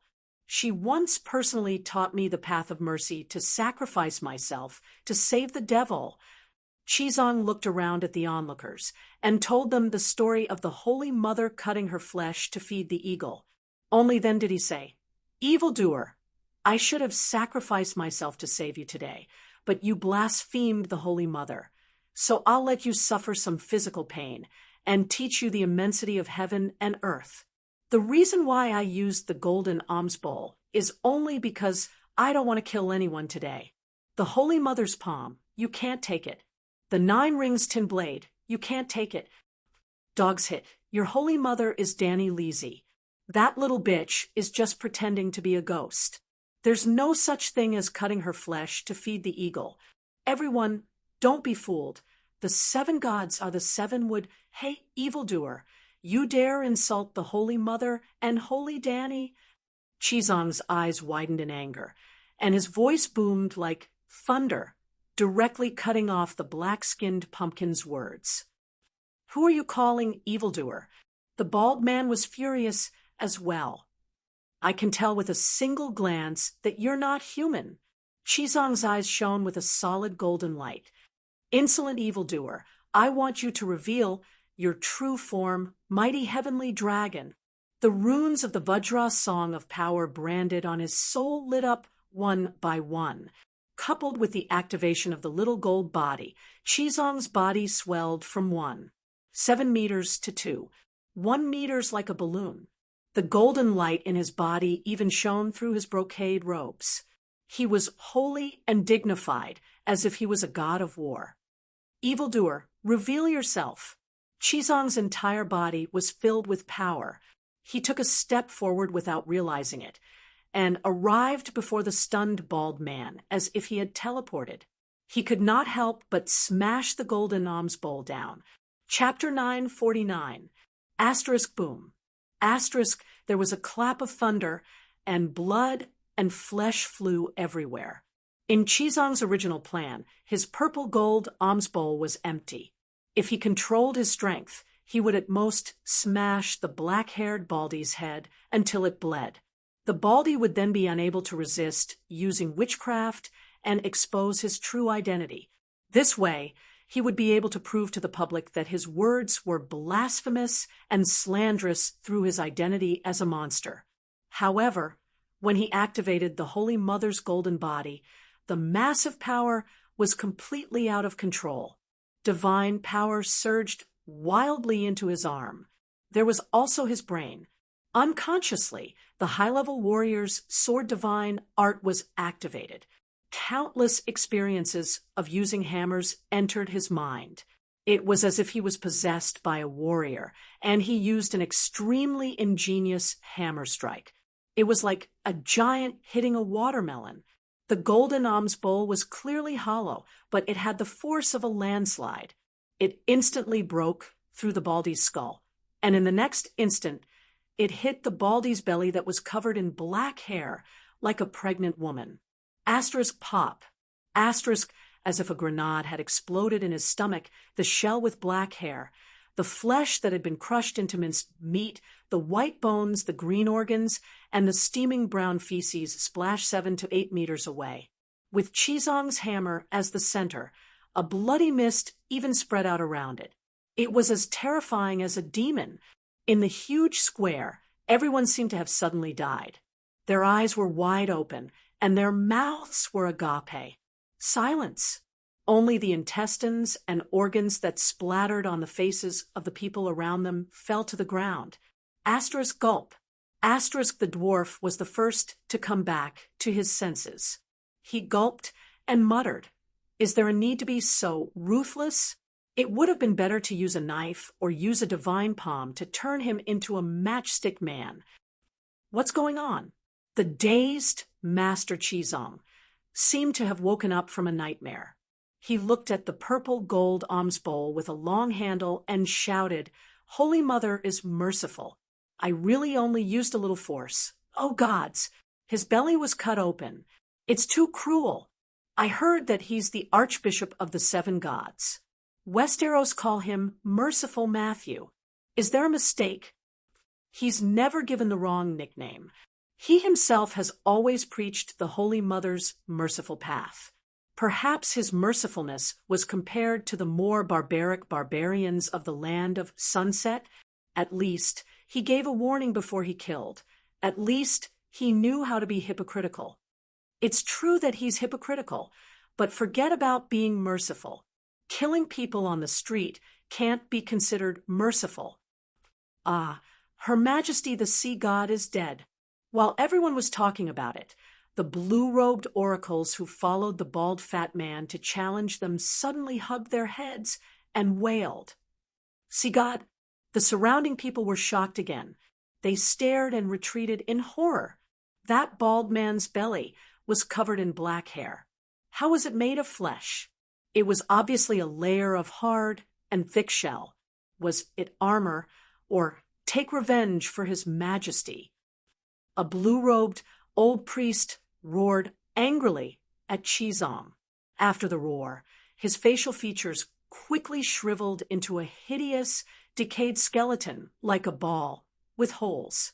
His belly began to swell as if it had absorbed the essence of his head. Chizong knew that the other party was using blood shaman arts. He wanted to counterattack, but he hesitated.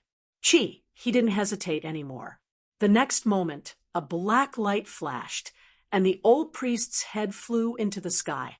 A mud-like liquid gushed out of his neck, splashing 7 to 8 meters high and landing in all directions. Wherever the mud landed, regardless of whether it was the square's stone slabs or the person's head, cheeks, or clothes, they all sizzled as if they were corroded by concentrated sulfuric acid. Ouch! Ouch, what is this? Help my eyes, my face. Ah! The surrounding people were in chaos. Master Chizong shouted, "Arya, stop!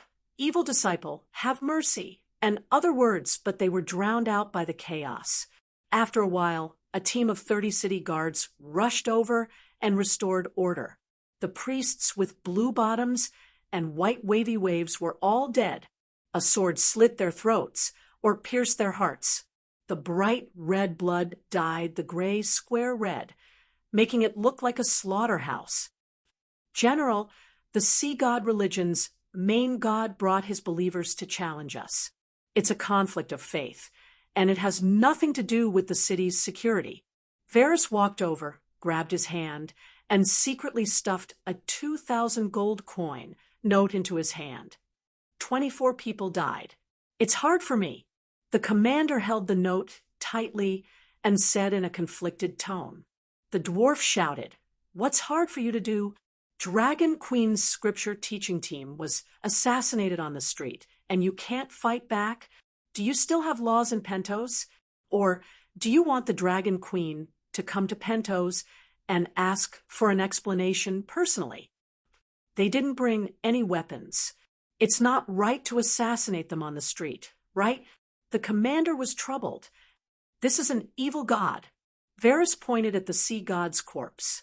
General, everyone, please take a look. That baldy with a big belly isn't human at all. This looks like a big black conch, someone exclaimed. It does look like one. Why does he have a black conch belly? Conch essence. The dwarf stepped forward and used his foot to poke at the corpse pile. He frowned and said, "It looks like a person with a conch shell.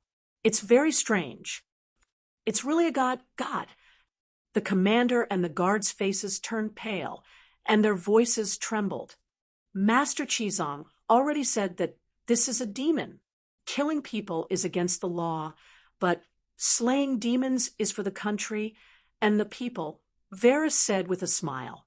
Then he looked at the red and white pieces of meat, licked his lips, and muttered, "I wonder if this kind of conch can be made into conch powder. I've eaten it a few times at Fish Market Street, and the taste seems pretty good. King's Landing also has conch powder. I thought only Dragonstone Island and Slaver's Bay had it," the dwarf said curiously. "King's Landing is short of food, but Blackwater River has conch," the dwarf said with a smile. "If we cut a piece of conch meat and send it back to Dragonstone Island with the crocodile skin, the conch powder will be made into conch powder. Snail meat to make snail powder, and crocodile skin to make bags and boots. Perhaps this will please the Dragon Queen." "Bad idea." Varys shook his head and said to the guards, "As you can see, we're slaying demons." The commander was hesitant. Let's go. At this moment, Prince Jacob of Blackskin from next door walked over, surrounded by eunuchs and servants. "The conflict between the gods has nothing to do with Pentos.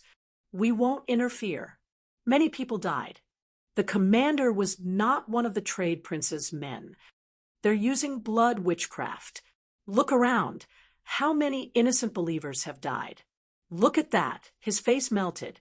"Look at this." His head melted into a pool of water. Varys wrinkled his nose and pointed at the moaning fish around him. Help me. I don't want to die. Holy Mother of Mercy, Master Chizong, save me."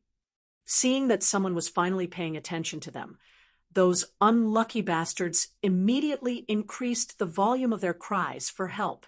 The commander sighed and left with Varys's gold notes. Master Chizong first used holy flames to burn the corpses of the sea god and the sea god priests to ashes, and then used holy healing art to dispel the evil witchcraft and heal the injured. I hope everyone doesn't misunderstand. I didn't have the intention to kill, but because he was an evil god, I personally acted. Even if I did, I used the least powerful weapon, he explained to the people around him. You could tell at a glance that he was a snail demon and had a thick shell, so you used the golden melon hammer, which is best at breaking armor. Brilliant, truly brilliant. Everyone agreed, but that was what they thought in their hearts. He's clearly an evil god, so why couldn't he even withstand a single hammer strike?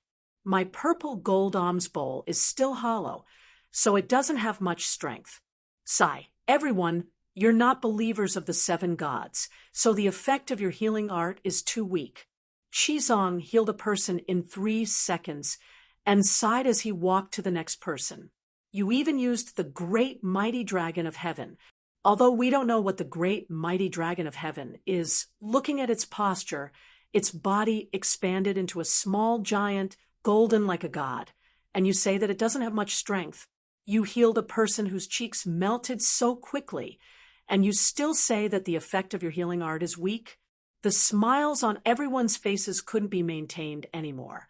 This master was too hypocritical. However, even though the master was hypocritical, his methods were truly powerful. He could use the great mighty dragon of heaven and holy light illumination. Perhaps the 7 gods really were a good choice. Master, I'm willing to convert to the Holy Mother. Please bless me. Master Qizong, I'm also willing. With a start, a large group of people immediately swarmed over. Qizong looked around and couldn't help but be stunned. There was a sea of excited believers, probably more than 2,000 of them. He was both happy and puzzled. I went against the Holy Mother's path of mercy and killed a god in front of everyone. Arya even went on a killing spree and threw mercy into the narrow sea. So why did the number of believers increase? Master, how could you tell at a glance that he wasn't human? After finishing the lecture and returning to the holy hall where the statues of the 7 gods had just been erected, the dwarf couldn't help but ask, "It's the fiery eyes of truth that the Holy Mother imparted to you the last time I told you. No demons or ghosts can hide their identity before the fiery eyes of truth." The dwarf couldn't help but feel envious and vexed when he heard that. He cried out, "That shitty sea god this afternoon wasn't much stronger than a normal person. I should have been the one to go up. I could also use deity descent, but Qizong, you just had to steal my kill. Killing people in public will tarnish the church's image." When Qizong said this, his expression was a little hesitant. As expected, the dwarf immediately retorted, "You killed the evil god," and the believers became even more enthusiastic. It's easy to use authority, but difficult to establish virtue. Qizong looked at the statue of the Holy Mother that was smiling kindly in the candlelight and fell into deep thought. After a long time, he firmly shook his head and said, "The purpose of developing believers isn't to pull heads, but to let more people understand and practice the teachings of the 7 gods. Developing faith in a way that goes against the Holy Mother's path of mercy is simply abandoning the fundamentals and pursuing the trifles, reversing cause and effect." When he said this, he felt refreshed, and his thoughts became clear. The distracting thoughts that had just appeared in his mind were swept away. No wonder the Holy Mother had to cut off her flesh to feed the eagles. So the path of Holy Mother's mercy is such a difficult one. Without the fearless heart to sacrifice oneself, without the perseverance to endure all pain and failure, one has no right to preach the path of mercy to all living beings. Qizong's understanding of the Holy Mother's path of mercy went up a level. His soul actually began to sublimate, and his true mercy divinity grew madly. The dragon queen who was far away in the Westeros was shocked again. After receiving a wave of divinity and spirituality, her and Big Black's Holy Mother godhood actually began to evolve. The Holy Mother godhood was bestowed by faith, and not something she cultivated herself.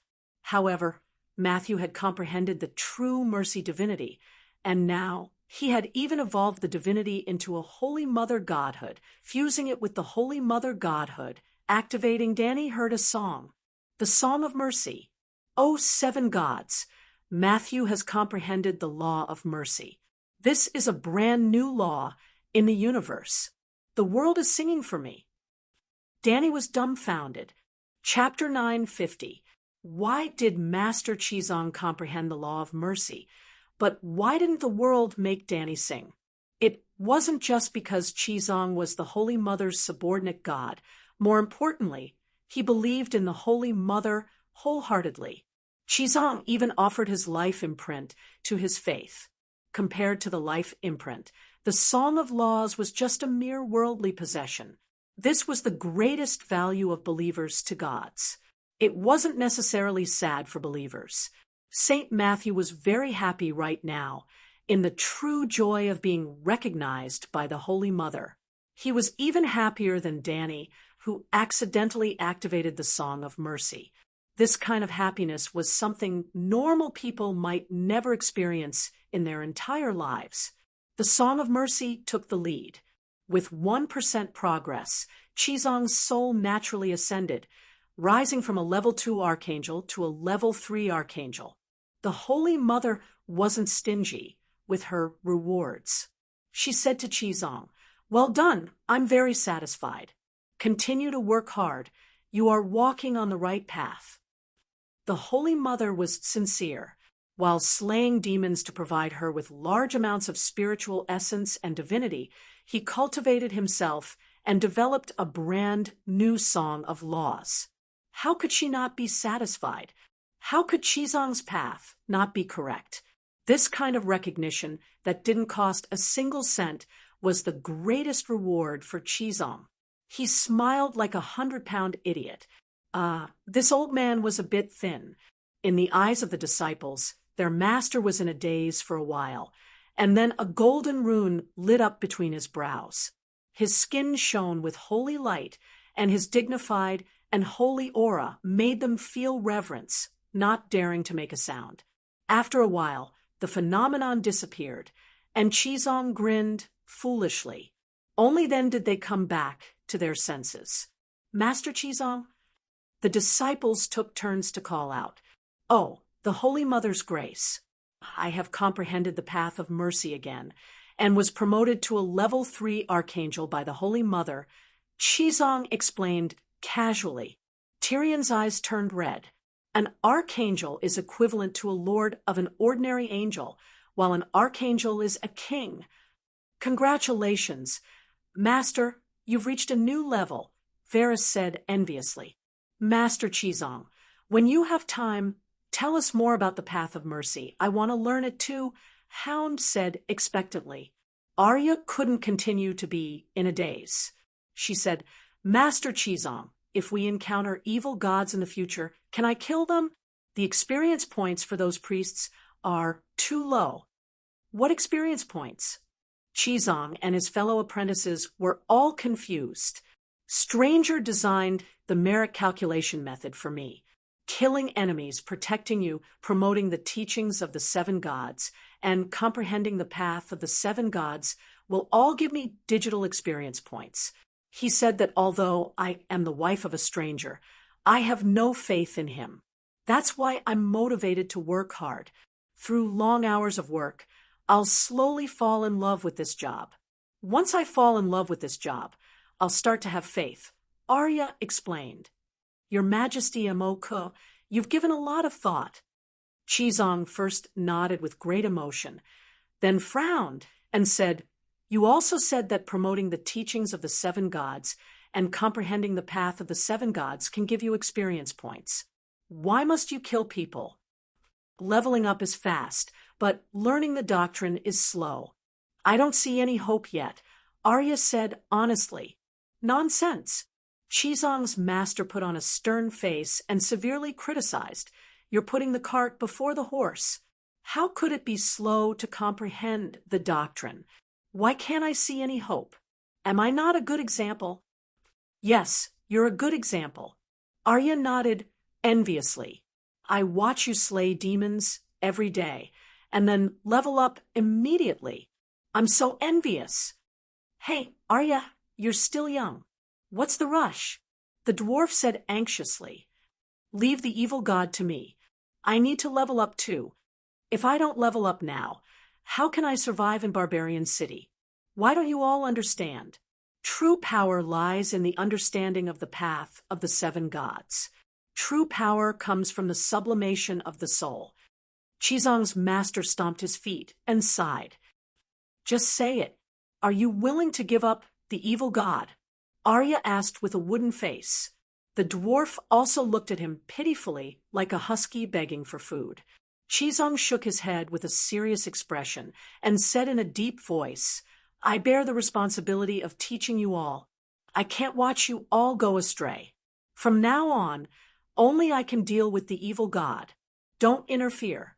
As long as the conditions permit, I will use my heart of love and benevolence to enlighten them instead of killing them mercilessly.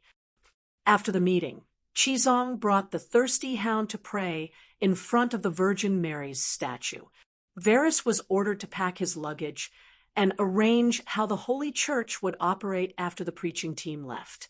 The dwarf dragged Arya to a guest room and said through gritted teeth, We have to fight back. He's trying to kill us all. He said nice things and that we have to be merciful. But which of the evil gods we encountered in the past few days didn't die in one move? They didn't even give us a chance to kill them. Arya was silent. She felt that Chizong was a little hypocritical, but he wasn't as sinister as the dwarf said. Arya, you're a smart person. I'll tell you the truth in a smart person's way. Tyrion cleared his throat and lowered his voice to the lowest. Do you know the real reason for preaching in Barbarian City? It's not to spread the teachings of the seven gods, nor to save the people of Barbarian City. To put it bluntly, the ultimate goal of the seven gods is to slay demons. Arya gave him a contemptuous look. Playing tricks in front of the true gods. You're really bold. I'm telling the truth. The Holy Mother told me herself. Tyrion swore. He. Arya's smile became more sarcastic. You want to meet the Holy Mother?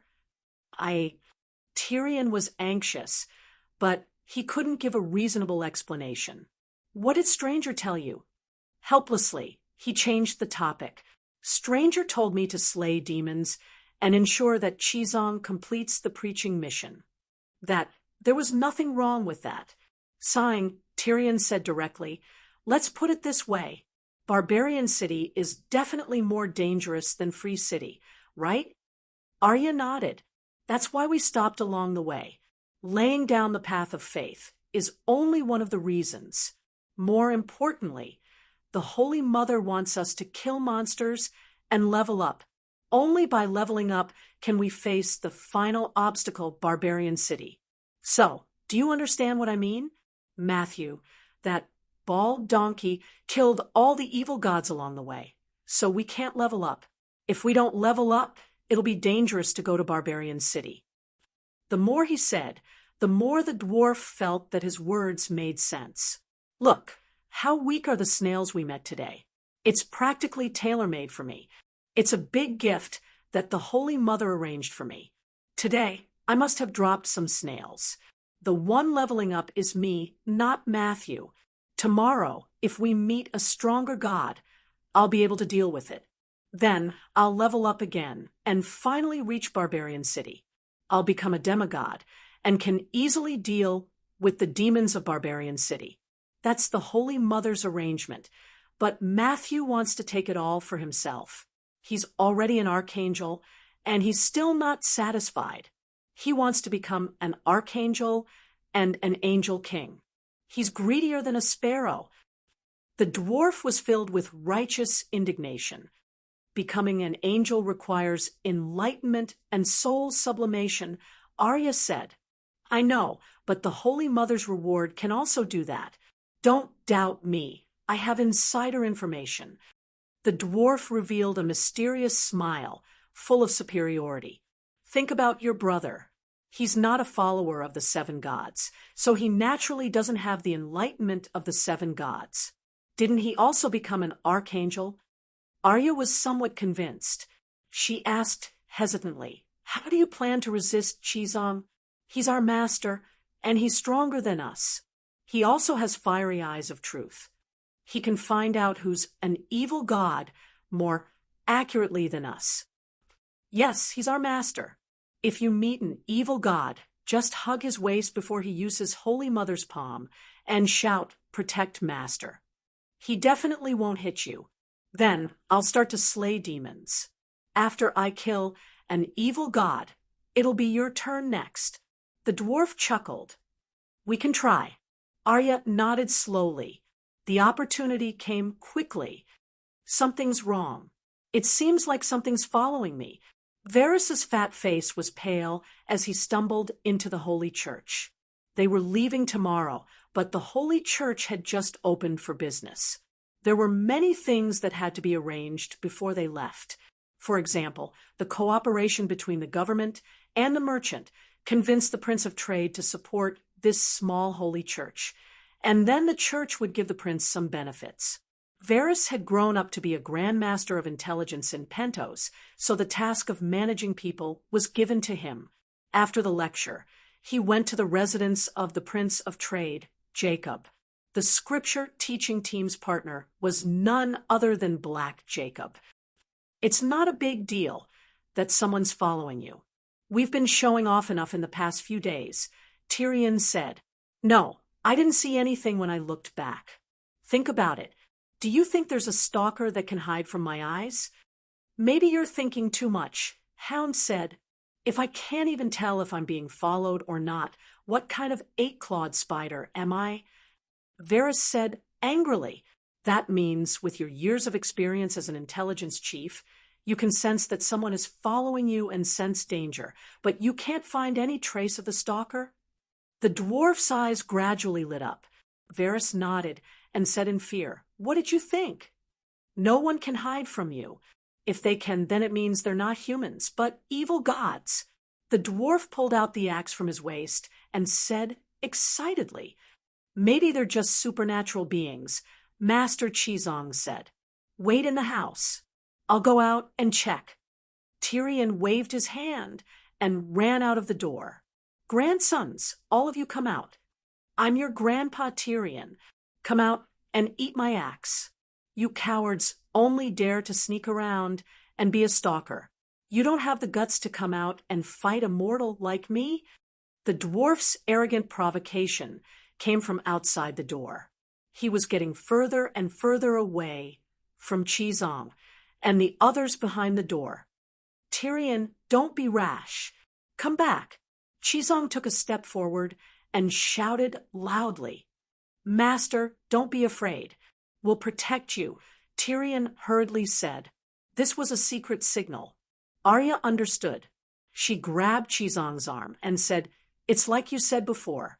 There aren't that many evil gods. Maybe there are just a few supernatural beings who only know how to sneak around. Arya might be small, but she was much stronger than Chizong.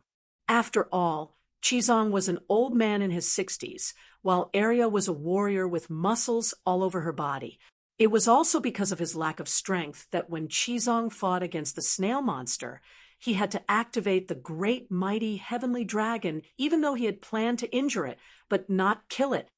Even if we can't injure the evil gods, it won't be good if we kill or injure the supernatural being's spies. Chizong struggled. The spies haven't shown up yet. Why are you in such a hurry? Arya said. Chizong was helpless. He could only say to Varys, Wooning, you've always been smart. Go out and keep an eye on Tyrion for me. A moment later, Wooning cried out in fear, Master, this is bad. Eldest senior brother was captured by a fairy again. Chapter 9, 51. As the #1 intelligence expert in Game of Thrones, the eight-clawed spider's senses were very sharp. He couldn't sense the traces of the gods, but when the gods spied on him at close range, it made his back sweat and his hair stand on end. There really was a mysterious existence tailing him. His goal was only to monitor the preaching team and observe their strength. He didn't plan to attack immediately. After all, in just a few days, Master Chizong had killed 5 gods in a row. Among them, the god of sea and earth was one of the most powerful gods in the Narrow Sea. He was at least in the top 20. Therefore, he didn't dare to act rashly. But the dwarf was too good at attracting hatred.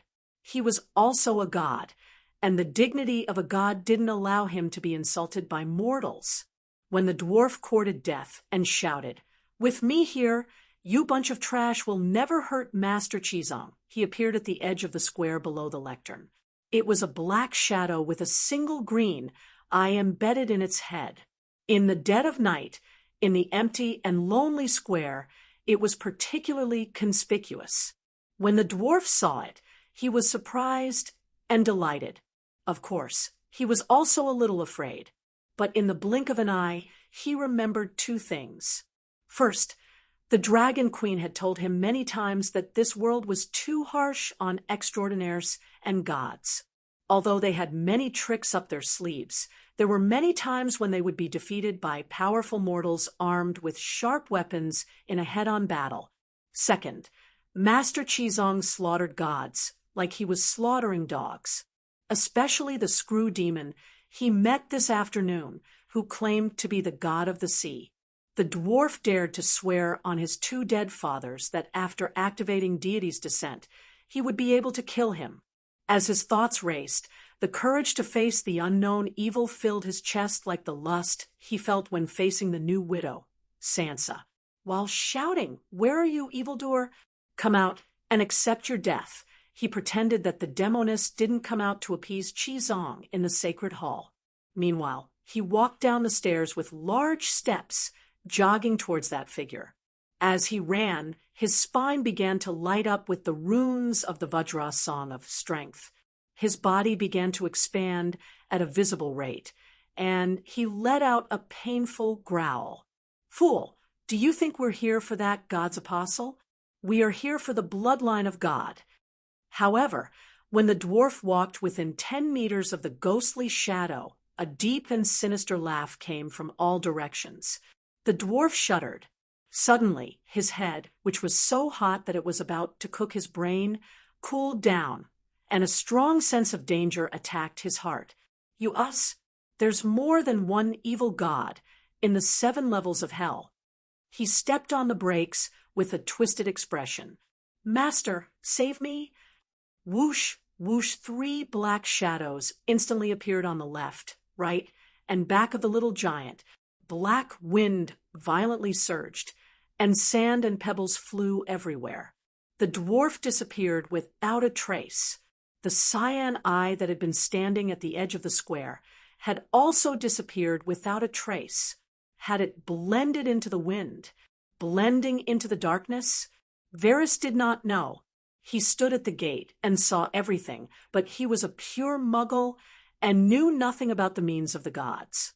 He couldn't even tell if the other party was a deity or a transcendent. The only thing he could do was to yell at the Templar Hall behind him with a twisted face, "Master, bad news. Eldest senior brother has been captured by the demon again." "What?" Qizong was shocked and ran forward with large strides. However, he could not run. His arm was still held by Arya. Arya said, "Master Qizong, you've been tired for a day. Just rest. I'll go save Tyrion." "Let's go out and take a look first." Qizong said, "Hound, you stay here and protect Master." "I'll go save him," Arya insisted. "Oh, don't argue. Tyrion is nowhere to be seen. I don't know where the fairies have taken him." Varys shouted anxiously from outside. "My senses were right. It's an evil god. So many of them. There's more than one. Come out quickly and save him." "Save me, Master, save me. Master Qizong, come save me." Just as Arya and Qizong were arguing about who should go save Tyrion, the dwarf was wailing because he had not seen any reinforcements for a long time. His current condition was not too bad. The evil gods only used 3 wriggling black ropes to tie him up, making him unable to move. Then they each held one end of the ropes and floated in a cloud of black mist, quickly moving towards the southern port. The way they moved was very special. They seemed to be borrowing the power of the wind. There was also a thick mist, as if they were wrapped in a cloud. In the black mist, the dwarf's vision was blurry. He could not see anything outside at all. He could not tell if he was on the ground, in the sky, or in the sea. There were only 4 sinister and terrifying figures around him. The powerful soul waves made him dizzy and even a little suffocated. "You've got the wrong person. I'm not the leader of the scripture team." After a long while, his master still did not come. The dwarf could not help but think of saving himself. "Even if you kill me, Qizong will still go to Barbarian City to be the grand tutor and preach scriptures. I think you have to get rid of the leader.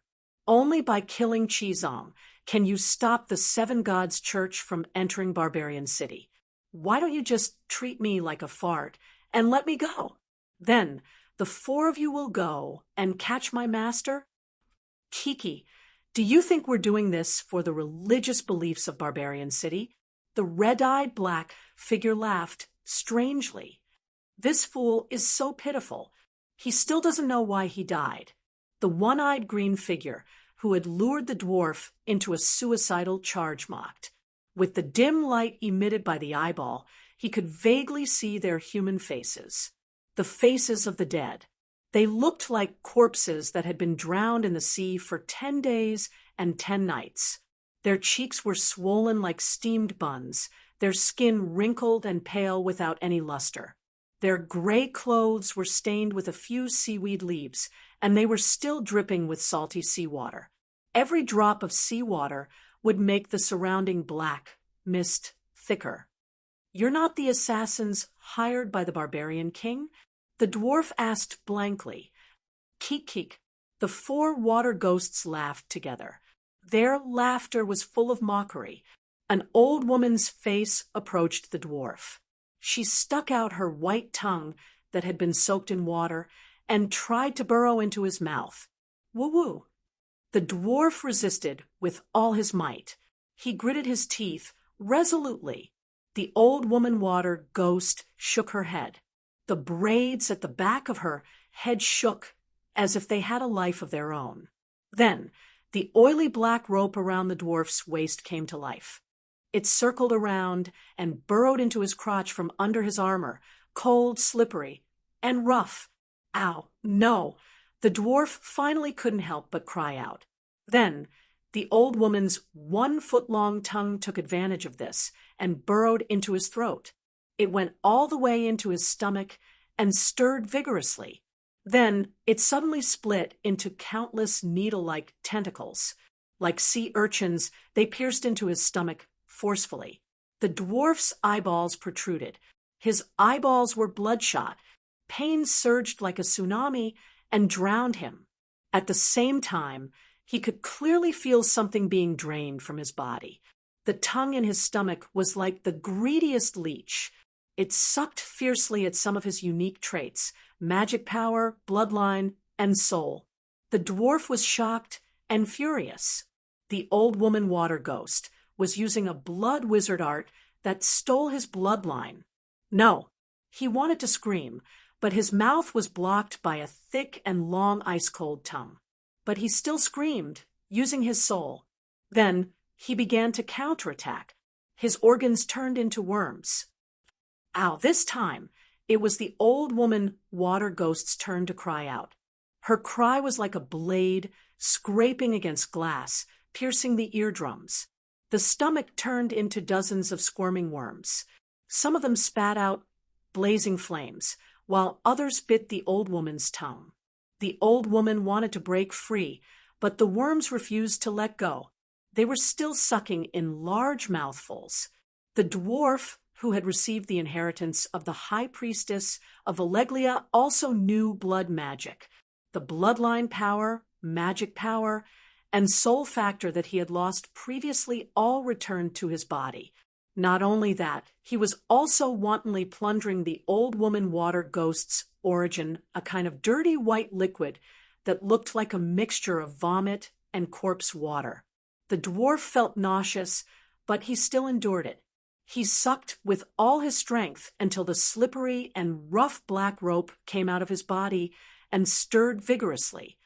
Ow, he was in so much pain that tears flowed everywhere. The old woman water ghost took the opportunity to pull back her tongue that was riddled with holes. Ha ha! The old woman water ghost on the side laughed strangely. "Teaching you how to steal a mouth. You've suffered a loss, haven't you?" The old woman water ghost said angrily, "His blood wizard art is stronger than ours. Why are the divinities targeting him? Why is there a saying that if you eat the holy monk's flesh, you'll be immortal?" A water ghost on the side disagreed. "He's the brother of the era's child. He has the bloodline of the divinities. It's normal for him to know blood wizard art." The old woman water ghost went silent. Hearing that, the dwarf became agitated. "Your goal isn't the sutra teaching squad, but me? Just because I'm Danny Leesy's illegitimate brother? What else could it be? What does the faith of the barbarians have to do with the divinities of Ursos? If not for your identity as the child of God, why would the divinities of the major cities leave their temples and travel thousands of miles for you?" I'm innocent, the dwarf cried. "I'm not the child of God. I'm just an illegitimate son. The definition of child of God is the direct bloodline of the true God. My bloodline is of low grade, my talents are a mess.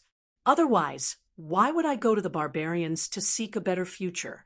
The dwarf cried, if your talents were good, we four ghosts of the narrow sea wouldn't dare to target you, the green-eyed ghost said. Hearing that, the dwarf hurriedly said, for great kings, please listen to me. Regardless of my talents, my sister's care for me will not be lacking. If you target me, she will definitely take revenge. You think I'm afraid of her? The green-eyed ghost sneered. Didn't you just say? The dwarf was confused.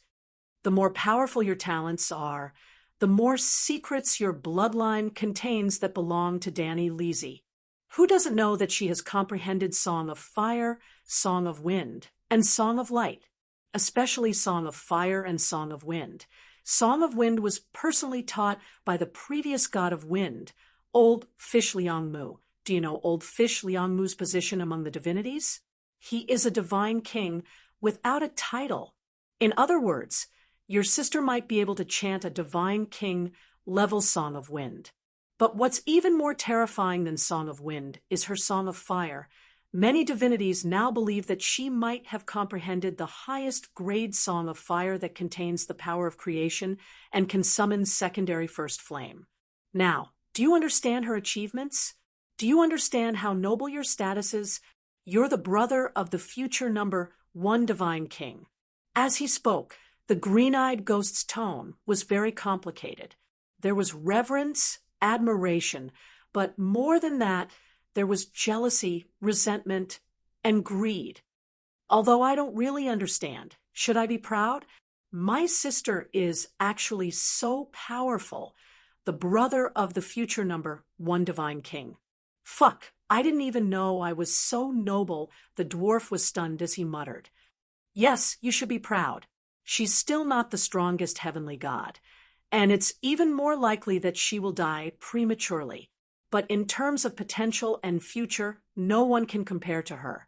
But at the same time, you should be afraid. Do you know how valuable the bloodline and laws of the most promising heavenly god in history are? Now, it's in your bloodline. Through your bloodline, you can comprehend Danny Leasy's laws. The green-eyed ghost said, excitedly. Chapter 952. Of course, if the child of God's talent is too strong, for example, the son of the Maiden of Light and Night Lion, the celestial emperor of the bloodline contains too many secrets of the true gods, and the value is too great. Small fries like us won't have a chance to take it. You are Danny Rise's only direct bloodline in the world, the child of God, but your cultivation talent is rather poor. Even if we take over your bloodline and soul, we won't be able to steal Danny Rise's Song of Laws. As such, you won't have much value to the great god. But for us, it's just right. The green-eyed water, Ghost said. The dwarf said in disbelief, aren't you already deities? Who has the right to call you small fries? We are just wild demigods who don't even have a temple. Not to mention true gods. Which of those gods with large numbers of believers and churches isn't something we can look up to? The red-eyed ghost sighed. In front of the dragon queen, while demigods like us are just small fries. The old woman, water, ghost, also said, helplessly, I thought that after becoming a god, I could transcend. I didn't expect there to be such a big gap between gods. Recalling his naive thoughts, the dwarf's smile turned bitter. After eating you, we can definitely transcend. The green-eyed water ghost looked at the dwarf with eyes full of greed and expectation. Transcend my ass. I'm not even a heavenly god. The dwarf cursed. You are the child of God, far more valuable than normal deities. The old woman, water ghost, couldn't help but stick out her long tongue and lick the dwarf's face a few times. A true god prophesied that after eating the flesh of a holy monk, one can live forever. The holy monk was talking about you. Ridiculous. I'm not even a priest. How can I be a holy monk? The holy monk must be talking about Qizong, "That bald donkey, go and eat him." He just became a level 3 angel, which is the king of angels. After eating him, he will definitely become a god. The dwarf shouted. What? Chizong became stronger again. The 4 ghosts were shocked and looked at each other. The old woman, water ghost, said in a deep voice, "We have to speed up. Once we enter the sea, we will immediately eat this dwarf. Chizong is terrifying. We can't give him a chance to save the child of God. It's best if we can leave the narrow sea before daybreak and hide in a corner of the world so that Danny Rise can't find us. We can slowly digest it and cultivate." The other 3 water ghosts nodded and sped up at the same time. Their speed instantly increased by 30%. The dwarf swore that if not for the black rope binding his hands, he would have slapped himself hard. "My talent is poor. It's not worth it for me to abandon my home for my low-grade bloodline." He forced a smile. "Your talent is poor, but your bloodline grade is high. You are the future #1 empress of the world, the direct brother of the #1 deity. Can you find a second person with a more noble bloodline than you? Furthermore, we don't have any extravagant hopes for the 4 basic elemental laws. That's the power of the core gods. After seizing your bloodline, as long as I can comprehend the choruses of the basic elemental songs, such as the Song of Waves, Song of Tides, Song of Undercurrents." The red-eyed water ghost interrupted the water ghost's thoughts. "The Song of Waves belongs to that old salted fish, Inami." The green-eyed water ghost nodded. "Yes, Inami has already sung the choruses of the Song of Waves. We can only comprehend the other choruses, but Danny Rise hasn't activated the Song of Waves." The red-eyed water ghost growled. "Don't bite off more than you can chew. Her Song of Wind and Song of Fire are enough for us to enjoy for the rest of our lives." The green-eyed water ghost nodded and smiled at the dwarf. "Perhaps after we seize your bloodline and soul and fuse your bones into our bodies, we can comprehend the choruses of the Song of Wind. For example, mountain wind, valley wind, dark wind, monsoon wind, spring wind, and the choruses of the Song of Fire. Perhaps we can analyze the power of creation through your bloodline. What are you thinking? If the dwarf's bloodline had a trace of the power of creation, the deities would have already made their move." The old woman water ghost mocked. "I didn't know my value was so great. I didn't even know it, and was still running around." The dwarf said with a sad face, "As long as you comprehend the Song of Laws, even if it's the choruses, you can become a true god." "Wouldn't a true god be immortal?" the green-eyed water ghost said excitedly. "No, the current world can't give birth to a true god. It's useless even if you have a complete Song of Laws, just like Valeglia's Beleriand." The white-eyed water ghost, who had been silent, said coldly. The old woman water ghost said, "We don't need to become true gods. We don't even need to complete the Song of Laws at 100%. We just need to start and be able to use the power of the laws. The deities of the far east land of darkness even avoid the 4 elemental laws that are the foundation of the world. In the early years, when the world still allowed the birth of true gods, they also purposely locked the Song of Laws at 99% to avoid the status of true gods bestowed by the world. Without the status of true gods, they don't have that much responsibility to the world, so there won't be tragedies of dying in the fall of the world. We should learn from those dark demonic gods and have great power without any responsibility. We can live freely for millions of years, tens of millions of years, billions of years, and achieve true immortality. Great gods, your idea is very good. Unfortunately, I haven't even comprehended the choruses of the Song of Wind or the Song of Fire. It's useless even if you eat me." The dwarf lamented. "You're stupid, but don't think that we're as stupid as you." The green-eyed water ghost mocked. "Do you know the origins of us, the 4 ghosts of the narrow sea? For heroes, Where did you come from? The dwarf asked. We are your ancestors. The old woman laughed. You're also Lannister? The dwarf ridiculed. We are the ancestors recorded in the history of the Westeros, and the greatest kings of the ancestors.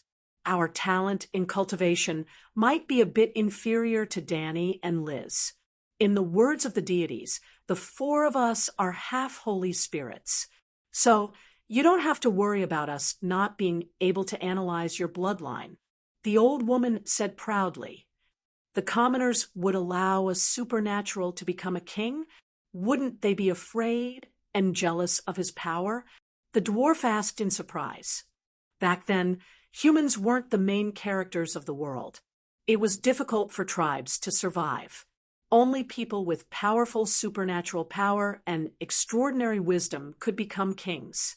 It was us who protected the ancestors from being enslaved and hunted by the divine nobles.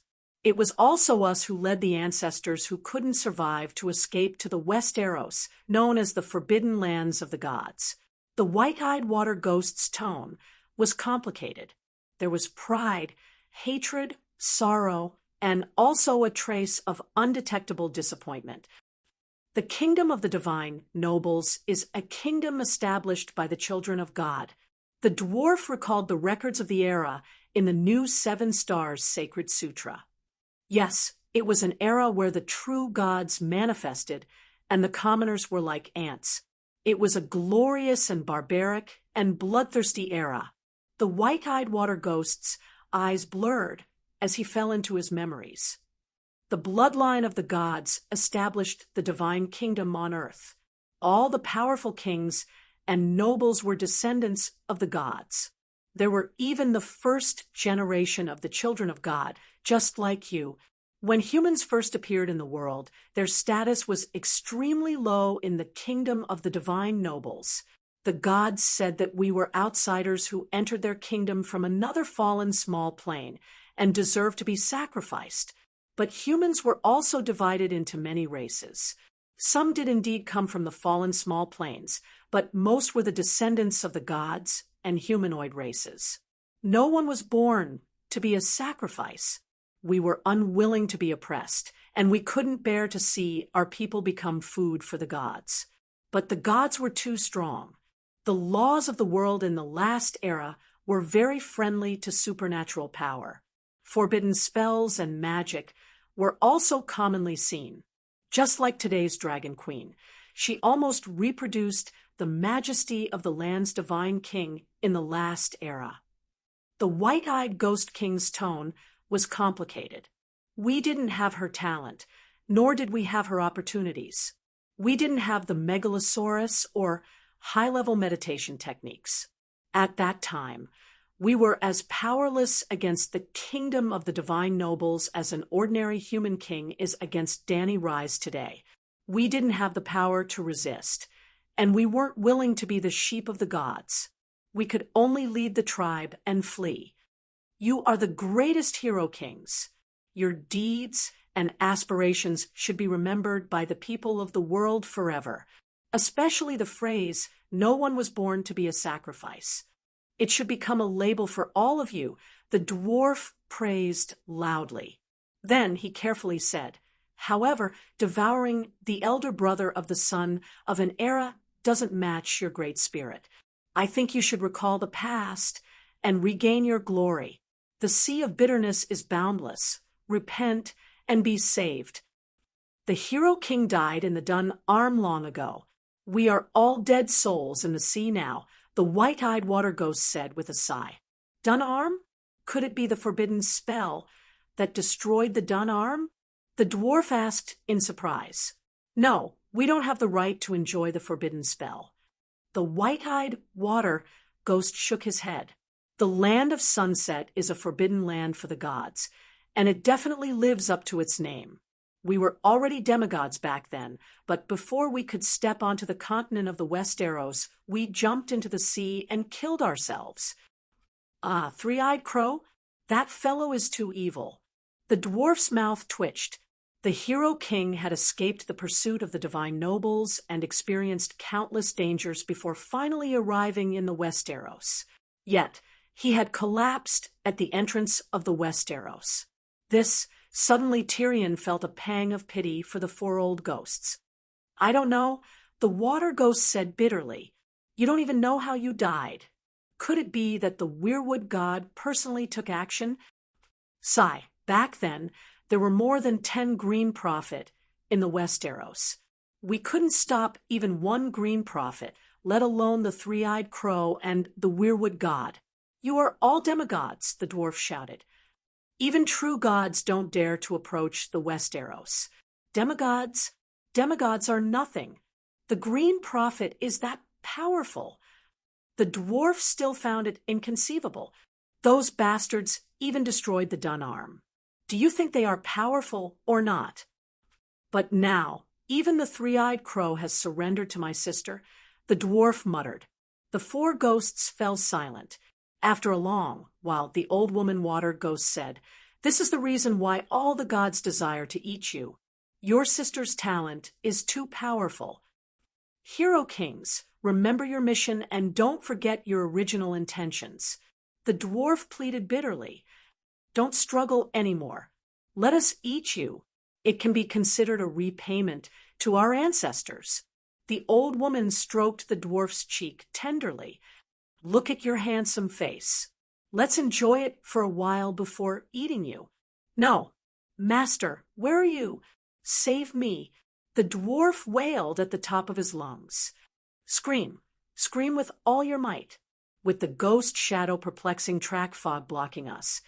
It's useless even if you scream yourself hoarse," the old woman water ghost said with a smile. "Hee, we even purposely circled around the city. Even if Chizong has a dog's nose, he won't be able to find us in a short time." But before she finished speaking, a voice that scared the four ghosts out of their wits came from behind them. "Monsters, where are you running to?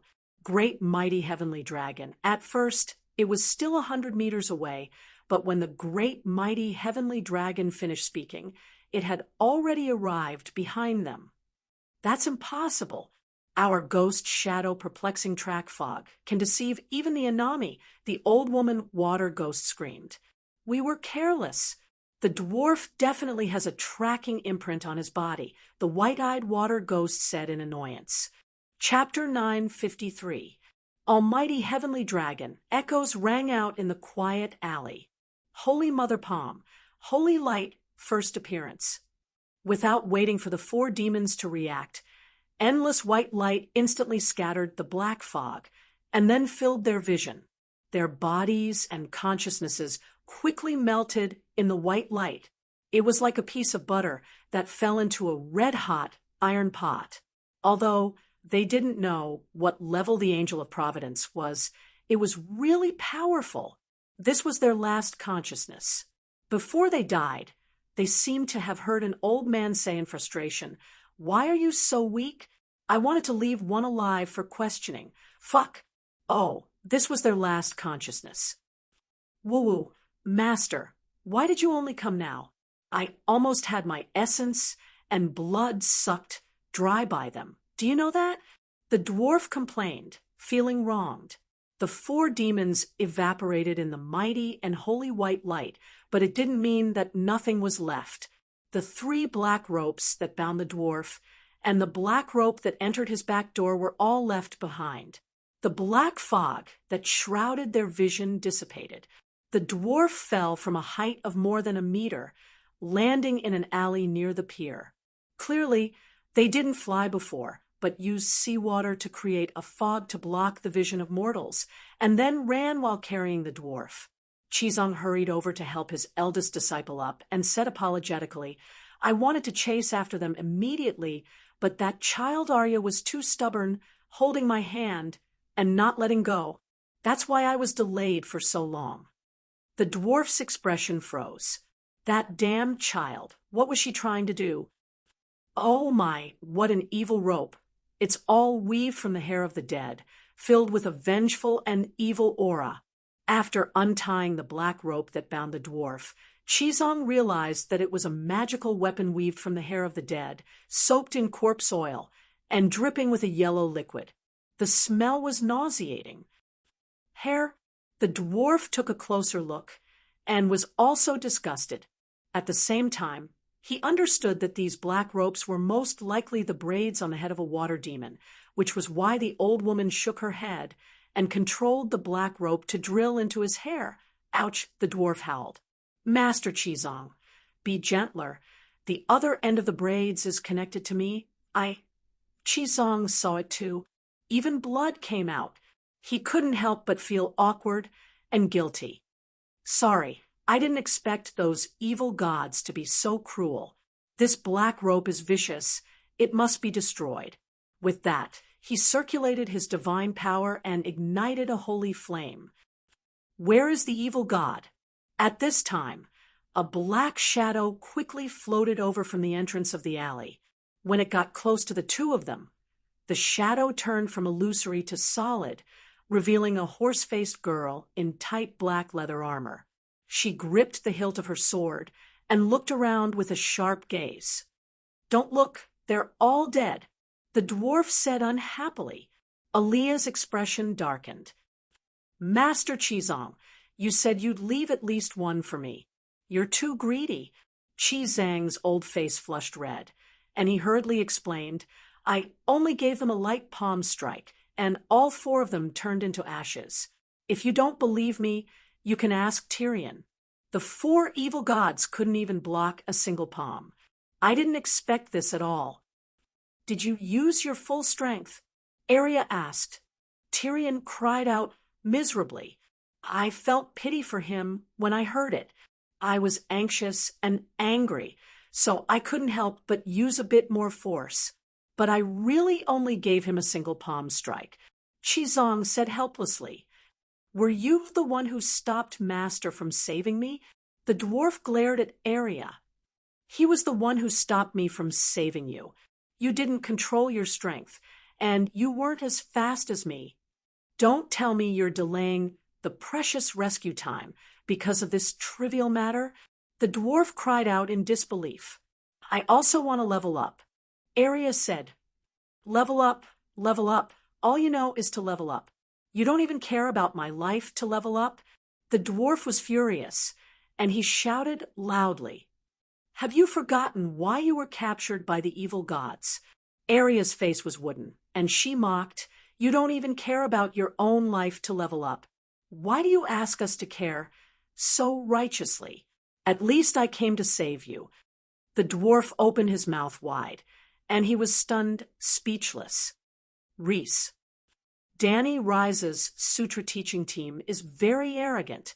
How many god spirits had died in the past 10 days? 15? 17?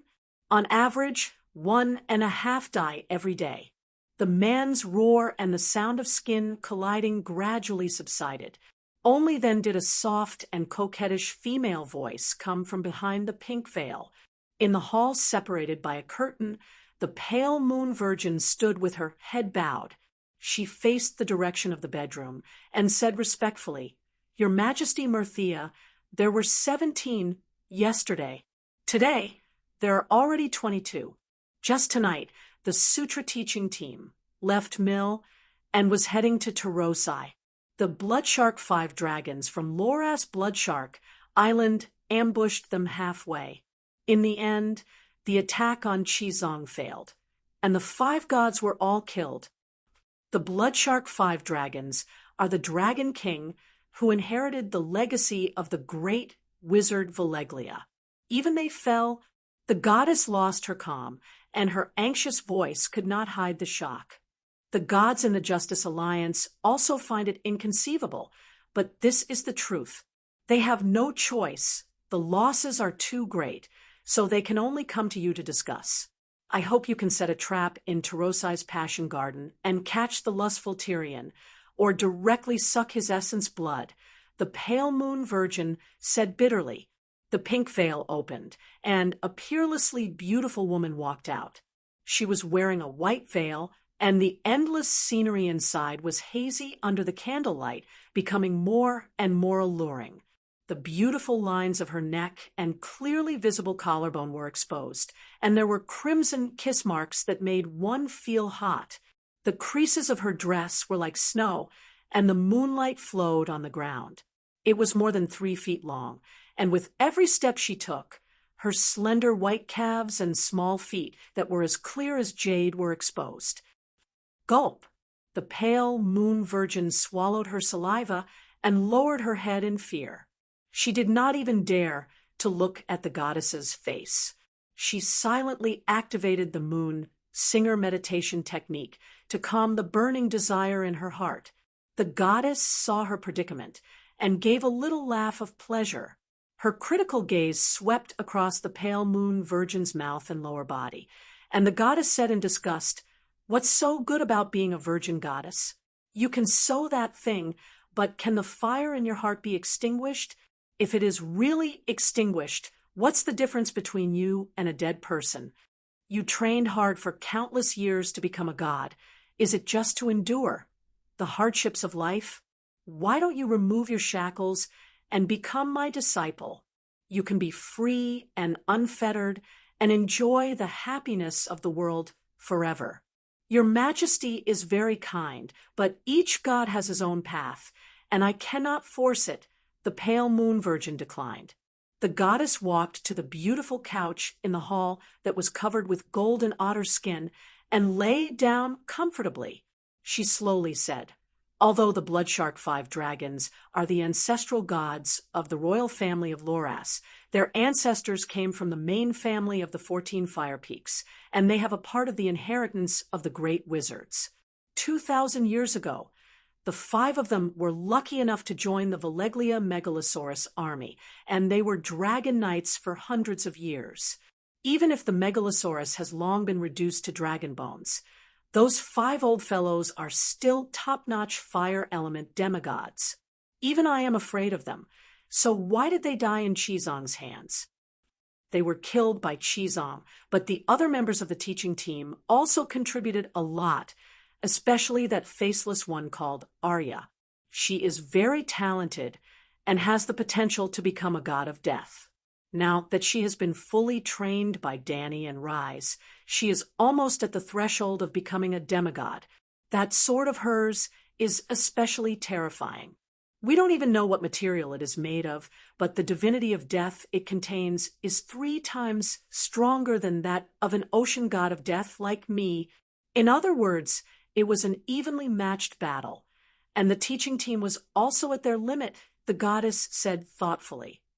"Not really." The pale moon virgin had a strange expression.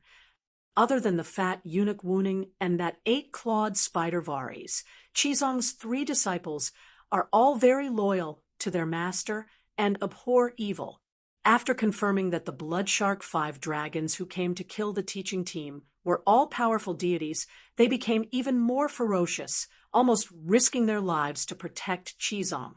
The Bloodshark 5 dragons fought with the 3 disciples first, and Qizong took the opportunity to attack later. He first picked the weakest enemies to launch a sneak attack, then defeated them one by one. The goddess opened her mouth slightly and said in disbelief, "Could it be that Qizong's 3 disciples can also fight to a draw with 5 powerful deities?" "Not really. They are just very loyal and brave, not fearing death. Their strength is still inferior to the Bloodshark 5 dragons. Danny, Rise's illegitimate brother, was the bravest. He was the first to pull out his axe and rushed forward while shouting. However, he was weaker and also the first to be unable to hold on, shouting, 'Master, save me!' It was not his fault. The dwarf was the target of the deities, and with 3 deities attacking him, it was normal for him to be unable to hold on. However, he had the tile steel armor, knew Valeglia's fire wizard spells, and had a divine spell called Deities Descending, so his resistance to spells was especially high. Although he was beaten up like a sandbag, he was still able to hold back 3 powerful enemies. With that, Qizong used the great mighty heavenly dragon and the holy mother god's palm to kill the 3rd disciple who was fighting Arya, stunning everyone. With just one move, he turned a fire element demigod into a pile of charcoal with flames coming out of his 8 orifices. 8 orifices. The goddess was puzzled. And his anus. The virgin pale moon was a little embarrassed. Chizong called out the great mighty heavenly dragon, and several strange green five-clawed snakes that contained a song of wind coiled around him. He was as fast as lightning and appeared behind the third disciple in an instant. You said he launched a sneak attack, but that was not right. Chizong's voice was louder than anyone else's. Every time he attacked, he would call out the great mighty heavenly dragon and the Holy Mother God's palm. At first, everyone felt awkward for him, but later on, every time he called out, one or several deities would die. As more and more deities died, everyone no longer felt awkward. Instead, they started to feel fearful. The blood of dozens of deities forged the mighty name of the great mighty heavenly dragon. Now, everyone still did not understand its meaning, but they started to revere it. Now, many dramatists in the Free City started to draw inspiration from the deeds of the Sutra preaching team. In their new works, such as Chizong's biography, Journey to the East, Missionary, and other works, they used this demonic slogan widely. In Pentos and Mir, where Chizong preached, children could be heard shouting the great mighty heavenly dragon and the Holy Mother God's palm before they struck out with their palms. They looked like fools, but too many deities had died under the great mighty heavenly dragon. Now, when the deities heard it, they instinctively wanted to run away. Because of that, many extraordinaires who could ward off evil and exorcise demons started to use the great mighty heavenly dragon. The great mighty heavenly dragon seemed to have become a holy chant for exorcism. Some people even— the goddess raised her hand and frowned. I'm not interested in the spread of the great mighty heavenly dragon. Tell me about the battle. The virgin pale moon nodded awkwardly and said, the third dragon king's back was hit by the first appearance of holy light. In the scorching white light, his internal organs were the first to be burnt. It turned out that the holy light had directly ignited the fire-type divine power in the third dragon king's body. The divine power burned from the inside out, and all the holes in his body were spewing fire and smoke. It was extremely miserable. Ignited divine power, the goddess's beautiful face was full of seriousness. Domain. Danny Rise has already comprehended the domain of fire. It's terrifying, she said slowly. Yes, the deities in the Alliance of Justice and Order think so too. Her talent is too terrifying. A few months ago, in the Sea of Sorrow, I saw her use the domain of wind. The virgin pale moon nodded lightly. Then she said seriously, what's even more terrifying is that the moment he was hit by the palm, the third dragon king's spirit was also ignited by a strange flame that was invisible to the naked eye. It was quickly burned to ashes. Because of that, when he died, he didn't even have time to let out a cry. This isn't an exception. All the deities killed by Chizong, no matter if they were slashed by a blade, smashed by the skull-shattering golden melon hammer, or slapped by a divine palm, their souls would be immediately destroyed. Hiss, the goddess gasped in horror and said in shock, what a vicious monk. His heart is simply black. I've lived for tens of thousands of years, and I've never seen such a ruthless person. In less than half a month, he killed 22 deities consecutively. His sins have already surpassed the evil King Danny Rise. Now, everyone calls him the masked evil monk. The virgin pale moon sighed. I can understand why he's called an evil monk, but why is he called a masked? The goddess was puzzled. A masked face is a fake face. Other than being ruthless, Chizong is also especially hypocritical. Chapter 954. The masked evil monk is saying that not only is Chizong ruthless, he's also a hypocrite. After killing the 3 Dragon King, Chizong unleashed his might. He shouted, the Holy Mother is merciful. Good, good. Gods, you're all humans, why don't you stop? I want to save you, I can't bear to hurt you, and other such words to shake the enemy's fighting spirit. At the same time, he unleashed the Holy Mother's palm again and again. You don't know this, but Qizong has the talent to impart knowledge through his heart. His words contain a strange sense of mercy. Even those with hearts of stone will be moved by it. However, when he unleashed the Holy Mother's palm, his face was distorted. His god power surged, and he was like a mad devil. Every palm was more ruthless and stronger than the last. Sand and stones flew, wind and fire combined, and the earth and mountains shook. I didn't expect Qizong to be so sinister. He's clearly so powerful, but he still used spiritual words to trick us.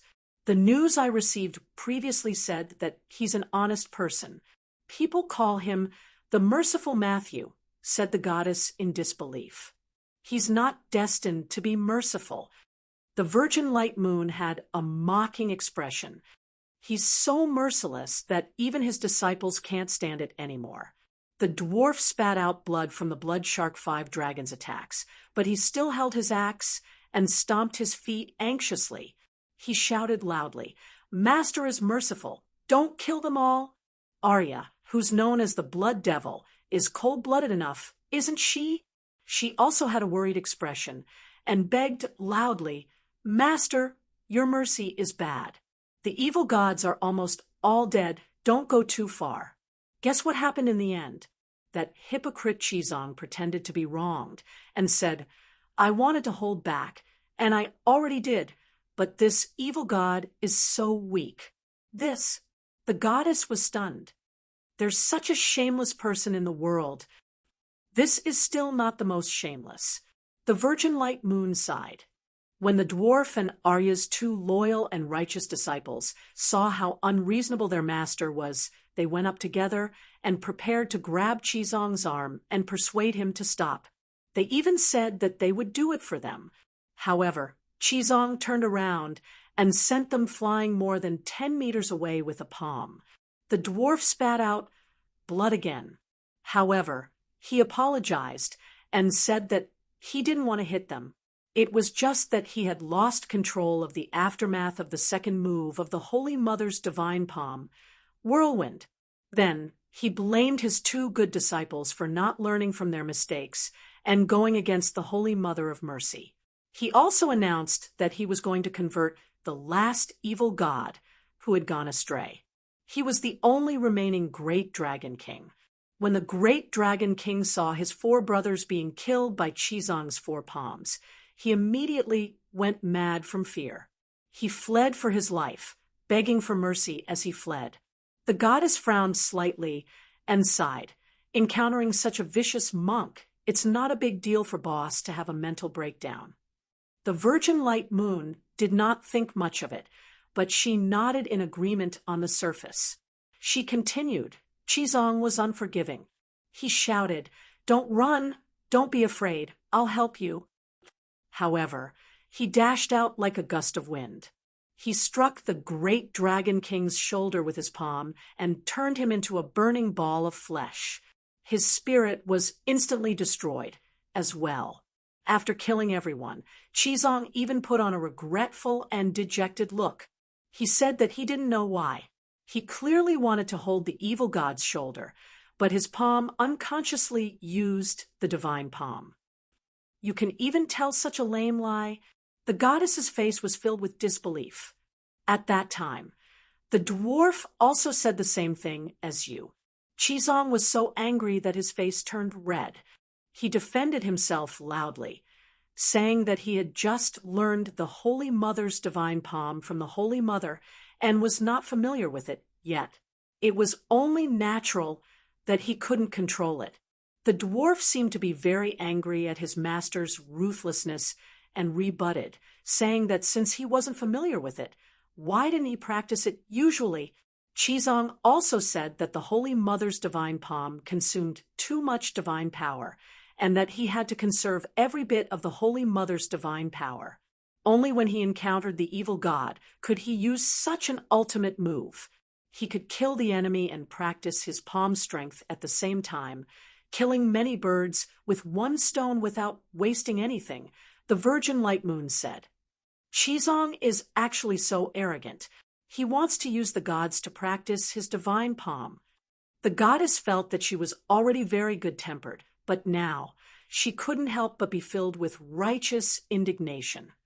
Sai, although masked evil monk, is very arrogant. He has the ability to be arrogant. In just over 10 days, he killed his way from Pentos to me, and from me, to Terosai. Everywhere he passed, the blood of the gods flowed like a river. He didn't even blink. How cruel! The virgin light moon lamented.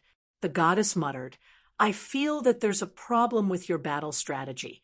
Don't talk about 22 gods attacking together. Let's talk about the blood shark 5 dragons. Don't split up and fight with Qizong's disciples. Just directly surround Qizong and attack together. Even if they trade injuries for injuries, Qizong definitely won't be able to hold on. Your Majesty is truly wise. Qizong is indeed not invincible. He will die even if his head is cut off. If the blood shark 5 dragons were determined to sacrifice 2 of their brothers, they would most likely be able to kill Qizong. The virgin light moon first nodded in agreement before shaking her head helplessly. But people's hearts aren't united, and they are greedy. Of the 22 gods that died, other than the unlucky Gulf crocodile, the main target of the other 21 gods wasn't Qizong at all. Instead, it was the son of God, Tyrion. The Righteous Alliance has been collecting information on Qizong and his disciples, including their abilities, personalities, habits, and flaws, especially their divine arts. Every time a god dies, we learn a little more about Qizong and his group. When Qizong killed the Narrow Sea 5 ghosts, the Righteous Alliance had basically figured out the general situation of the Sutra teaching team. And the Righteous Alliance wasn't stingy either, making all the information available to the gods. But those stragglers were blinded by benefits, and they took turns to take the Holy Mother's palm. The goddess' heart skipped a beat, and she asked, that prophecy of immortality after eating Tyrion's flesh, was it purposely released by the Righteous Alliance? The virgin light moon hesitated for a moment before gently nodding and explaining, although the candidates for the Sutra teaching team were only confirmed before departure, the plan of the 7 gods sect to enter the eastern lands was no secret. More than a month ago, the leaking imperial court in Barbarian City leaked this information, causing the 200 feudal lords of Barbarian City to rebel against the Bow family. The Righteous Alliance received information that the dwarf refused to go to Barbarian City, and the dragon queen chose Matthew as her successor. So, our initial rumor was immortality after eating the holy monk's flesh. This wasn't wrong. Saint Matthew was the spirit of the 7 gods. Devouring him or sacrificing him to the Far East darkness demonic god could really greatly increase one's power and even have a chance of becoming a god. They wanted those wild gods without churches or temples to scout the way. If they could kill Matthew, it would be a blow to Dany Rise's head. The Righteous Alliance would just sit back and reap the benefits. If the wild gods were killed by Matthew, just like now, we would be able to figure out Matthew's background and then prepare a trap to kill him in one shot. At this point, a bleak smile appeared on the pale face of the stitched cherry monster. Fate is on our side. I don't know if Dany Rise is confident in Tyrion's ability, or if she doesn't understand the significance of being the son of God. She actually let Tyrion leave her protection range. That dwarf is also a fool. He always thought that the god's target was Qizong, and even took the initiative to provoke the Narrow Sea 5 ghosts, boasting shamelessly that he wanted to protect his master. Not to mention his ability, this person can be considered loyal and brave, the goddess said. When the dwarf appeared, the holy monk naturally became him. The prophecy of immortality after eating Tyrion's flesh was absolutely true, and couldn't be any more true. It was also because the false prophecy became a true prophecy that a large group of gods gathered in just a short 10 days. After a moment of silence, the goddess asked whether or not they knew before. Now Dany Rise and Tyrion should understand the situation of the Son of God. Why hasn't he returned to the Westeros?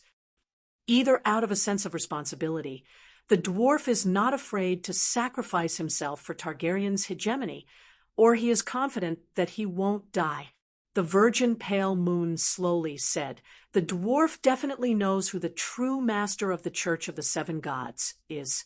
Spreading the teachings of the Church will ultimately benefit Targaryen. Protecting the Blue Dynasty of the Barbarian House is equivalent to establishing a great empire for Targaryen. For such a great benefit, the dwarf, as a Targaryen, will definitely be willing to make some sacrifices." After being a Lannister for nearly 30 years and just regaining his identity, Tyrion is already so loyal to Targaryen?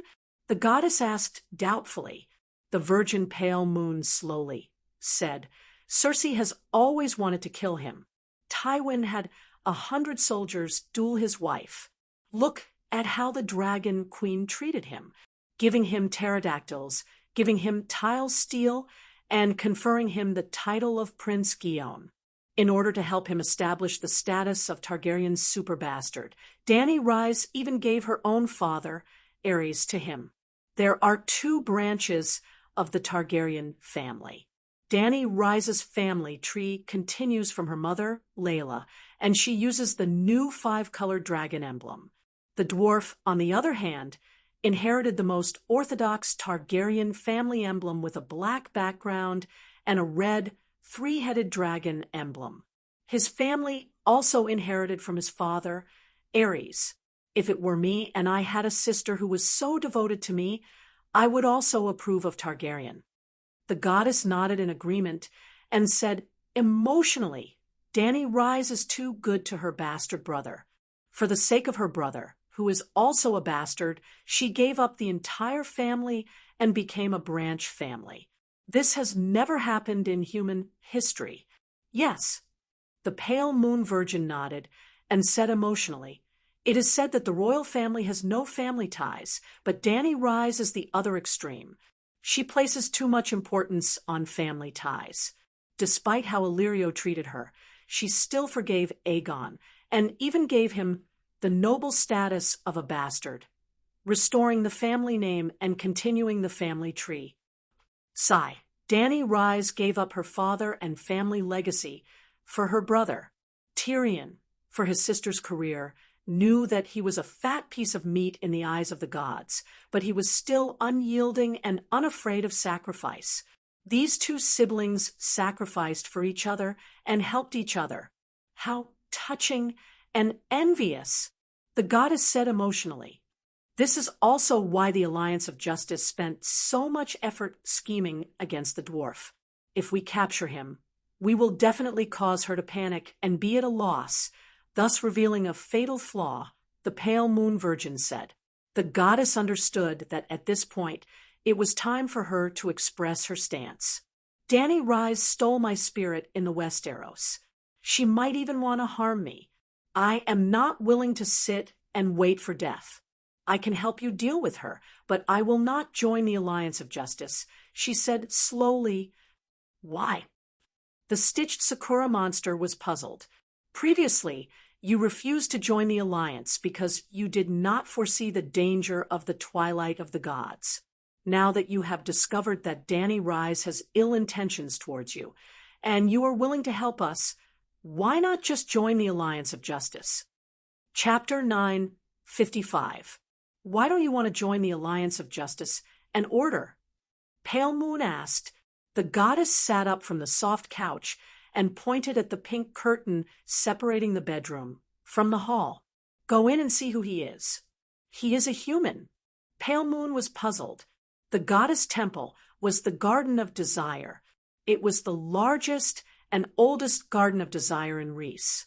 This house was located in the deepest and most mysterious part of the Garden of Desire. It was also the most magnificent pleasure house. When she came here before, she deliberately waited for 45 minutes outside the door because there was something going on inside.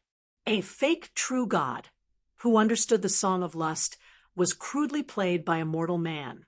This was unbelievable to other gods, but to the god of desire and love, there was nothing in the world that she couldn't play with. This was the divinity of gods. Just like pale moon, as a virgin goddess, she couldn't be played with. Just like the Virgin Mary, she could be hypocritical, but she couldn't be cruel and bloodthirsty. He is immortal, but there are big differences between mortals. You will understand when you go in, the goddess said. Pale moon didn't refuse. Her body was like smoke, causing ripples on the curtain. A handsome young man was lying on a 4-meter wide and 3-meter long bed, sleeping soundly. I don't know him. Who is he? Pale moon returned to the hall and asked doubtfully. You don't know him, but can't you smell his identity? The goddess laughed. I don't know. Pale moon shook her head. You can't even smell the king's blood. The goddess frowned slightly, and there was a trace of disdain on her exquisite face. Pale moon was slightly ashamed. My believers are all sailors. They don't have the king's blood, and they rarely sacrifice the king's blood to me. Poor child, you finally became a god. What do you want? The goddess looked at her with pity. He is Prince Reese. Chuege? Pale moon pointed at the curtain and asked, what does he have to do with your refusal to join the alliance of justice and order? I want to tell you one thing. The goddess raised a finger. My church can't do without the support of humans and the ruling class. So I don't want to completely fall out with the world's empress. The League of Justice may be able to end her, but she may also be able to wipe them out, causing the twilight of the gods that you've been worrying about. You've ended her, but I've only managed to vent my anger. I don't think I've gained anything. I have my own Tao, so I don't need her special bloodline or laws. But what if Dani Rise breaks through the encirclement? What if she brings me to the twilight of the gods after I join the Alliance of Justice? Wouldn't that be a huge loss? You want to sit on the fence? Was there such a good thing? The Alliance will not allow it, and Dani Alice will not tolerate those who surrender. Pale Moon Chu Nu was shocked and angry. Aren't you and Chuege in the house living examples? A strange smile bloomed on the goddess' beautiful face. Back then, the Allied army that fought at Slavers' Bay had hundreds of thousands of people and thousands of ships. Those who returned home alive were all traitors who secretly surrendered to the Dragon Queen. Was Chuege truly loyal to the Dragon Queen? Of course not. Otherwise, why would he invest half of his assets into the bottomless pit that was the Alliance army? The general trend was like this, and there was nothing he could do. You were also captured by Dani Rise. She let you go and tried to make you surrender. Pale Moon Chu Nu said anxiously, I was just pretending. I never thought of being loyal to her. What a silly child. The goddess' smile became stranger. Since she allowed you to surrender, why do you have to be so ruthless? Nothing is absolute. What if the Alliance of Justice fails? Do you want to die? Pale Moon Chu Nu's expression changed a few times, and her tone became cold. I hope the gods of the Alliance won't have any bad ideas after knowing your attitude. Tell me the plan of the Alliance of Justice, and then get lost. The goddess waved her hand impatiently. You're just an errand boy. Your task is only to deliver the news in time. The matters of the Alliance are ultimately decided by me. The big shots like Night Lion, Lalo, and the Pale Holy Child. If you want to threaten me, you'll have to learn a song of law first. Pale Moon Chu Nu's expression was ugly, but she didn't dare to refute. She could only swallow her anger. When Pale Moon Chu Nu turned into a shadow and disappeared from the Garden of Lust, the goddess stuck out her pink tongue and licked her light purple lips. She said strangely, if this little moon chanter is lucky enough to survive this time, I'll personally use my teeth to bite off her sewing threads one by one in the future. Masturbating for a virgin goddess is definitely the most beautiful enjoyment in the world. Speaking of this, the goddess's eyes were almost overflowing with spring water. Before the plan succeeds, don't attack her. A deep and magnetic male voice sounded from the shadows, in the corner. It seemed to be cast by the deepest darkness. When it stepped out, the red candles in the hall were instantly filled with darkness. Pale Moon Chu Nu didn't know that not far away, a dark demon god was watching the whole process of the conversation between him and the goddess. Even long before he arrived, the demon god was already in the goddess' house. If I wanted to attack, I would have done it when that bitch threatened me. The goddess waved her hand, and a pink fluorescent fog spread out from her body. The darkness was like sticky glue, sticky and retreated, revealing a lion-headed monster. The Grim Reaper of the Barren Land, the incarnation of darkness, the most active dark god in the Jade Sea, one of the leaders of the Justice League, the boss of Pale Moon Chu Nu, he was the Night Lion. A lion's head, a human's body. His golden mane was brighter than gold, more dazzling than the sun. His black eyes were more majestic and domineering than the Megalosaurus. His body was more majestic than the Demon Mountain. The majestic fluctuation of divine power made the goddess and her temple appear a little out of sync. However, this kind of disharmony disappeared in an instant. The darkness was like a slug, sticky and flowed into the lion-headed demon's body. The candlelight filled the hall again, and the room was even brighter than before. It was as if the darkness had materialized and was all absorbed by the Night Lion.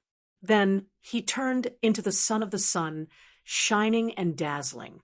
At this time, he was wearing a purple robe embroidered with the sun, moon, and stars. His 5 meters body was unusually majestic.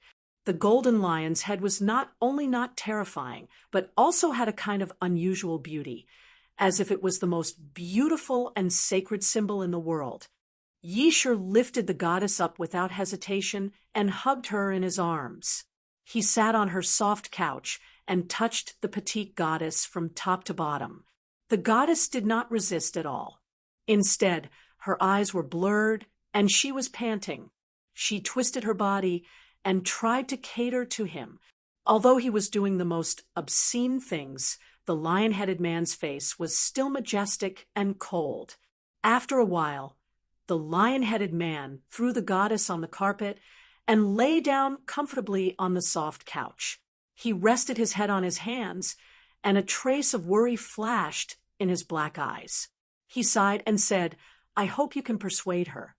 The goddess spread her legs on the ground and glared at the lion-headed man bitterly. She said, "Don't worry. That little moon singer will definitely go to Danny and rise. But are you sure there's no problem in the Yen Sea? We should be able to trust Lalo on this matter," the lion-headed man said in a low voice. The goddess said worriedly, "I've been feeling uneasy ever since we made this plan. Don't worry. Now that the River of Fate is in chaos, Danny and Rise won't be able to detect anything. Moreover, you, me, Lalo, and many of the dark gods in the Alliance are proficient in prophecy and fate techniques. If we join hands and attack her together, her spiritual senses' warning of danger will be suppressed to the lowest level, just like Beleriand did 400 years ago," the lion-headed man said confidently. "Danny and Beleriand are different. Suppressing spiritual sense was possible 400 years ago, but it doesn't mean that it will be possible 400 years later," the goddess said while shaking her head. "Are you worried about the three-eyed crow?" The lion-headed man muttered to himself. "As long as we don't enter Westeros and don't choose Westeros as our battlefield, the three-eyed crow won't be able to do anything. It's not just the three-eyed crow. I'm afraid that the worlds will give Danny and Rise its favor. 400 years ago, Beleriand reached a dead end. Not only was he unable to turn the tide and save the world from falling, The dragon and magic civilization that he created were wantonly extracting the earth fire's magic power, further accelerating the world's decline. It's hard to imagine that this era only lasted for 8,000 years. The goddess's eyes were filled with vicissitudes. Since I was born, I've never seen such a short era. 8,000 years. Even some gods can't have a good dream. The reason why it's so bad is because Valeglia extracted the earth fire without restraint. That's why Balerion was truly angered by the heavens and hated by the people. Actually, after Valeglia forced the lone river mother goddess to death, the world's origin abandoned him. Even earlier than that, Balerion lost his identity as the epic's child. Us plotting against him could be said to be following the heavens' orders. At that time, the strongest heavenly god Balerion was muddle-headed before the great calamity, and he didn't sense any danger from his spiritual sense. It could be said that the world was on our side, and it would be difficult for us not to succeed. Danny Liz is different. She's now the world will's favorite, the guide of the river of fate. If we plot against her, we'll be going against the world. The lion-headed man was silent for a long time and said, I've considered this problem long ago, but we all know that Danny Liz herself is a classic example of defying the heavens and changing fate. She should have followed the fate that had been planned long ago and helped let Lalo end the long night and even save the world in the end. Fate is the external manifestation of the world will. She reversed fate and changed everything, which is tantamount to going against the world will. The world will is a heartless bitch, and it will spread its legs to whoever gives it more money. The goddess awkwardly closed her legs and pulled her long skirt to cover her private parts. The lion-headed man continued, You've received its favor, so have I, Balerion, and Lalo have all received it, and we've all lost the favor of the heavens. Danny Liz is that bitch's benefactor today, but it doesn't mean that she can have it forever. As long as we pay more money, that bitch will definitely leave her and come into our arms. The world will is indeed a bitch who only cares about money, but can we afford that much money? The god of bitches asked. No, and we don't need it. The lion-headed man sneered. Don't take the world will too seriously.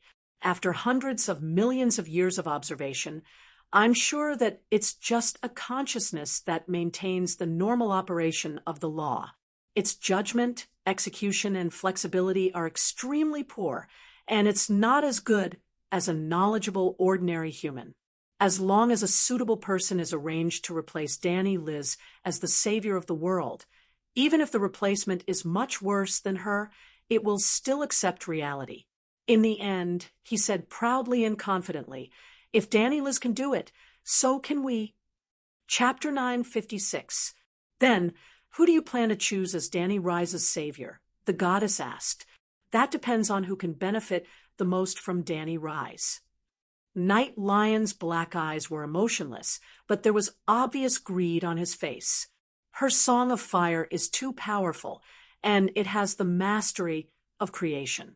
Even the god of darkness, who has always stayed away from the 4 fundamental laws, can't help but yearn for it. The 4 fundamental laws represent the responsibility of supporting the operation of the world and stopping the world from falling. We avoid this responsibility because we know that the world's fall is unstoppable. Whoever blocks, it will die. Even if they don't die, they will be crippled. Lalo may be dull, but he has always been ambitious. He has the ambition to save the world and even upgrade it. If that's the case, let him do what he wants. The hole of saving the world needs to be filled. If he falls, we won't lose anything. Therefore, from the last era to this era, we have been watching him play the role of a savior from the side. But this time it's the same. Danny Rise represents too much, so much so that I'm sure that as long as I can take her talent and her fire of creation, I can stop the world from falling.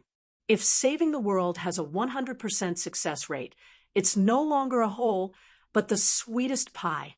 I want to take a bite too. Will Lalo agree? The goddess asked doubtfully. Of course not. Night Lion grinned, revealing his white teeth. We've agreed on the terms before the alliance. We'll make Danny rise into a dish, and then we'll fight for the juiciest piece of meat with our strength. Whoever eats the most meat will be responsible for this long night. In other words, there will be 2 divine battles in the smoke sea, the goddess asked worriedly. It's not good for you to use the smoke sea as the battlefield.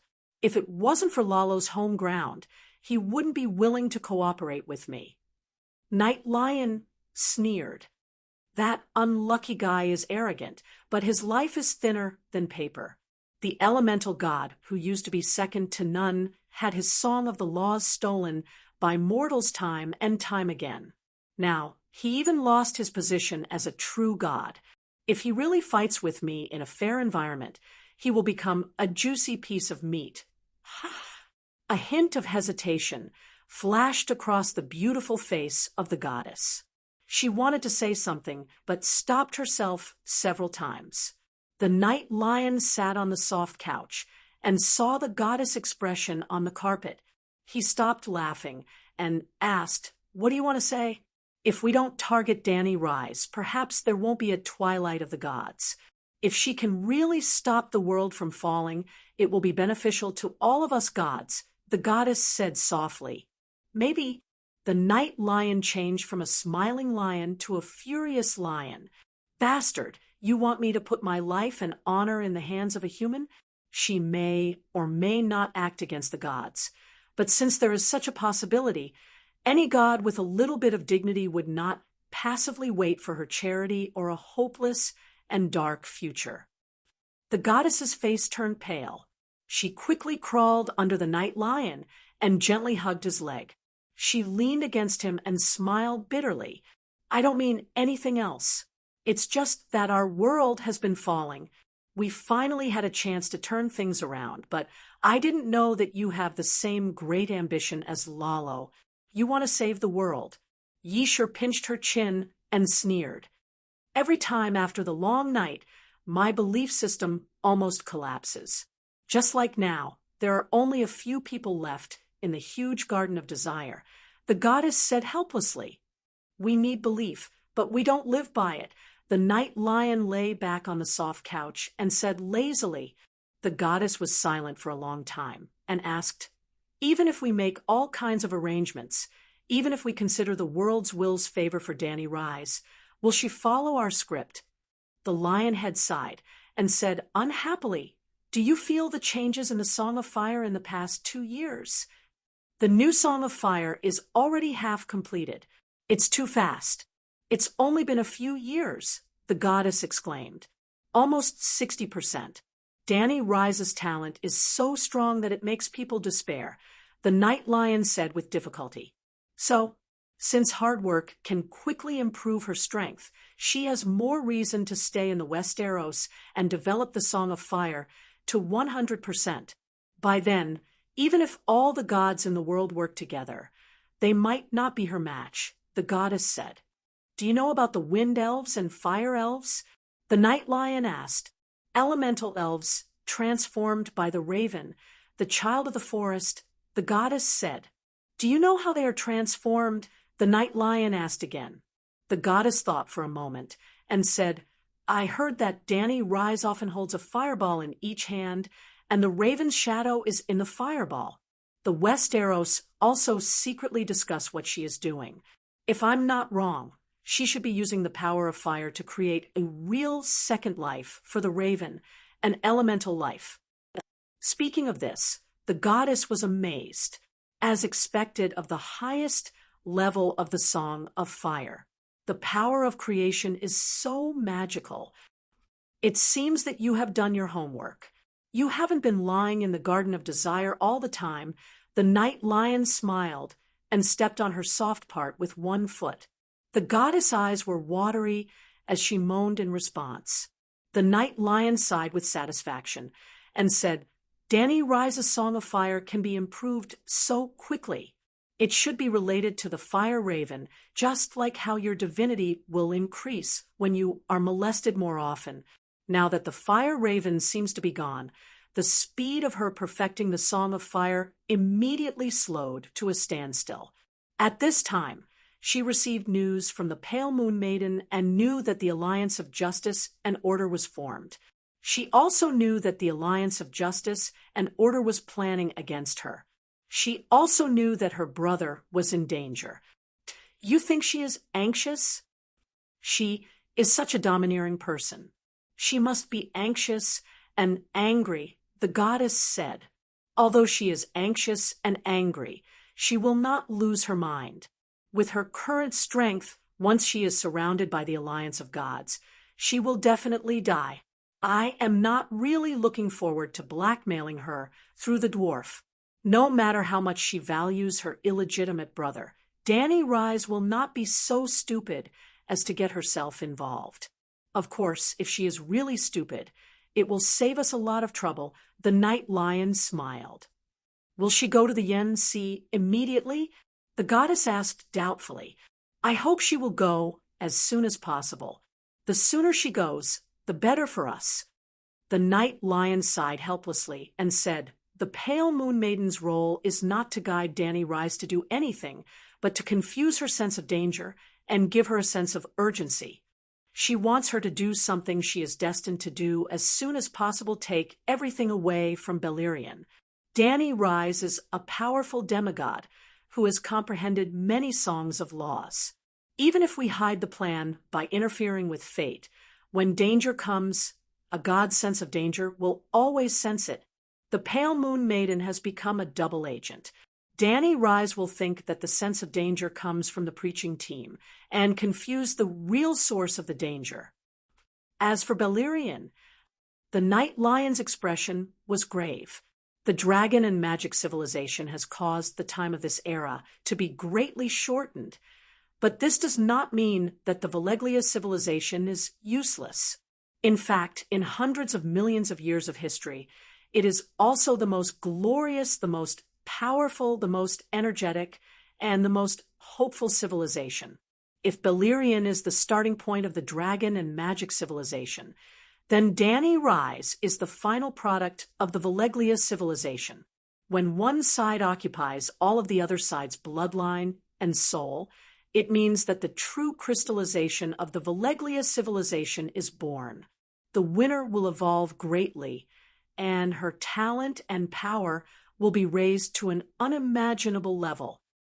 The former first god Beleriand, and now the most talented and fastest growing god Dani Rise.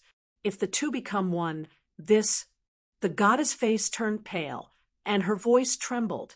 If Dani Rise really devours Beleriand, the gods will be finished.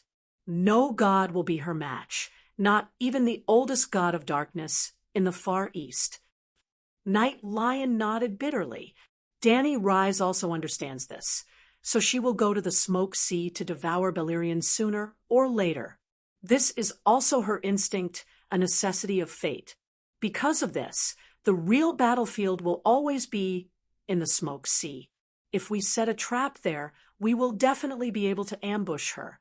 When her Song of Fire increases to the speed of a turtle, when she feels the pressure from the Righteous Alliance, she will think of Beleriand. Since she will go to the Smoke Sea sooner or later, why use a double agent to provoke her? The goddess muttered. Night Lion said helplessly, the difference between early and late is too big. Dani Rise's so-called slow cultivation is still frighteningly fast for others.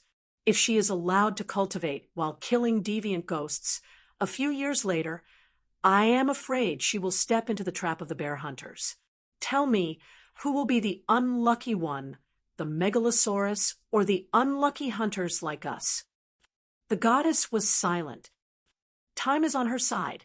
Night Lion grabbed his golden mane and said with a painful expression, if she is not dead after 10 years, no matter what the situation is, I will immediately return to the Far East and hide in the boundless dark land.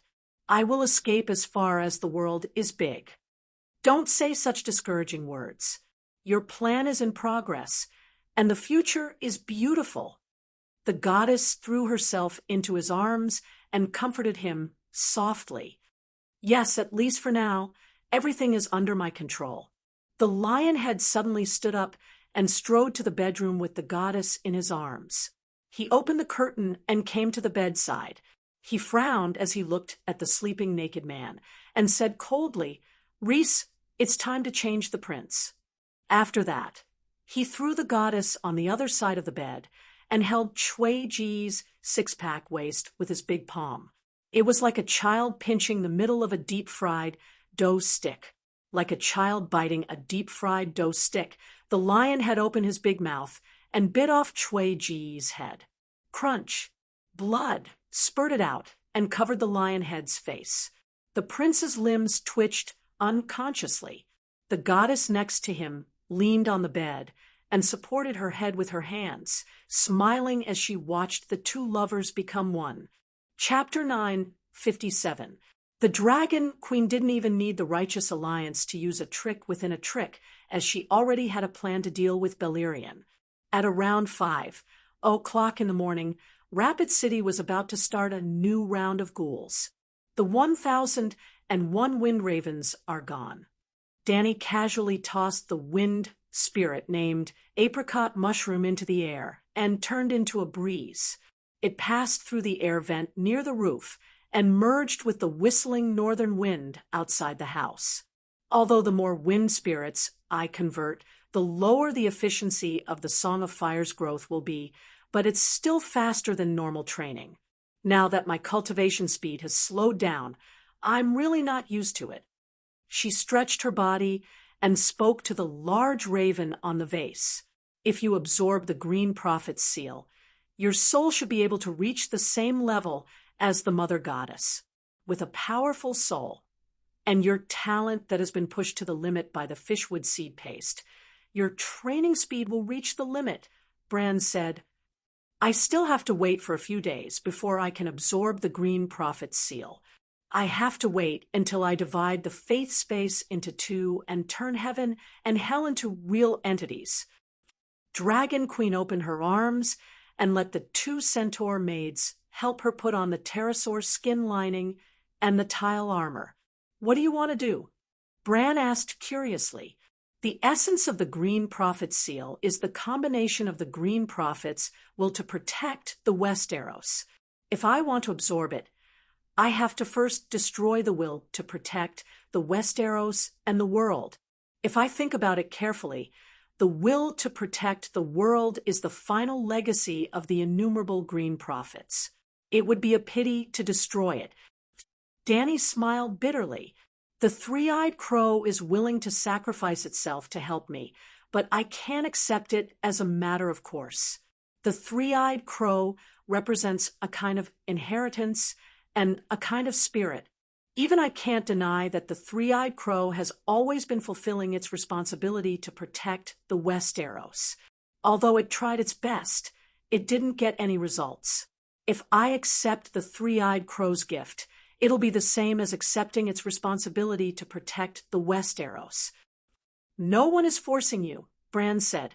Danny took the sword belt handed to her by Ji and hung it on her waist. She sighed and said, "Why isn't forcing me?" The three-eyed crow was threatening him with death. If I had no moral integrity like Westeros nobles, I wouldn't have this problem. But I'm too proud of my honor and responsibility. The plump Ji nodded repeatedly. She's simply too responsible. The Westeros are almost entirely supported by Calixi alone. Not only do they have to fight the deviant ghosts, but they also have to plan the production and life of the people under the Long Night. Since the Battle of Winterfell, I haven't danced for more than half a year. Jumped? The big crow was puzzled. It's just dancing. It's very passionate and wild. It's a fast-paced, crazy dance that's very characteristic of the centaurs. Ellie said with nostalgia. His Majesty is jumping too? The big crow had a strange look in its eyes. I think they're going to die. Danny smiled awkwardly and quickly changed the topic. How much strength do you have left after you left the Westeros. I plan to take some time to go back to Slave Bay and organize some people to get rid of the sheep eggs in the Sea of Smoke. With my current strength, I should be able to get rid of the ancestor of Valeglia in the deep sea trench.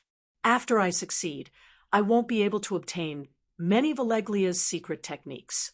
My endowment will be raised to the limit of a fire warlock, which will be unprecedented.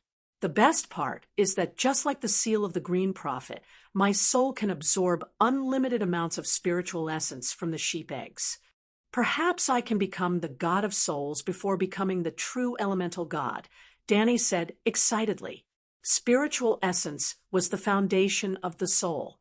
After absorbing spiritual essence, the strength and volume of the soul would increase. But there was a limit to a human's soul. After absorbing a certain amount of spiritual essence, the soul would reach its limit and be unable to absorb any more. It was just like how humans couldn't keep eating meat and growing taller. Megalosaurus could. Megalosaurus could keep eating meat, growing taller, absorbing spiritual essence, and strengthening the soul. After eating the weirwood seed paste for half a year, Dany's 1,000-year endowment was developed. She could keep absorbing spiritual essence, and her soul improved rapidly. During that time, Dany's soul strength increased by a few hundred times. The total volume and quality were equivalent to the souls of a few thousand humans.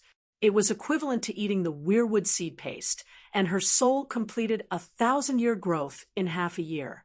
With such a terrifying soul, she could quickly become a wind and fire demigod. She could improve the Song of Maxim without any bottlenecks and was qualified to use the power of creation. The soul was the foundation of supernatural power. Her current achievements couldn't be separated from the bowl of weirwood seed paste that she ate in the cave. Without the powerful soul power of 1,000 years of hard work, Dany couldn't even stand in front of El, Hiller, and Frost God. Just like a normal human facing a megalosaurus, they would be stiff and dizzy. They would even wet their pants under the dragon's aura. During the Battle of Winterfell, the king of deviant ghosts appeared. Everyone felt a chill down their spines. Their consciousness was seized by fear, and they couldn't move. How could they fight in close combat? Even the strong-willed Erlu was not at a disadvantage because of the help of the demigod Aunt May. However, even after eating the weirwood seed paste, Dany's soul had reached its limit. Her innate talent had been fully developed, and the only thing left was to cultivate and improve her soul's quality. Of course, besides cultivating diligently, there were also treasures and miraculous encounters. For example, the second soul of the Ring of Wind could absorb the seal of the Green Prophet without limit. The first soul of the Nine-Colored Vortex could absorb 6,000 years of great Wizard Valeglia's essence without limit, which was the sheep's egg. The spiritual essence of deviant ghosts could also be absorbed by the second soul of the Ring of Wind, but there were fewer deviant ghosts and more ghouls. The increase in soul size and quality was only a side effect of the seal of the Green Prophet and the Great Wizard's essence. Their true effects were more powerful. That was why Dany was drooling over Balerion. Hearing her thoughts, Bran dissuaded her in a low voice. "Now is not the time. Your power hasn't reached the point where it can't be improved anymore. You still have a lot of room for growth. There's no need to risk your life in the smoke sea. I know it's dangerous. That's why I'm asking you, how much power do you have left after leaving the Westeros?" Dany asked, "If I go to the continent of Ursos where there's no weirwood, I'll be a shapeshifter with a strong soul but no strength. Think about it. What can a shapeshifter help you with?" Bran said helplessly. Jichi fastened the queen's cloak and said casually, "There's weirwood in Slaver's Bay." "I want it alive," Bran said calmly. "It is alive," said Eerie. "Impossible," Bran said firmly. "Weirwood can't grow anywhere except in the Westeros. The weirwood on the Pyramid of Meereen has sprouted, Everyone knows that, Chi-Chi said excitedly. Everyone knows, Erie said. Bran looked at Dany in confusion and said, Westeros are actually the Mother Goddess Kingdom. That's why there's weirwood in Westeros. Why is there a living weirwood in Meereen? I thought the Gate God's kingdom was in the Noble Heart. Dany recalled the sacrificial ceremony before the city builder Brandon built the Great Wall. It happened in Hudgyan, in the place now called the Noble Heart. Under the roots of the giant weirwood, there was a different space, similar to the space of the seven gods. In fact, that space was still there. It was the place where the Green Prophet stored the green spring. In the future, Dany could secretly pour a cup of the green spring into anyone she liked when they were born. After they were born, they would be another Stark.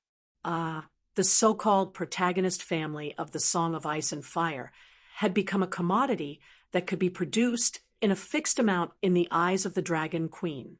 Well, Dany couldn't do whatever she wanted.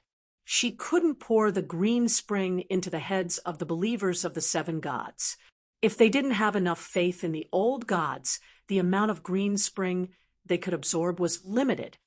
You've been to the last sanctuary and know about the Goni's passages that are all over the underground. Haven't you ever wondered where those passages came from? Bran said. I thought they were formed naturally. Dany said, think about it. What would a giant tree leave behind if its roots were completely rotten? If that tree grew for billions of years, infinitely large, and ran through the continent, what would happen? You mean there's a network of underground passages under the Westeros? They're all formed by the roots of the Gate God. Dany frowned. The big crow nodded and sighed. In the distant past, the Westeros were just a small island. As the Mother Goddess grew, the continent followed. The sanctuary existed for millions of years, and its main duty was to guard the world's gate. Before the sanctuary appeared, the task of guarding the world's gate was always undertaken by the Mother Goddess. Maybe it was because the world fell, or maybe the worlds will change the rules on its own accord. For some unknown reason, the true gods could no longer exist in the mortal world. As a result, the Mother Goddess shrank her roots and built a shelter under Hudgyan's main body, leaving behind countless underground passages on the continent. We Green Prophet are to the Mother Goddess just like the seven angels are to the seven gods. We should take over the Mother Goddess's task. Millions of years have passed, and most of the passages have collapsed, but some are still preserved, especially the northern passages, because the northern part was the world's gate. The Mother Goddess invested more and more power there, and even sacrificed a part of her roots to build a sanctuary. That's how the fish seed paste you ate came about.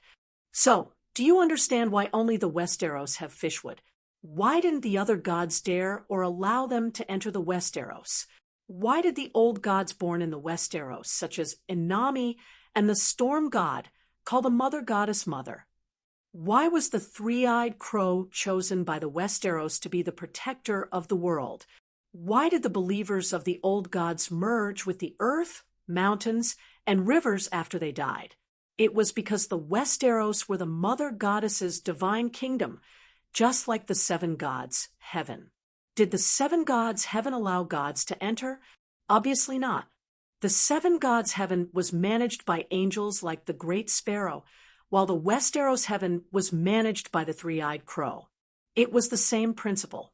All the creatures in the Westeros, even the ancestors, Undulls, and Loinars who migrated from the Ursa's continent, were considered the children of the Mother Goddess as long as they were born in the Westeros. The believers of the old gods lived in the heaven from birth, and death wasn't sad. It was just another way to merge with the heaven. The essence of shape-shifting wasn't to control someone or occupy someone's body. It was a gift given by the Mother Goddess to intelligent life, and it allowed living beings to communicate without being bound by the physical body. Only by becoming a wolf can you understand wolves better. Dany was deeply shocked and fell into a long silence. Jichi, on the other hand, stuck out her large chest and said in disdain, "Is the heaven of the old gods like this?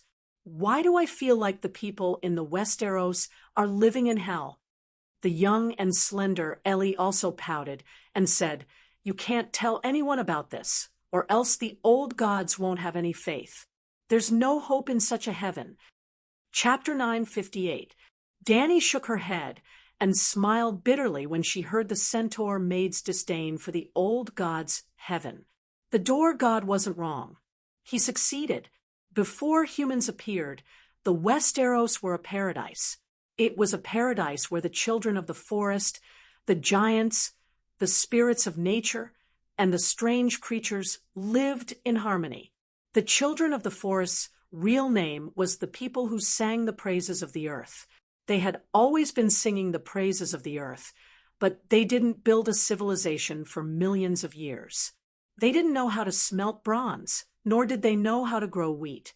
They wore leaves woven from leaves and relied on the most primitive harvesting, fishing, and hunting to survive. They seemed to be an inferior race. However, their intelligence and talents were superior to humans. They couldn't build a civilization because they lived in a civilization called Heaven on Earth, a civilization built by the door god. The centaur maid was stunned. She didn't seem to understand. Even Bran was shocked and puzzled. "It's strange for you to have such thoughts. You have doubts about the door god's heaven as well?" Dany asked with a smile. The big crow hesitated for a moment before it nodded lightly. "Your realm is still lacking. Let me ask you, what will the seven gods' heaven look like in its final form?" Dany asked. "This." The big crow's pupils contracted. It muttered, "The current heaven seems to be showing signs of becoming the Westeros from millions of years ago. The way of life and the structure of society are different, but it's not much different from the door god's heaven."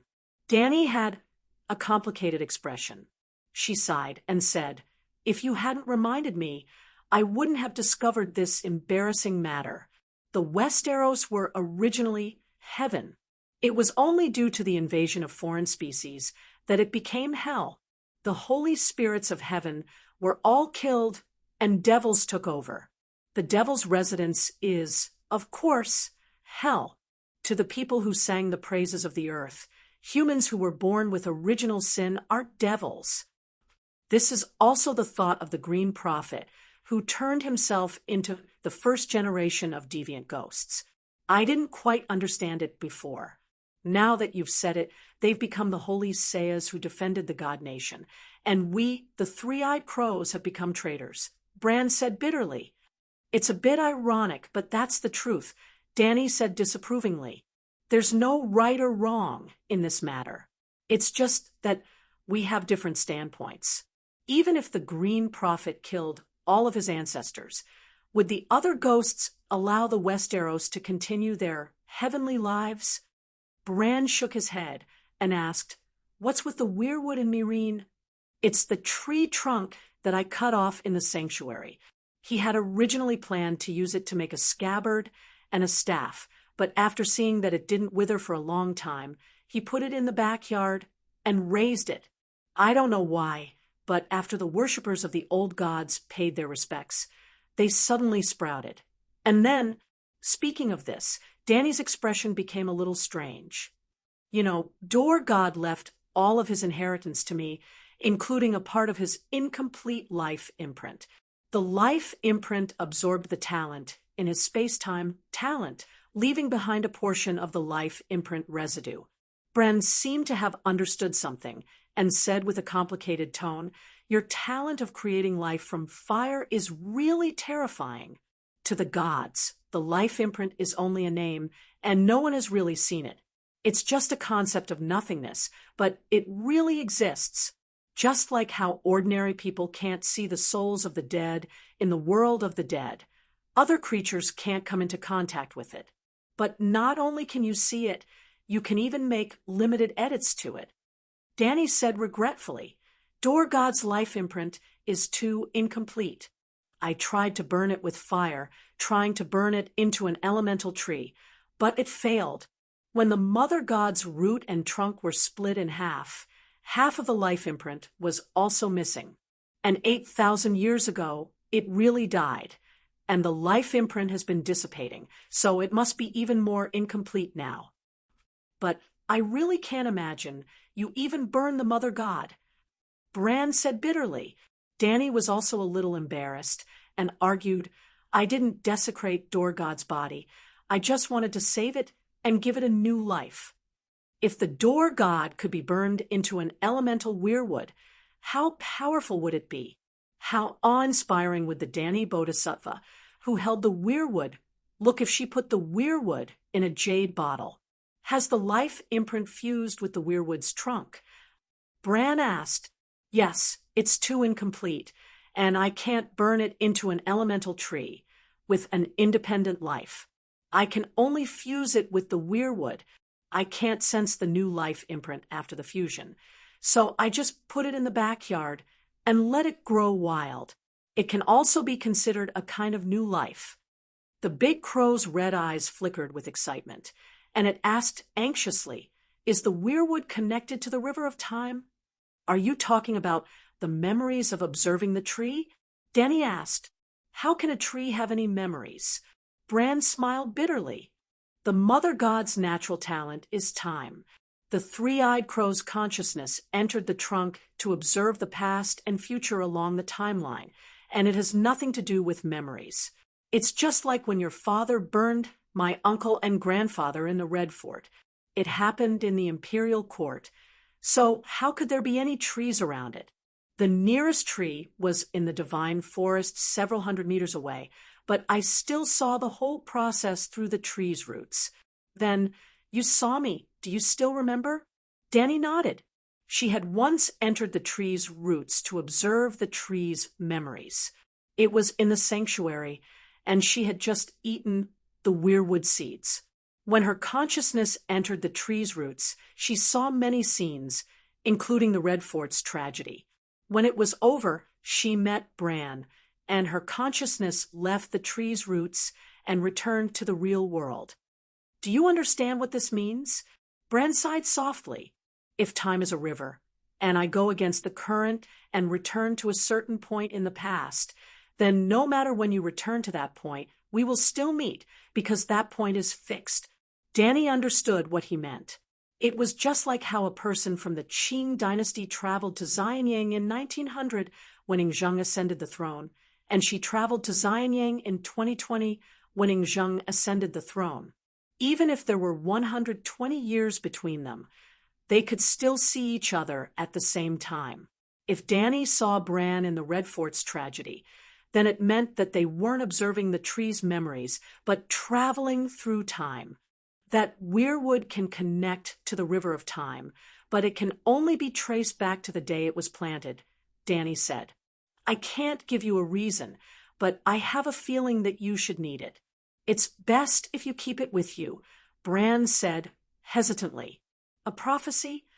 Dany was surprised. No, the big crow shook its head. It's just a feeling. What's the use of that thing? Dany asked again. Bring it here and let me study it. Maybe I can find the answer. Dany pondered for a moment and felt that she could let Little Green go back and change shifts with Little Gold. Recently, Qizong had been showing off his power, and the dragon babies around her were all eating greasy food. Maybe it was time for Little Gold to enjoy it.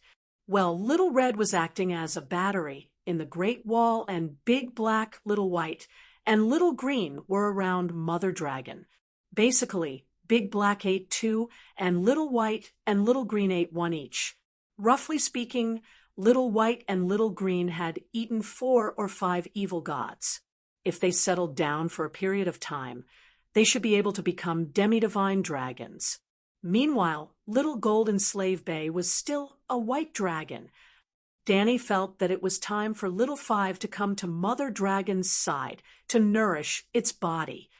Calixie, it's time to go down and eat breakfast, Ellie reminded. They were currently in Rapid City, where the Tully family lived. there was a volunteer group of 3,000 people stationed in the city. After breakfast, Dragon Queen was going to lead the soldiers to the Oak Hall in the south. There was a group of nearly 30,000 ghouls gathered in that area. After more than 2 months of Dragon Queen's purge, the deviant ghosts of the Westeros changed their tactics again. They no longer moved in large groups with more than 100,000 ghouls. Hundreds of medium-sized groups of 20 to 30,000 ghouls attacked in all directions, making Dragon Queen unable to deal with them all. It could be said that the anti-ghost cause had entered the third phase of the stalemate. In the first phase, the Japanese formed a large army and advanced by leaps and bounds, sweeping away all the castles and human armies that dared to block their path. They couldn't wait to destroy the Westeros in 3 months. At this time, the number of ghouls killed by the humans was much lower than the number of ghouls born. It was equivalent to the outbreak period of the epidemic. In the second phase, Dragon Queen rode the Megalosaurus and fought for 3,000 miles in a day. The Blade Storm turned the tide, and the deviant ghosts' rampant massacres were stopped. At this time, Dany killed an average of 100,000 ghouls a day. The number of ghouls born was lower than the number of ghouls killed. The epidemic reached a turning point. In the third phase, deviant ghosts no longer gathered in large groups. It was equivalent to giving up on large castles temporarily. At this time, the number of ghouls slowly increased while the number of humans slowly decreased. It was barely in a stable period. This situation seemed to be disadvantageous for the humans, but it could buy time for Dany to cultivate. The humans could also take the opportunity to improve their supernatural powers. Dany hoped that things would stay this way for at least 5 years. After 5 years, her power would increase by several times. She might be able to sing a complete song. After 5 years, the Magic Academy that had started to open on a large scale could cultivate thousands of worker bee wildfire mages. Dany entered the dining room and sat down at the dining table in front of the fireplace. Lord Jew came over one after another to greet her. Then he sat down next to her.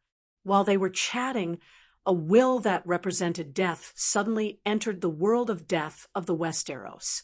It kept showing off its mutated divine power. Is someone looking for me? Dany had a thought. She came to a realization. Usually, if the other death gods did not steal the souls of the believers of the 7 gods, even if they entered the Westeros, they would not attract the attention of the stranger. Unless they were unlucky and happened to meet Dany or Blackie, who entered the stranger state and placed their main consciousness in the world of death. Of course, due to the existence of the three-eyed crow, even someone as powerful as Lalo would not personally go to the Westeros to receive his believers. Now, Dany had not absorbed 80% of the Green Prophet's seal, nor did she enter the stranger state. Bran was still an incomplete three-eyed crow. If a death god sneaked into the Westeros, the two of them would not notice it.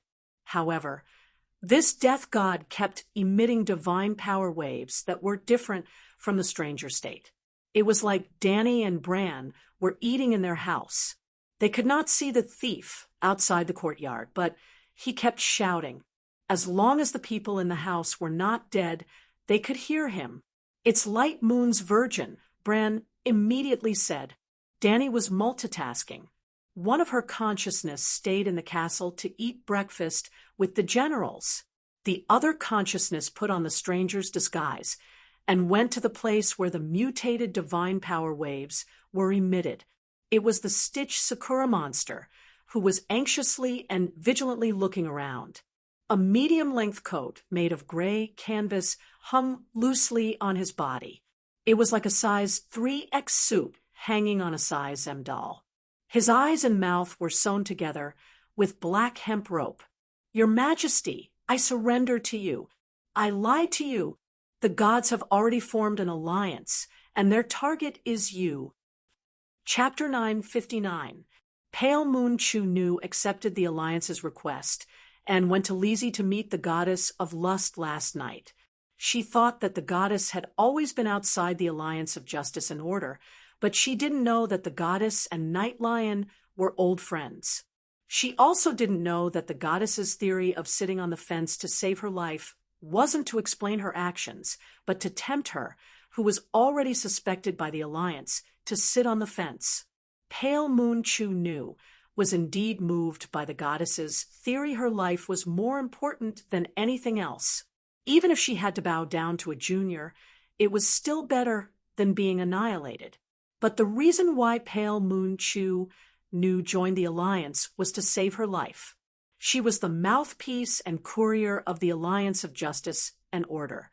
She personally participated in the establishment of the alliance and deeply understood how powerful the alliance of justice and order was.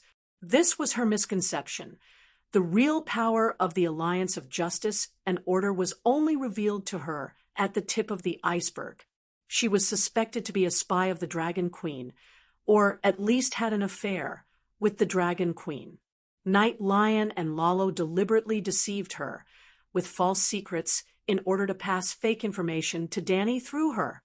In short, the Dragon Queen had never trusted her and treated her as a chess piece to distract the Alliance's attention. The Alliance of Justice and Order thought that she was reliable at first, but when the pockmarked knight was captured alive by the Dragon Queen, she somehow regained her freedom. After that, the Alliance of Justice and Order no longer trusted her and treated her as a chess piece to mislead the Dragon Queen. It was sad that the most persevering, talented, and accomplished Moonchan in history was just a dispensable chess piece in the eyes of the real boss. What was even more sad was that this chess piece thought that she was important and that her decision would affect the future of the world. She tossed and turned and couldn't sleep for a night. After thinking hard and hesitating for a while, she came to the Westeros the next morning. Mainly at midnight, she received a piece of news and was greatly stimulated. That night, the masked evil monk went on a killing spree in Terosai and killed 3 gods in one breath, including the goddess of lust in Terosai, Mirthea's spirit in Terosai. Chizong was so cruel, but he was just a dog of the Dragon Queen. Pale Moon Chu Nu made a decision. She wanted to learn from the old senior Mirthea's survival by sitting on the wall skill. Your Majesty, I'll be honest with you. I've lied to you before, and the gods have no intention of resolving their grudges with you. Of course, you also lied. You never gave up on the twilight of the gods' plan. Last time, I lied in the Sea of Grief as well. My goal was to lure you into the trap that the gods had prepared for you. Of course, you're still lying. You've never trusted me, and you've long known that the plan to kill the Black Mountain Goat was a conspiracy. Pale Moon Chu Nu spoke the absolute truth. When Dragon Queen heard the truth, she felt a little sick of it. Feeling wronged and angry, she said, "How did I lie? For the past few months, I've been fighting deviant ghosts in Westeros. I've never thought of provoking the gods. Why are you so sure that I want to create the twilight of the gods? And when we met in the Sea of Grief, I didn't suspect you at all. I really wanted you to gather information and then get rid of the Black Mountain Goat once and for all. But the incident in Casterly Rock City was too sudden, and the situation of the 7 countries against the ghosts completely collapsed. I can't give up the great cause of saving Westeros and saving the world just because of the Black Mountain Goat, can I?" Looking at her wronged and angry expression and hearing her firm and resolute voice, Pale Moon Chu Nu's heart wavered. Could it be that I've misunderstood the Dragon Queen? If I've really misunderstood her, then should I still submit to her? If she's telling the truth, it means that she's a silly and sweet, true saint. How can a silly and sweet king of evil gods defeat the cunning and vicious alliance of justice and order? Pale Moon Chu Nu's pale cheeks twisted. I didn't expect you to be a double agent. To think that I spared your life last time. She was still in a dilemma, but Dragon Queen had already put on a cold face and began to investigate her crime of betrayal. Well, Stranger showed her face today, with the halo of Super Mary Sue. Her black hair almost absorbed the surrounding light, and her blood-red eyes were like a pair of searchlights. Although the skin on her cheeks was smooth and delicate, it was as white as a layer of white paint, the kind that was deathly pale. With this appearance, no one would believe that she wasn't the god of death. Of course, it had to be at a comic convention. In this world, in the eyes of the ocean god of death, Pale Moon Chunu, the current dragon queen, was very non-mainstream. She didn't have the filthy, sloppy, rotten, strange, evil, dark, twisted temperament that the orthodox god of death had. Although she was non-mainstream, her aura was several times stronger than the last time they met, which made the orthodox god of death feel awe. "Your Majesty, I've realized my mistake. Please forgive me." The stitched cherry monster knelt down and begged. The red-eyed, black-haired god of death didn't let him get up. Instead, she extravagantly used the divinity of death to condense a floating skull throne in the air. She sat on it proudly and said coldly, "Tell me, who are the 7 giants of the Alliance of Justice and Order?" Looking at the black leather boots above her head, Pale Moon Chunu was a little depressed. But there was a huge, suffocating power of death coming from the throne, so she didn't dare to be angry. "Your Majesty, where did you hear that there are 7 giants in the Alliance of Justice and Order? If the leaders of the Alliance are giants, there are only 3 of them, Lalo, Night Lion, and Pale Holy Child," the stitched cherry monster said doubtfully. "If there are 3 giants, why don't they call themselves the Avengers Alliance?" Danny said something that the other party didn't understand. Although she didn't understand, Pale Moon Chunu still explained honestly, "If they are the Avengers, it means that the gods have been hurt by you. It sounds very passive, and the main reason why we formed the Alliance is to get rid of you before you hurt us." "Well, that makes sense," Danny said disdainfully. "Lalo has actually fallen to the level of being called a giant on the same level as ordinary gods." "Your Majesty, do you have some misunderstanding about the levels of gods?" Pale Moon Chunu was shocked. Night Lion and Pale Holy Child are not ordinary. They are the most powerful demon gods in the Far East Dark World. Danny said disdainfully, "In my eyes, demon gods without the status of true gods are all ordinary." "Then what about me?" Pale Moon Chunu couldn't help but ask. "You?" Danny looked down at her critically and asked, "Can you block Chi Zhang's Holy Mother Palm?" "When I was dealing with Crocodile, God in Pentos, I should have been able to, but later on, he advanced by another level.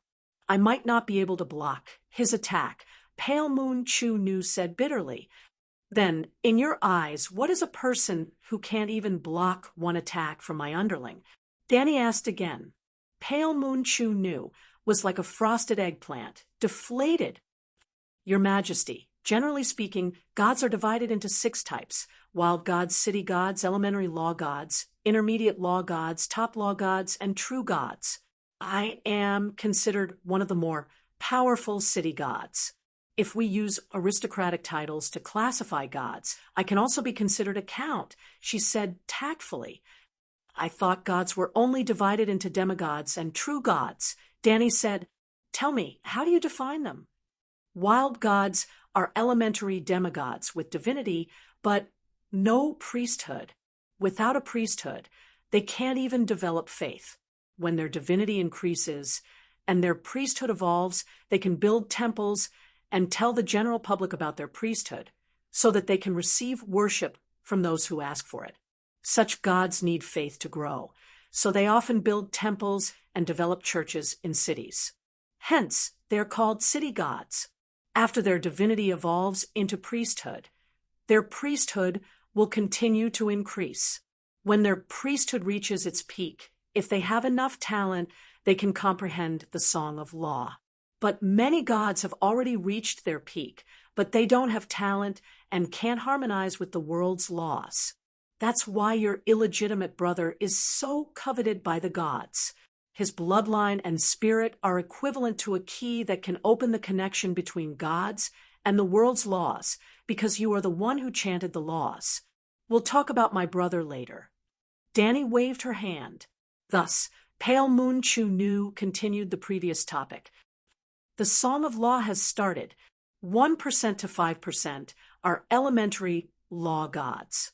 99% and above are advanced law gods. Between the two are intermediate law gods. You are now an intermediate law god. Night Lion, Pale Holy Child, and even the goddess of beauty and lust, Murtya, are all advanced law gods. Night Lion is like you. He has comprehended many kinds of songs of law. Danny frowned and said, "This method of classifying gods is very unreasonable. Even Sheepegg can't find a place on it." "Who is Sheepegg?" Pale Moon Chu Nu asked blankly. "You don't even know Sheepegg. When did you achieve the Tao?" Danny asked. "I'm a new god. The gods born in this era and the last era are all new gods. Sheepegg is Beleriand. You were born in the last 6,000 years. Danny frowned and asked, "Ah, it's him." Pale Moon Chu Nu came to a realization. Then she smiled bitterly and said, "I became a demigod 1,300 years ago. 300 years later, I was chosen by Bravos to be the god of the city. But Beleriand is the world's first god. How can I not know about his early deeds? Everyone knows, but who dares to say it? Just like in your early years, when you were still barefooted and wearing ragged clothes that exposed your bones and flesh, when the streets were windy and rainy, you would huddle in front of my temple and eat roasted sweet potatoes. Because you threw the skin of the sweet potatoes, you were chased away by the priests in the temple like a stray dog. But do I dare to say it? I hate that I can't forget this memory. Your Majesty, Beleriand can sing the complete song of law. He is a true god. But after the last long night, the world is unable to grant him the status of a true god. If the status of a true god is a fruit on a tree, the fruit tree is 3 stories tall. The world's energy level is 4 stories tall, and each story is 4 meters tall. Under normal circumstances, one could reach the fruit on the tree by climbing to the 3rd story. Beleriand had already reached the 3rd story. Unfortunately, the world's energy level had started to shrink. The story dropped from 4 meters to 3 meters. The fruit tree was still 12 meters tall outside the story, but it was only 9 meters to the 3rd story. At this time, if Beleriand wanted to touch the fruit of a true god, he had to climb to the 4th story. What was the 4th story? In the past, the 4th story was the king of gods. The gods who had picked the fruit of a true god before the world pendant were still true gods. They were still on the 3rd story. They held the fruit of a true god, but it dropped from 12 meters to 9 meters. But Beleriand was more than 9 meters tall and was approaching 12 meters. So, he was one of the strongest gods in this era. Yes, I heard that some of the gods of darkness were closer to the 4th story than him, but their reputation was not as prominent as Beleriand's. For example, the Pale Holy Child, the Night Lion, and Lalo. Phew, the stranger Danny, who had a stern expression, immediately relaxed after hearing the last name. She let out a long sigh. "You scared me. You were so serious about it and made it sound so mysterious. I thought the 4th story was high. So it's Lalo's height." Chapter 960. Your Majesty, you said that Lalo had fallen and mingled with the Night Lion and the Pale Holy Child. Why do you look down on him now? Pale Moon Maiden asked carefully. Danny said proudly, "That's because I looked down on the Night Lion and the Pale Holy Child. In my eyes, Lalo is a tramp, the Night Lion, and the Pale Holy Child are beggars. Tramp mingles with beggars. So, of course, I looked down on Tramp.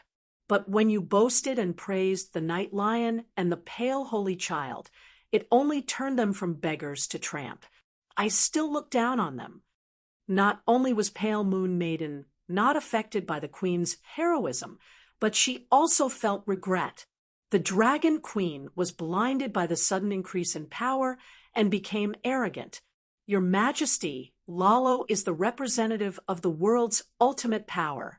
You can understand by looking at the red god temples all over the world. Whoever gets the biggest share of the cake is the boss. She advised earnestly. Danny, the death god on the skull throne, waved her hand and laughed. Do you think I will look down on the alliance of justice? On the contrary, the more I look down on the enemy strategically, the more I pay attention to the big three tactically. Then she asked, Tell me, who are the members of the alliance? How many are there? Pale Moon Maiden named 70 to 80 gods one by one, but Danny had only heard of a few of them. Finally, she said helplessly, More than 200, but the exact number cannot be calculated. How can there be so many? So many that it is impossible to calculate. Danny was surprised and happy. Didn't you catch a spirit under the command of the goddess Mirthia last time? Shirwei Yangshin is the noble, illegitimate child of the Targaryens. Taking this name, she has the responsibility to protect the honor of the Targaryens. In the end, this is the Targaryens' family business. What does it have to do with the goddess Mirthia? Dragon Queen said coldly, You snatched someone else's angel and said it had nothing to do with them. You are too overbearing. Pale Moon Maiden complained in her heart, but she explained, Just like Mirthia, many powerful gods of the law have more than one spirit. A divine system like Mirthia, which had close ties with humans, could easily calculate the number of envoys. However, there were some hidden gods that the gods did not even know their real names, let alone the spirits in the gods' kingdom. As a result, the number of gods in the alliance and their identities could not be fully calculated. They could only make a rough estimate, which was no less than 200. However, you should not underestimate those spirits. Spirits do not mean that they are weak. In fact, they are stronger than many wild gods. For example, your angel Matthew is also a spirit, but he can kill gods easily. Why are they targeting me? Danny looked innocent and asked in distress. Your Majesty, since things have come to this point, can't you be more honest? But he didn't dare to ask the Queen frankly. Instead, he asked euphemistically, Have you felt any sense of crisis in your spiritual sense recently? Danny pursed his lips and thought for a moment, then nodded and said, There have always been. There are always evil people who want to harm me. Pale Moon Chunu's face twitched as she asked, Has your sense of crisis increased recently? Sigh, now that you've reminded me, it seems to have become stronger. Dragon Queen sighed, helplessly. You have a sense of crisis, and so do the gods. The crisis that haunts their hearts comes from you. So, the alliance of justice and order is not targeting you, but you are targeting them. In the past 2 years, the gods in the world have more or less felt uneasy, and they have started to contact each other. The gods that were killed by Qizong were the same. They lack a sense of security, and only power is the most powerful guarantee. So, the wild gods and city-state gods went out to look for opportunities to increase their strength, and then they obtained the most complete peace, and the world became peaceful. Danny complained in her heart. Sigh. The level of chaos in the transcendent world now exceeds the sum of the past few thousand years. Pale Moon Chunu sighed. What kind of schemes does the Alliance of Justice and Order have against me? Danny asked. First, they have to help Lalo snatch your identity as the savior as soon as possible, not as the great savior who stopped the world from falling, but as the little savior who killed the king of strange ghosts. It has to be fast, so fast that you haven't had time to fully develop the Song of Fire. Pale Moon Chunu emphasized. What's the use of that? Danny laughed. The death of the king of strange ghosts, means that the long night is coming to an end. When that time comes, summoning the sun will become the trend of the world. But you don't have the status of a true god, so you won't be able to complete the Song of Laws in a short time. Can you summon the sun? The sneer on Danny's face disappeared. If you can't, then the trend is on Lalo's side. He has just ended the long night, so he will definitely be favored by the world's will, and he is the best candidate to summon the sun. Lalo can summon the sun now. He has lost his status as a true god long ago, Danny said. That's why the gods support Lalo. Pale Moon Chunu said seriously, I'm not a true god, so I don't have a direct feeling of the status of a true god. But one thing is certain, even if a true god loses his status, he can easily pick it up again. Just like your family, even if they lose the Iron Throne compared to a powerful family that has never been a king, they are more orthodox in the hearts of the people, and it is easier for them to seize the kingdom. In short, when that time comes, Lalo can only summon the sun by swallowing you. And once he swallows you, he can even stop the world from falling. This is beneficial to the world and the creatures in the world. So, are you willing to sacrifice for the world? Whether you are willing or not, the gods will force you. The humans who are almost driven crazy by the long night will force you, and all the creatures in the world who look forward to the sun will also force you. In this way, the worlds will begin to force you. Maybe, except for yourself, all the creatures in the world who have consciousness want you to sacrifice yourself. When that time comes, what will you do? What a good move. Danny sighed and asked, Bran, what do you think? A big black crow appeared on the hand guard of the skull throne, like bubbles. Three-eyed Crow, Pale Moon Chunu was a little frightened and almost fled. The big crow glanced at her and said lightly, the plan of the Alliance of Justice and Order is not a problem, but it is not very feasible, because your Majesty has a firm will. Even if all the humans die and the world is destroyed, your mind will not waver. What are you talking about? Am I so selfish? Danny said, unhappily. This is not selfish. You are the future of the world, the real trend. As long as you can control the power of the first flame, all the humans die, the world is destroyed, and the river of destiny is cut off.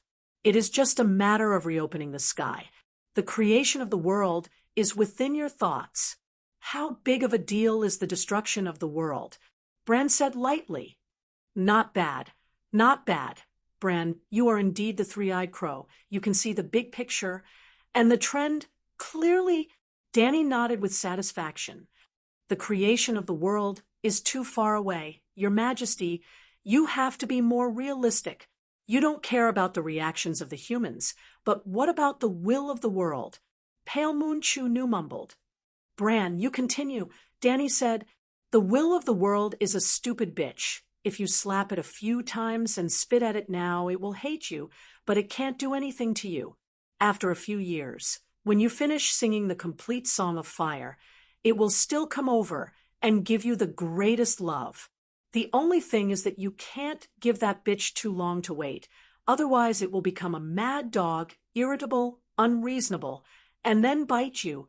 If Lalo takes care of the King of Strange Ghosts this year, then don't think about using another 10 years to slowly cultivate. So, I have to wait for the King of Strange Ghosts to die later? Danny asked strangely. The big crow shook his head and said, first of all, the god of frost and the long night are not so easy to deal with. Sadly, now is not the coldest time. When the river is frozen, when the waves are calm, when the sea dies, when the wind stops, and when there is no difference in temperature between the inside and outside of the Great Wall, the real long night will come. Secondly, in the Westeros, no one can snatch the head of the King of Strange Ghosts from you.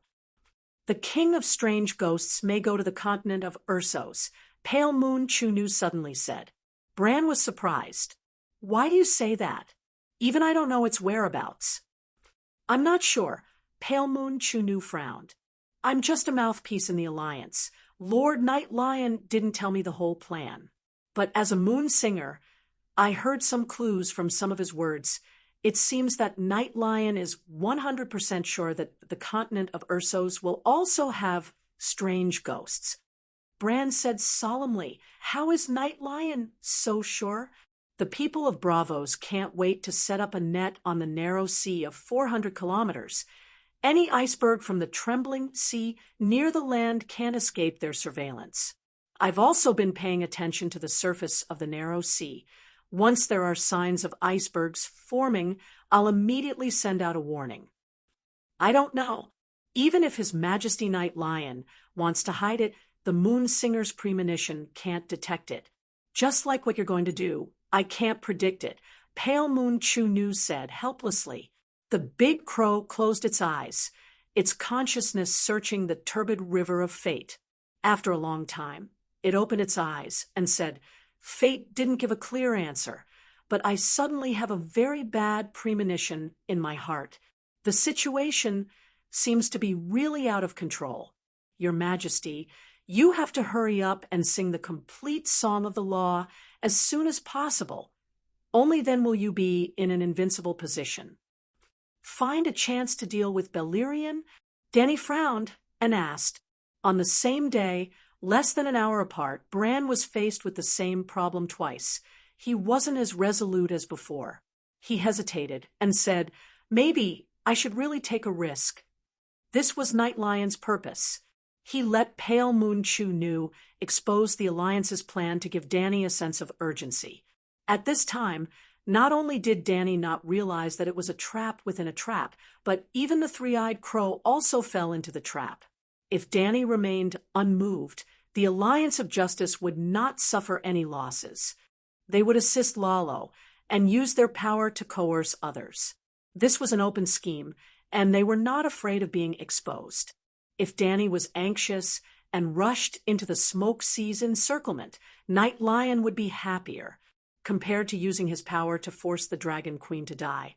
And then helping Lalo, Night Lion wanted to directly get rid of the extraordinarily talented Son of the Era in the Smoke Sea, and then he could use his strength to get a share of the loot. As for why Night Lion and the other dark demon gods would rather help Lalo than tolerate the Dragon Queen, the Alliance of Justice was formed mainly to protect themselves. The twilight of the gods was definitely not an excuse that they made up to target the Dragon Queen. If you ask Dany to tell you the truth, when you sing the song of the law of wind and fire and become the strongest heavenly god in the world, when you can kill a large group of evil gods with a slap, will you kill them with a slap? Of course you will. Feeding the dragon babies, conflicting views, and fighting for supremacy in the divine world were all reasons. After living for hundreds of millions of years, those evil gods could not be NPCs and not sense the omens of death. Hence Dany and the gods would definitely have a battle. She could not lie to herself, and she could not lie to others. When Dany and Bran were silent, Pale Moon Chu Nu continued. Using their power to coerce others is the Alliance of Justice's overall strategy. If they have the chance to kill you directly, they will definitely not let it go. For example, after the scripture team appeared, they came up with a new plan. You value your family so much, and you love your illegitimate brother so much. They plan to threaten his life and force you to save him. This way, they can set up a trap to ambush you. If you still do not appear when Tyrion is in danger, the Alliance will simply capture him and use him to threaten you. If you do not even accept the threat, the hundreds of gods will each use the cruelest means to torture him. They will make him suffer so much that he will wish he was dead. They will make you grieve so much that he will cry out miserably. They will make you lose the heart to cultivate, and they will make him beg for death. They will make you commit a grave mistake in extreme pain and sorrow. How cruel, how vicious the evil gods are. They hit where it hurts. They have my fatal weakness. The stranger Dany clutched her chest. Her face was filled with pain, embarrassment, fear, and confusion. Chapter 9, 61. Bran, what do you think of the evil plan of the Alliance of Justice? The Dragon Queen lost her composure, her face full of anxiety, like an anxious mother whose son was targeted by a vixen. If he was not in his crow form, Bran would have twitched his mouth and rolled his eyes. Your Majesty, Tyrion's loyalty and love for the Targaryen family, and you are no less than your concern for him. So, there is no need to bring up the suggestion of summoning him back to the Westeros. He has vowed to complete the mission and will not give up halfway, Bran advised. Look at him. He is so eloquent and sensible. No wonder he has surpassed Old Bart, Big Bear, and Garth to become the Queen's favorite guard in less than a month after joining the White Knights. The Pale Moon Maiden was deeply shocked. Prince Sion is so determined. No wonder he still insists on staying in the team after experiencing the 4 ghosts of the Narrow Sea. If the dwarf was here, he would definitely complain with tears streaming down his face. I want to go back too, but I will lose half of my magic permanently. Not only is my good sister not willing to reimburse me, she also insists on not giving me anything if I don't deserve it. Even if I die of old age or illness, she will not give me any blessings from the 7 gods. Even worse, if I want to leave the team, I will have to leave Tessa to Chizong as a mount. I can't even guarantee my safety if I go back by boat. If I am captured by the evil gods alone in the Narrow Sea, even my life-saving Chizong is gone. Do I dare to go back? Sigh, no matter what, I have to persuade him. If something happens, I will never be able to rest easy, the Dragon Queen said worriedly. The big crow looked down at the Pale Moon Maiden below the throne. How does the Alliance of Justice plan to deal with the team? I heard that Tyrion is lustful, so the Alliance asked me to persuade Goddess Myrthea of Lys to arrange for her spirits, or she will do it herself. To deal with a lustful man, wouldn't the Goddess of Lust be a piece of cake? At this point, Pale Moon Chu Nu became hesitant. But the effect doesn't seem to be very good. Just last night, the Goddess of Lust of Tarosai, Miranda, was smashed into ashes by Chizong. Hey, why is Chizong so ruthless? Dragon Queen pretended to be shocked, hurriedly asking, Tell me, what exactly happened? The big crow closed its eyes. There's no need to mention Miranda's appearance and temperament. She's also one of the most powerful envoys under Goddess Myrthea. Like Chizong, she's a level 3 envoy who can use the power of laws. In the eyes of the Alliance, no man should be able to resist her. Actually, most gods, regardless of gender, would be mesmerized by Miranda's charms. And in the end, that evening, Chizong's group set off from me, heading towards Tarosai. Along the way, they ran into the Blood Shark 5 dragons, delaying them quite a bit of time. By the time they reached their destination, it was already close to midnight. In the past, as one of the few large trading city-states in the Narrow Sea, Tyroshi's night market was also very developed. However, it was now a long night, and the sea trade was almost completely dead. There were barely any decent people on the streets. Moreover, the 5 master and disciple of the Sutra teaching team were not as recognizable as Tang Sanzang's disciple.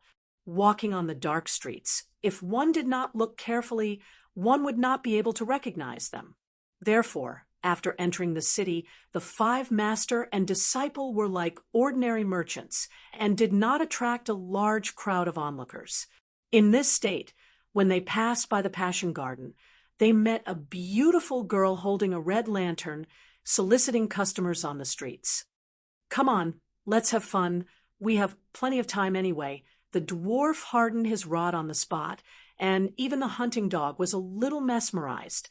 Varys was a eunuch, so he was unmoved. Arya was a woman, so she was moved. Chizong was a man, but he coldly glared at the girl, scolded his disciple, and left.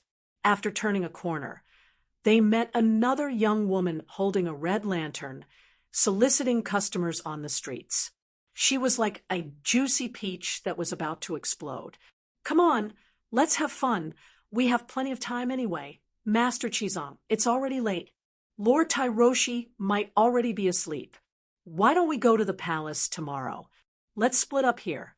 Varys will take you to find an inn, and I'll explore the local conditions and customs of this place. The dwarf stopped and stared at the pair of peerless weapons on the woman's and man's bodies. Master Chizong, I'm not listening to your preaching tonight. I want to go to the Passion Garden. Fuck me.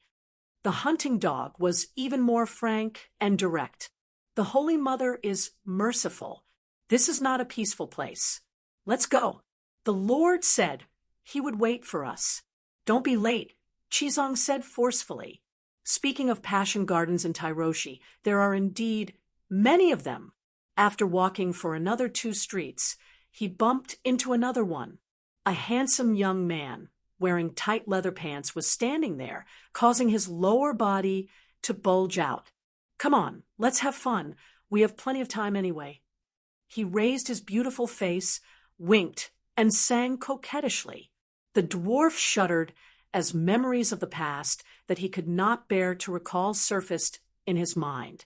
He could not help but quicken his steps as if he was running away. Let the other ghost chicken tip eat this thing. The hunting dog cursed, unable to bear it. A hint of curiosity appeared on Arya's cold horse face. She looked back and forth between that lump and that face. She couldn't help but slow down. Varys was still unmoved. The strange thing was that Master Chizong approached the handsome young man and stared straight at him, as if he was mesmerized. The handsome young man thought that he had succeeded.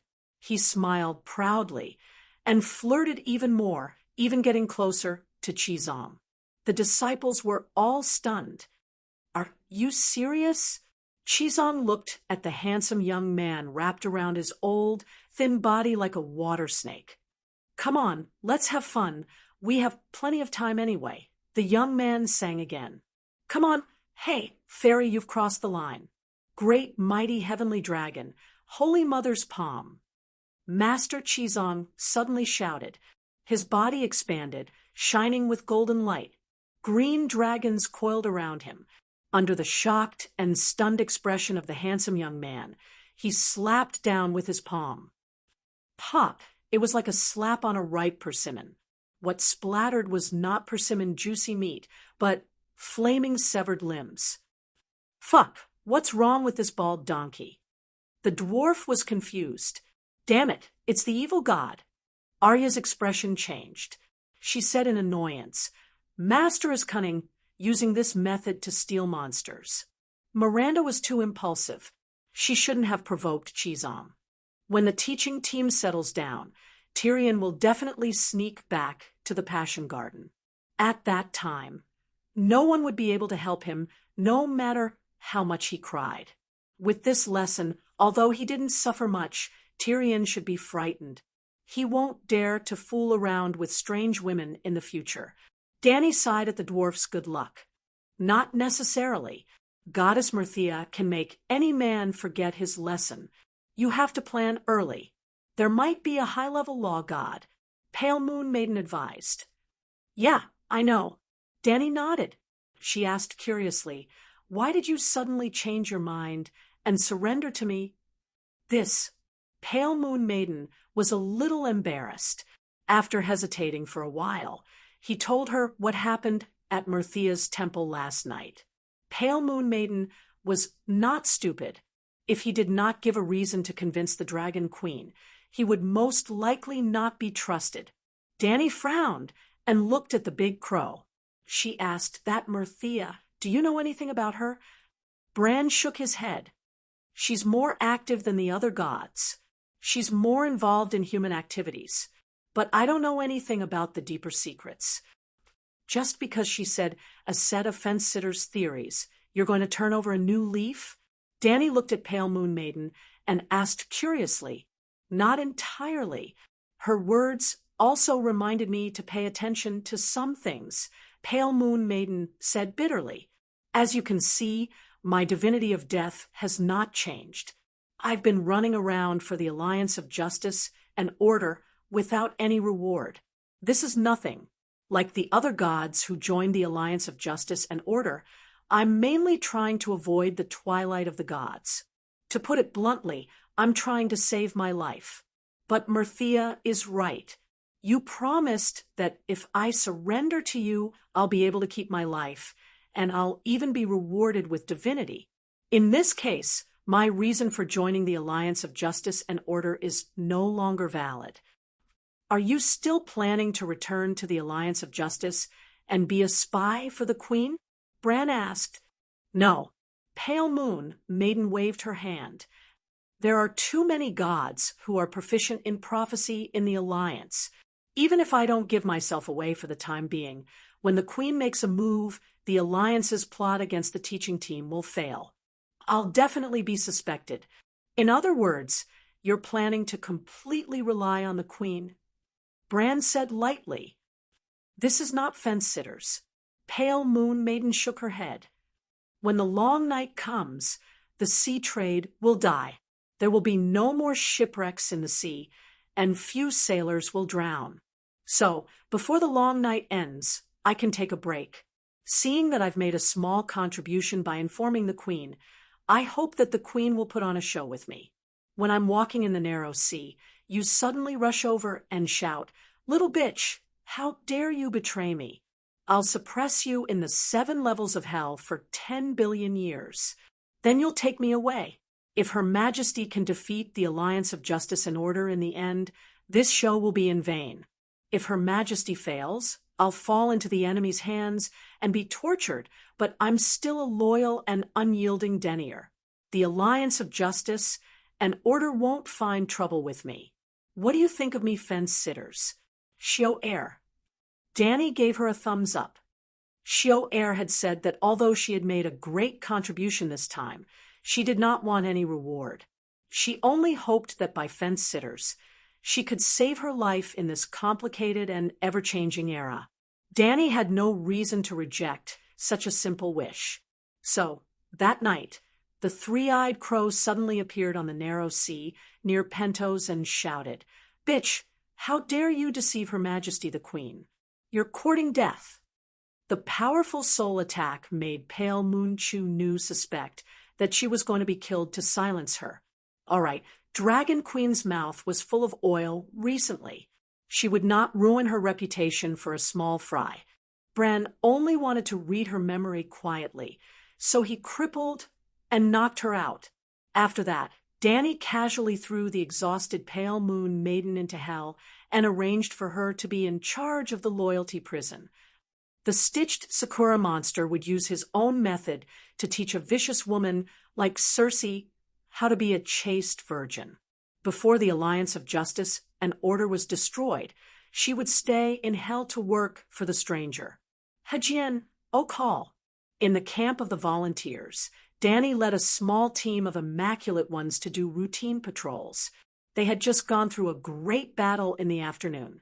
There were casualties and injuries. Her appearance could calm the emotions of the soldiers and raise their morale.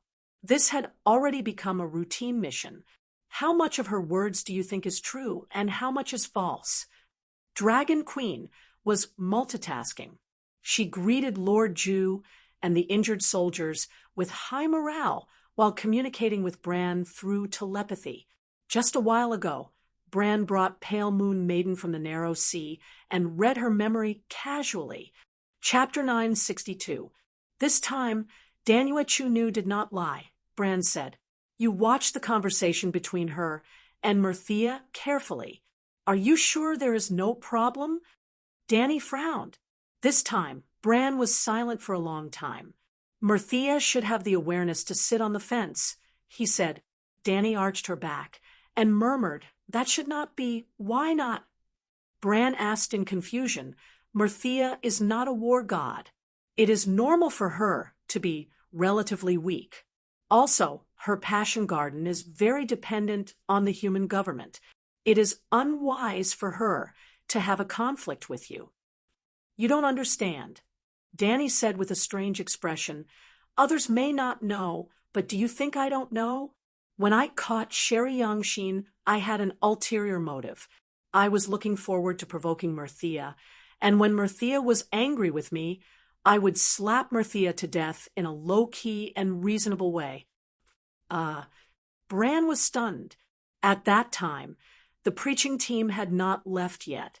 Dany did not expect Chizong to be so powerful. She needed divinity, but could not find a target. For this, she even chased King Kong out of the house and let it wander in the cold and dark forest. It was obvious how thirsty she was at that time. Sherera Yangxin happened to be in her hand, but it was small and not enough to fill the gap between her teeth. So, Dany's main target at that time was Mirthia. There were too many Targaryen whores. She did not care at all. She could not care about all of them. What about protecting the honor of the Targaryens? It was all nonsense. She was waiting for Mirthia to come to her door and have a good meal. What did this mean? This meant that Dany had the most blatant killing intent towards him, and it was even stronger and more direct than the killing intent towards the Black Goat. Mirthia was also a high-level law god. She was a big shot among the gods. Even the Black Goat could feel the killing intent from the Dragon Queen. It did not make sense that Mirthia, who had lived for tens of thousands of years, was a fool. She knew that the Dragon Queen was full of malice toward her, but she still wanted to sit on the fence. Dany understood this, so when she heard Danuet Chu Nu's words, she felt that something was wrong. This was why she asked Bran to use the three-eyed crow's method to probe him. Bran quickly understood and said solemnly, "In that case, Murch's behavior is a bit abnormal. After confirming your murderous intent, not only should he not sit on the fence, he should have joined the Alliance of Justice and Order at the first opportunity. However, not only did he not join the Alliance of Justice and Order, he even said those words to Lady Pale Moon. Troublesome," Dany said in annoyance. "Nightfall is coming. The world is falling. It's fine if those evil gods don't try their best to save the world, but they just have to drag me, the savior of the world, down. I really don't know what's the point of the world raising those evil gods. Who's to blame? They simply wanted to live. You have the idea that it is meaningless for the world to raise them, and that is the reason why they are united." Bran sighed. "If they actively participate in the anti-evil cause and fight with me as little friends, brothers, would I be able to do anything to them? It's useless to talk about this now. If you have any plans in the future, think thrice before you act," Bran said. Then he said, "The most important thing now is to change the one city, one temple plan of the Sutra teaching team. It's best to leave Tyrosh immediately. It's too embarrassing to return to the Westeros. Why don't we let them stay in Slaver's Bay for a while? No, we'll continue with the original path of teaching." A cold glint flashed past Dany's eyes. "I really want to see what kind of battle results a Chizong with unlimited mana and skills without cooldowns can achieve. Maybe the way to increase her strength was not to devour Balerion, but to let the dwarf lure the monsters and let Chizong act like a rogue. After killing 180 evil gods, her 5 dragon babies would become super gods. At that time, with 5 demigod dragon souls and 5 overclocks, who in the world would be her match? Maybe we can kill a lot of evil gods, but the Sutra teaching team will also suffer heavy casualties," Bran said worriedly.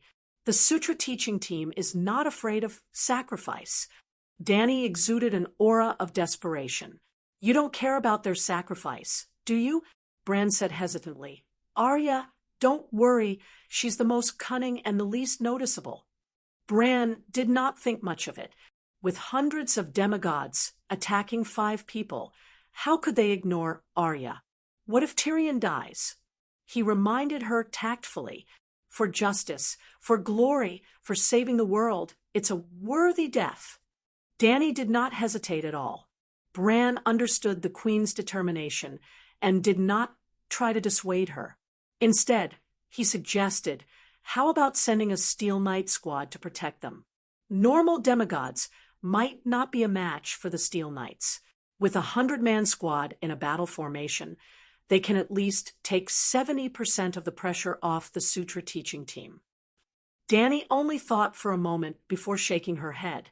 That's too flashy. It might cause the Justice Alliance to raise the price. You have 100 Steel Knights. Won't the Justice Alliance arrange for 500 normal knights to trade with them? If we use the Steel Knights against the gods, there's only one situation where it's most effective. Take the initiative to attack and launch a surprise attack, forcing the evil gods to defend passively. This way, we can ensure that our Steel Knights can suppress the priests of the evil gods. To put it bluntly, if we want to use the Steel Knights against the evil gods, at least let them come into contact with the evil gods. If they defend passively in other people's territory, they might not even be able to see the evil gods. Bran was even more worried. Will the evil gods arrange for normal people to deal with the Sutra teaching team? It's possible, but then it's Tyrion's turn to play a role. What can he do? Bran did not understand. He's like a fox using a tiger's might to intimidate the princes and lords of the city with his glib tongue. Dani laughed. What if it's ineffective? Bran asked again. I'll take revenge for him. Targaryen, a promise is a mountain. If they can't find the evil gods in the temple, can't they find the kingdom's palace? Or have they forgotten what happened to the regretful queers and the royal family? Dani's murderous aura was cold.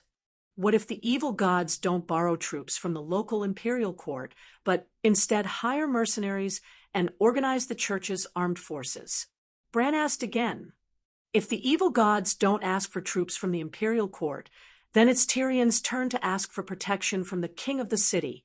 If it doesn't work, then we can just ride the dragon and escape. If we can't even take off, we can still let Tessa roll around. Her 50-meter-long body is like a stone roller, rolling back and forth a few times, leaving a meat patty on the ground. If normal people see it, they'll be scared away. You have to have confidence in Tyrion. He's smart and knows how to adapt to the situation. Dragon Queen was very confident. Bran said helplessly, at least remind them and let Tyrion hire a group of mercenaries. Let Varys pay attention to the movements of the palace and the city's army. That's fine. Woo-woo, Dani walked around the camp and was about to go to the castle for dinner when 2 horns sounded from the entrance of the camp that was surrounded by sleigh buses. 1 horn meant allies, 2 meant enemies, and 3 meant deviant ghosts. What other enemies are there now? Dani muttered, turned around, and walked out of the city. Other than her, the commander, the soldiers in the camp who had already settled down also put on their armor and held their swords. They ran out of the camp and the castle of the Smallwood family, and very cautiously began to set up a defensive formation. It's a group of Red God believers, not normal people. They have strong armed forces. In the distance, Garth, who was in charge of the camp's defense, explained loudly to Dragon Queen, who was walking over. In the fierce battle with the Ghoul army in the afternoon, he led the charge, and in the evening, he helped the Queen to set up the camp.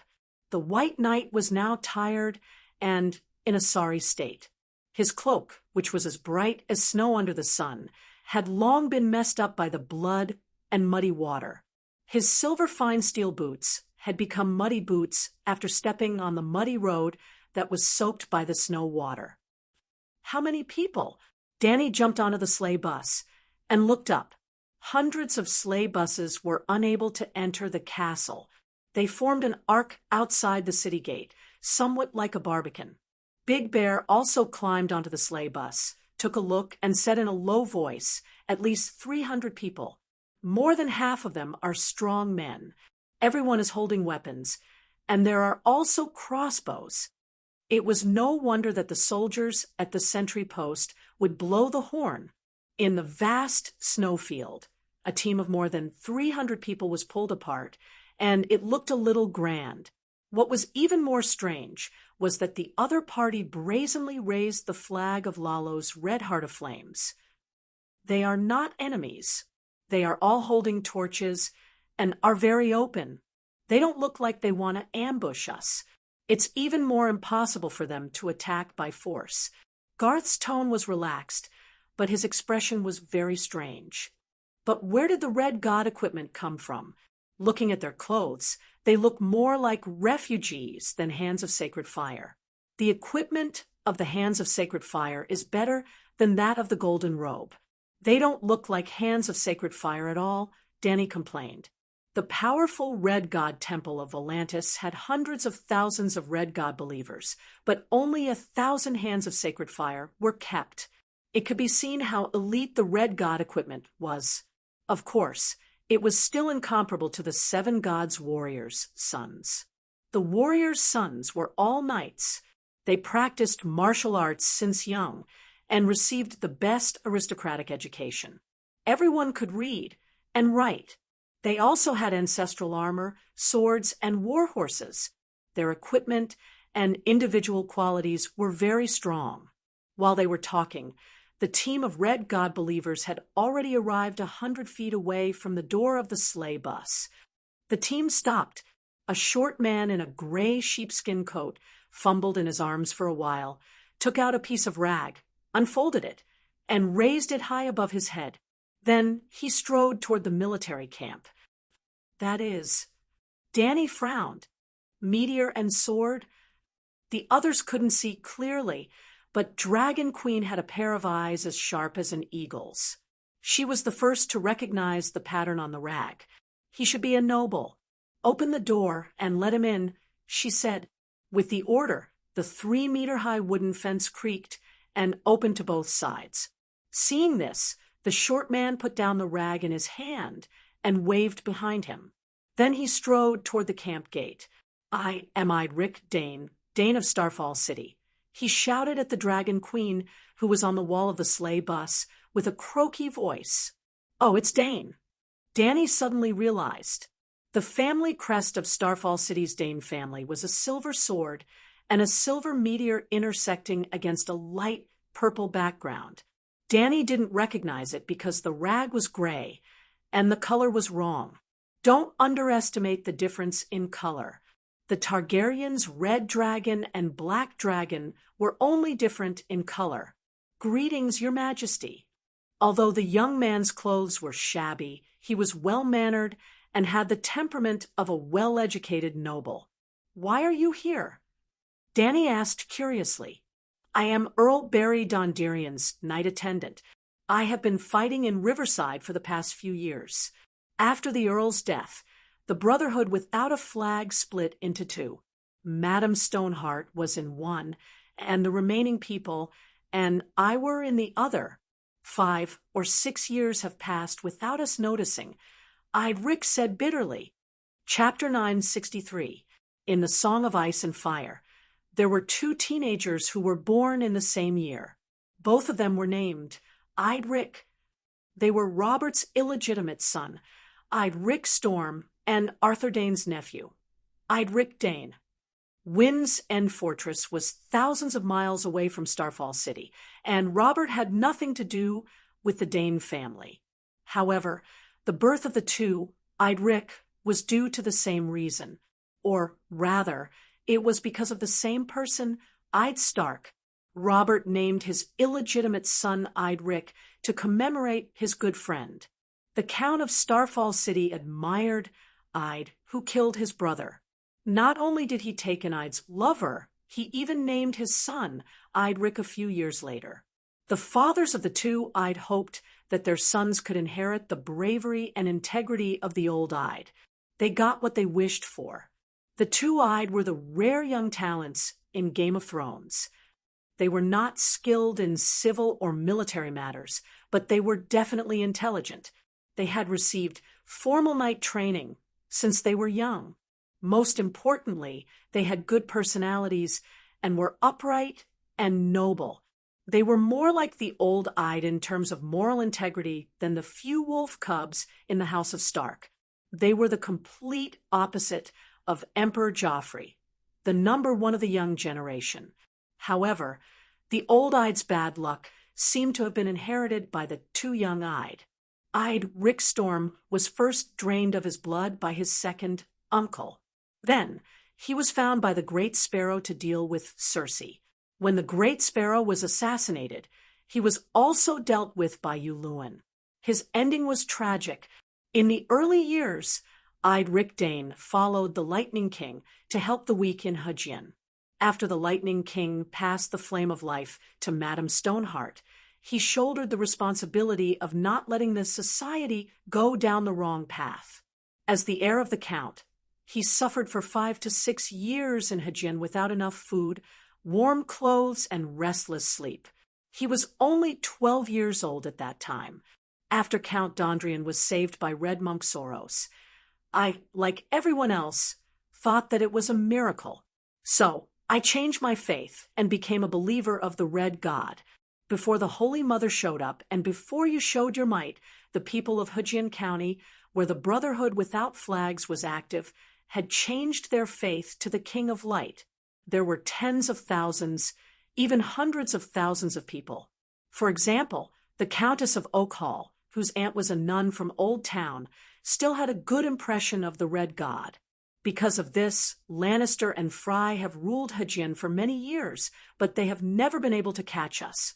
Our people are in the villages and small towns, and even the monks of the 7 gods are on our side. When Dany asked about Ida's faith, the young man explained proudly, if Dany hadn't traveled through time, Hajin County would have been dyed red. Dany even admired Lalo's skill in selecting people. Barry Dondrian was a real knight, and he was the one who led the Brotherhood Without Flags to uphold justice. Look at the area where the Brotherhood Without Flags was active during Dondrian's time. From Saltworks Town to the Trident River, to Helen Castle, to the Curving Inn, to Oak Hall, to Stonehall Town, they could be seen everywhere on the fertile land of Hajin County. Look at what the Brotherhood Without Flags did. They helped the people to kill bandits and rebels, and used the gold royals they robbed to buy food at the River Bend to help the people in Hajin County.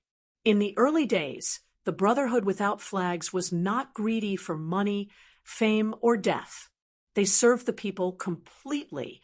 So, it was easy to understand why the faith of the Red God could spread so quickly in Hajin County. When Dondrian revived too many times, his spirit couldn't hold on anymore, and his body was on the verge of breaking down. The situation of the 7 kingdoms also changed. The War of the 4 Kings ended. Through Lady Stoneheart, the Brotherhood was divided into 2.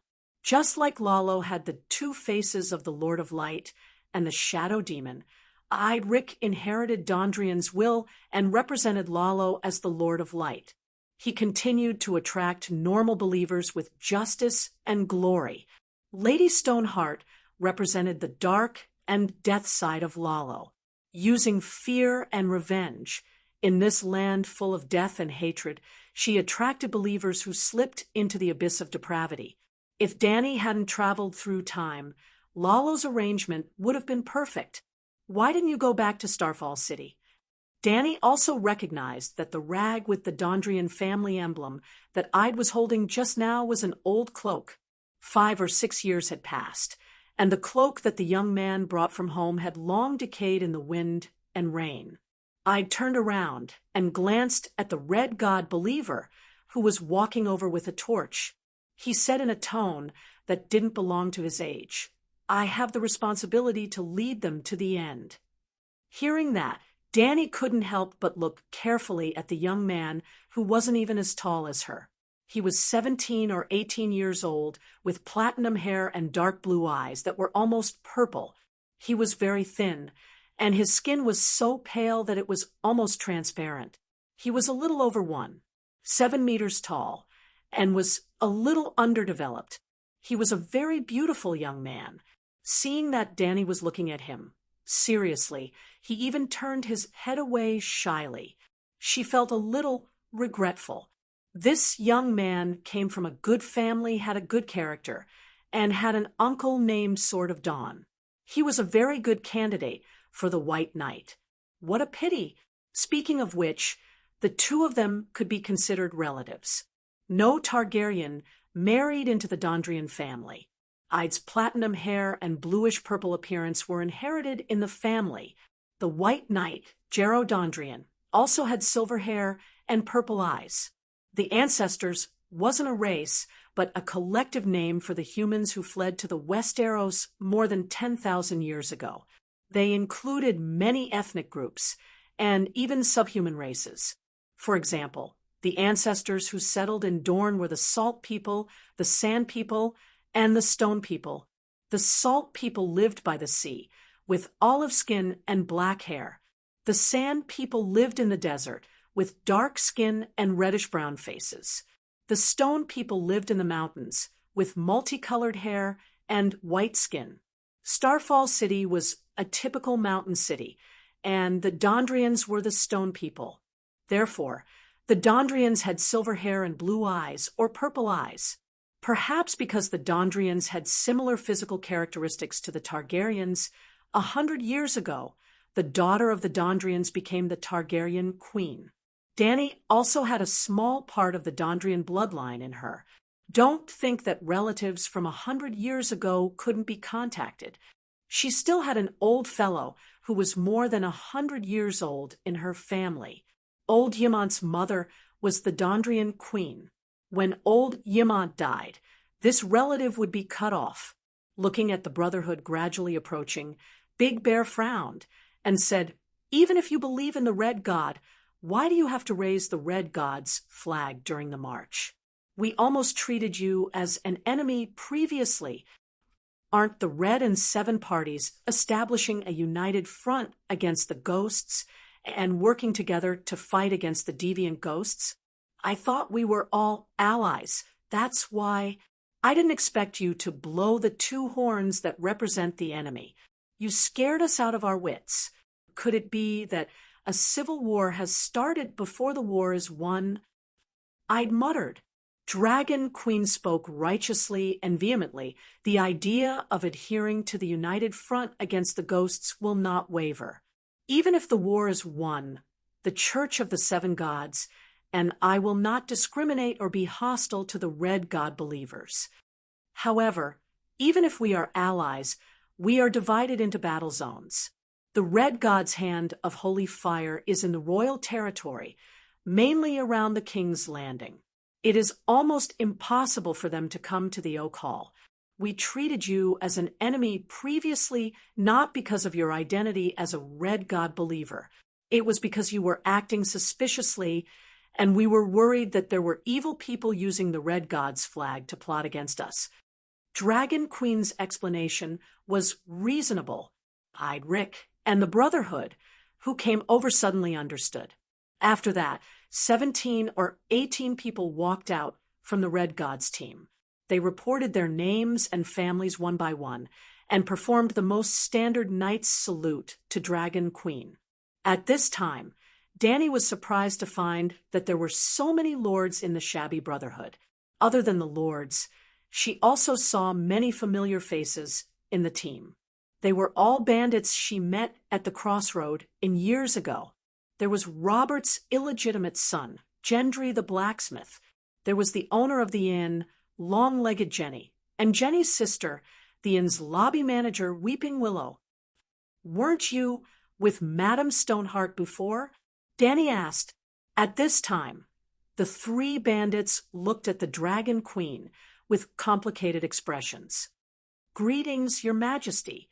Please forgive us for our rude behavior last time." The tall and thin Jenny first performed a very unladylike salute, then hung her hands by her side. She mumbled, "After you rode the dragon and flew away that day, Madame left Hajin for the valley. There were many children in the inn, and we couldn't leave, so we were completely separated from her. When the sun went out, we couldn't hold on any longer, so we brought the children in the inn to Crabclaw Peninsula. Friar Marabad took us in warmly, but the refugee camp was managed by the friars. Before every meal, we had to pray to the Holy Mother. Unfortunately, Gendry was very devoted to the Red God. and had a bad temper. Danny looked at the stubborn young blacksmith and nodded thoughtfully. Those orphans stayed at Crab Claw Peninsula. Yes, Friar Meribad is a good person. He didn't mind what Gendry believed in, and was very kind to everyone. We were relieved that the children were with him, long-legged Jenny said. However, Meribad was the archbishop, and they usually interacted with ordinary friars and priests. Seeing Gendry praying to the Red God every day, the friar's reaction was predictable. Jenny and Weeping Willow were also gradually ostracized. The two girls were originally muddle-headed and did not care about beliefs. Before the War of the Four Kings, they believed in the seven gods, but after meeting the Brotherhood, they changed to the Red God, and after going to Crab Claw Peninsula, they returned to their faith in the Holy Mother. When they could no longer stand the friar's sarcasm and left Crab Claw Peninsula, they did not have any psychological barriers, and once again shouted to the bonfire, "The night is long, and we are lucky to have my lord." Danny looked around at the dirty and thin Brotherhood and said to Garth, "Bring them to the castle. Boil some hot water for them to take a bath, and then give them meat soup and bread."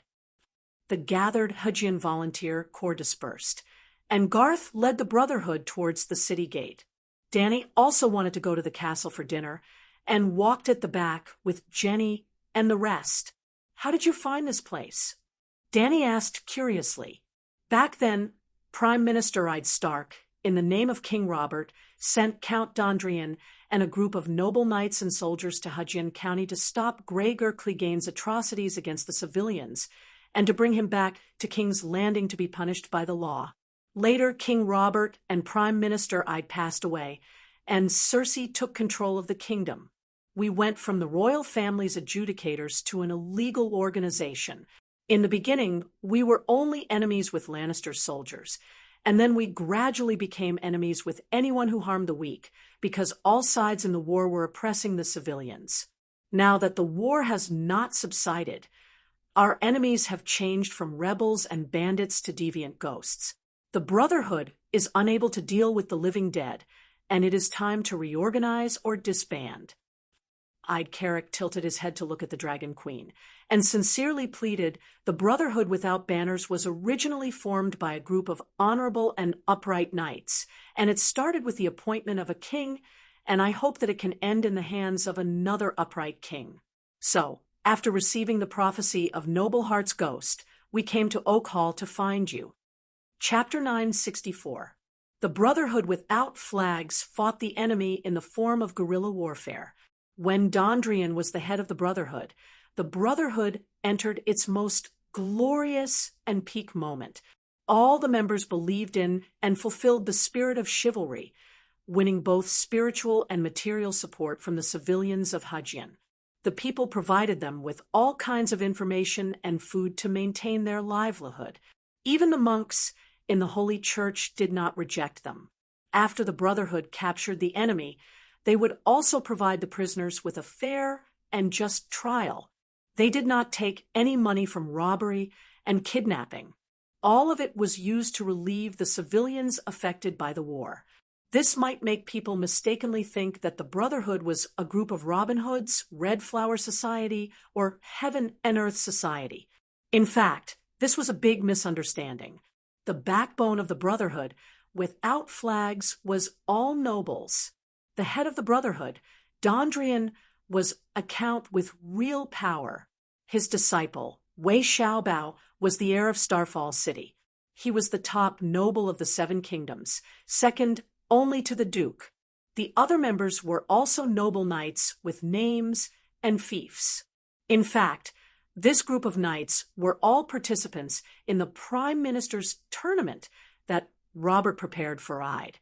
To put it bluntly, they were originally going to the King's Landing to participate in the tournament. In the end, Littlefinger provoked the Lion Wolf to fight. The Lion Wolf made the first move and sent the Demon Mountain to Hudgian to burn and loot, destroying the war potential of Hudgian. Because Tully was the dire wolf's strongest ally and also Stark's tentacle to the south to interfere with the political situation of the Seven Kingdoms. However, Old Eid's political sensitivity was too low. He did not see the real intention of Tywin and thought that he had caught the lion's weakness. Tywin was already prepared for the war at that time, but Ned was still thinking, I'm so lucky. I'm in conflict with Lannister, and the Demon Mountain is going crazy in Hajin. When I catch him, I can take the opportunity to vent my anger on the dog's owner, Tywin. After Ned received the complaint that the nobles and civilians of Hajin were harassed by the Demon Mountain, he was very happy. He selected a group of knights that were most suitable for him from the participants of the tournament and went to Hajin to capture the Demon Mountain. Think about it. With Ned's selection criteria, what kind of people did he choose? Without a doubt, every single one of them was a righteous and honorable true knight. Therefore, the Brotherhood Without Flags was not a grassroots group, nor was it a grassroots group of heroes. It was the purest Westeros noble knight group, a regular military group. The No Flag Brotherhood was the representative of the Westeros knight civilization. They were also the essence of the Knights of the Seven Kingdoms. Knights from all over the country gathered at King's Landing during the Grand Tournament. The righteous knights were all chosen by Ned and became members of the illegal organization that Cersei had framed. The remaining trash without honor and integrity remained in the imperial court, starting the chaos of the Seven Kingdoms. Therefore, it was easy to understand why Lalo would attack this small non-governmental organization. Hiller's first miracle appeared in the Brotherhood without a flag. The place where miracles appeared the most frequently was still the Brotherhood without a flag. The knights led by Dondrian were originally adjudicators who were ordered to arrest the criminal Demon Mountain. Later, Robert and I died. Cersei took over. Dondrian and other righteous knights were slandered by the Iron Throne as sinners, and the Demon Mountain became a law-abiding good man. Thus, the group of knights formed the Brotherhood Without Flags. Being wanted by the Iron Throne was one of the reasons why Little Eid did not return home. Sometimes the power of fate could not be ignored. The Brotherhood Without Flags was formed because of Eid, and then Eid's wife was saved by the Brotherhood and became the second-generation leader. From the establishment of the Brotherhood by the first-generation leader, Dondrian, to the succession of the second-generation leader, there had been a year or two of development. Even Dondrian himself had been hacked to death, hanged, and drowned many times. Of course, most of his once upright and glorious companions had died. However, the defeated soldiers and refugees from the war in Hajin joined the team one after another. Not only did the Brotherhood's numbers not decrease, but its scale also grew day by day. Of course, the team's composition was mixed, and the quality of the members could not be guaranteed. In addition, the leader changed to Madame Stoneheart, and the Brotherhood began to change its political program, from protecting the interests of the civilians to taking revenge on the enemy without any bottom line. The Brotherhood that Dany met back then was the team that changed. It was not that the team changed, but that it split into two. The righteous knights who insisted on their original beliefs left, with Wei Xiaobao, Little Eid. It was also because the leader of this team was a knight who valued honor that they decided to come to Oak Hall to find the Dragon Queen. This group of lords still carried the treason announced by the Iron Throne.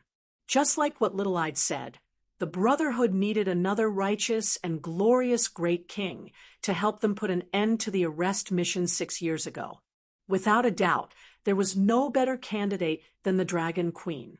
In the name of the child of the human era and the Pope of the Seven Gods, I, Dany Liz Targaryen, declare you innocent. In the living room of Smallwood Castle, a small sun floated under the chandelier, illuminating the spacious hall as bright as day. 18 noble knights, a dozen or so famous mercenary knights, one martial scholar, and more than 30 people knelt side by side in front of the Dragon Queen. Compared to the majestic scene when they left the King's Landing, the surviving knights were less than 1/10 of the original number. Under the witness of hundreds of people around, the Dragon Queen revoked the treason that the Iron Throne and Freyr had imposed on them. Yes, after the War of the Four Kings, the master of Hajin was Freyr, and Old Wade had never given up on the pursuit of the Brotherhood. Your Majesty, why are you the child of the human era? The knights, who were declared innocent, looked at each other for a while. Finally, Little-Eyed asked the question in his heart. They had been looking forward to the arrival of the ancestors, king of the Undals and Loinars, and guardian of the realm. Moreover, they had converted to the Red God for 5 or 6 years, and they were used to it. Queen, as the Pope of the 7 gods, was it really okay to pardon the sins of the Red God believers? I think you are worthy of the honor bestowed by the child of the era, the Dragon Queen said. De Xiong stepped forward and explained in a clear voice, "You must have not read the Seven Stars Bible for a long time. It explains the era and the child of the era in detail. Simply put, the end of the last long night opened a new era in which humans were the protagonists of the world. After this long night, a new era will also open. The protagonists of the new era may be humans, deviants, or other species. What the future will be, it will all depend on the united efforts of the human race. And Her Majesty the Queen is the leader of all humans, the great emperor of the human race. The king of the 7 kingdoms to Her Majesty is like an ordinary knight to the master of the Iron Throne." "Ah, is that so?" Little-Eyed was shocked. "Go and read the Seven Stars Bible. Everyone knows about it." Chi-Chi, who was dressed in martial attire, said. "Everyone knows about it." The maid in leather armor, Eerie, said. The 2 centaur maids did not only serve the queen. They were skilled in archery and horsemanship, and were proficient in the art of scimitars. When they encountered ghouls, they would also attack them. It makes sense if you think about it carefully. If the child of the era is really selected, who else is qualified except for Her Majesty the Queen? The remaining knights immediately agreed with De Xiong's words. They looked at the queen with even more reverence. The Holy Mother and the Church do not oppose the freedom of belief. Especially since your experience is special, it is okay to continue to believe in the Red God. Now, you can choose your future as you wish. You can go home, go to the King's Landing, and find the Holy Son of the Red God in the human world, which is Stannis, or other choices. No matter what decision you make, you can find Sir Garth. He will provide you with all the help he can. Next was dinner time. The Lord of the Brotherhood could enter the dining hall and eat with the Dragon Queen. The rest of the ordinary members could only go to the barracks and eat with the soldiers. During the dinner, the Hajien nobles in the volunteer group had a very good attitude towards Young-Eyed and the others. They even had some respect and admiration. Listening to their conversation, Danny was really sure how big the influence of the Lightning King's Brotherhood without a flag was in Hajien. It was an all-around infiltration, from the refugees who went bankrupt during the war to the high and mighty nobles. They sincerely recognized and respected the members of the Brotherhood. For example, the oak hall where Danny was at was the castle of the Mosewood family. The mistress of the castle, Countess Ravenna Sven, was a staunch supporter of the Brotherhood. In other words, the Oak Hall was a stronghold of the Brotherhood during the War of the Four Kings. Of course I want to help the Brotherhood. I know all the noble knights. The Countess said confidently. She was also born in a count's family and received a high-quality noble education. She grew up in the upper social circle of the 7 kingdoms. The knights of the Brotherhood were also in the circle. It would be strange if she did not know them. For example, the noble women loved to watch the tournament. They would comment on the knights in the tournament one by one. They would even throw flowers and cheer loudly. At that time, my husband brought my son to fight for King Rob, but the wolf cubs came to our castle and robbed us of our food. They even wanted to bully us. If it weren't for the fact that all the family guards had gone to fight and the lack of guards in the castle, I would have personally led the troops to destroy those bastards. Later, Count Dondrian arrived in time. Then, Countess Sven complained to the queen about the northerners robbing her family's town and besieging her family's castle. Generally speaking, during the War of the Four Kings, many of the Hajian nobles did not dare to open their doors to Stark, but they were willing to provide wine and food to the Brotherhood. How much do you know about the ghost of Noble Heart? Back then, Jenny in the city of Barrenstone claimed that she was a child of the forest. Dany asked Bran after dinner. It's not wrong to say that she's a child of the forest because Noble Heart's ghost has a child of the forest mother. Bran said, "Is she Yezi's child?" Dany's expression was strange. She thought of the squirrel man who wore a wilted flower on his head, who had traveled the Westeros for hundreds of years until his feet hurt. No, her mother is at the Thousand Faces Island. Is there really a child of the forest on the Thousand Faces Island of the Divine Eye Lake? I thought it was just a legend, Dany said in surprise. Have you ever wondered where Jenny from the city of Barrenstone came from? Bran asked. That's strange. You said that she's Jenny from the city of Barrenstone, so where else could she come from? Jenny claimed to be the descendant of the first king of the city of Barrenstone, but the people of the city of Barrenstone all thought that she was crazy. Jenny also said that she was childhood playmates with Noble Heart's ghost. But look at the map. How far is the city of Barrenstone from Noble Heart? It's thousands of kilometers. Noble Heart's ghost's identity as a child of the forest is something that Jenny has always insisted on. Either she's a liar, full of lies, or she's been telling the truth. If she's not lying, what does it mean? It means that she has a big secret. Dany was deep in thought. I can't say much about this. If your majesty is interested, you can go to the God's Eye Lake. At the Thousand Faces Island in the center of the God's Eye Lake, you can find some secrets of the Westeros kingdom. Bran said, What is it that even you can't say? Dany asked curiously. I'm also a human.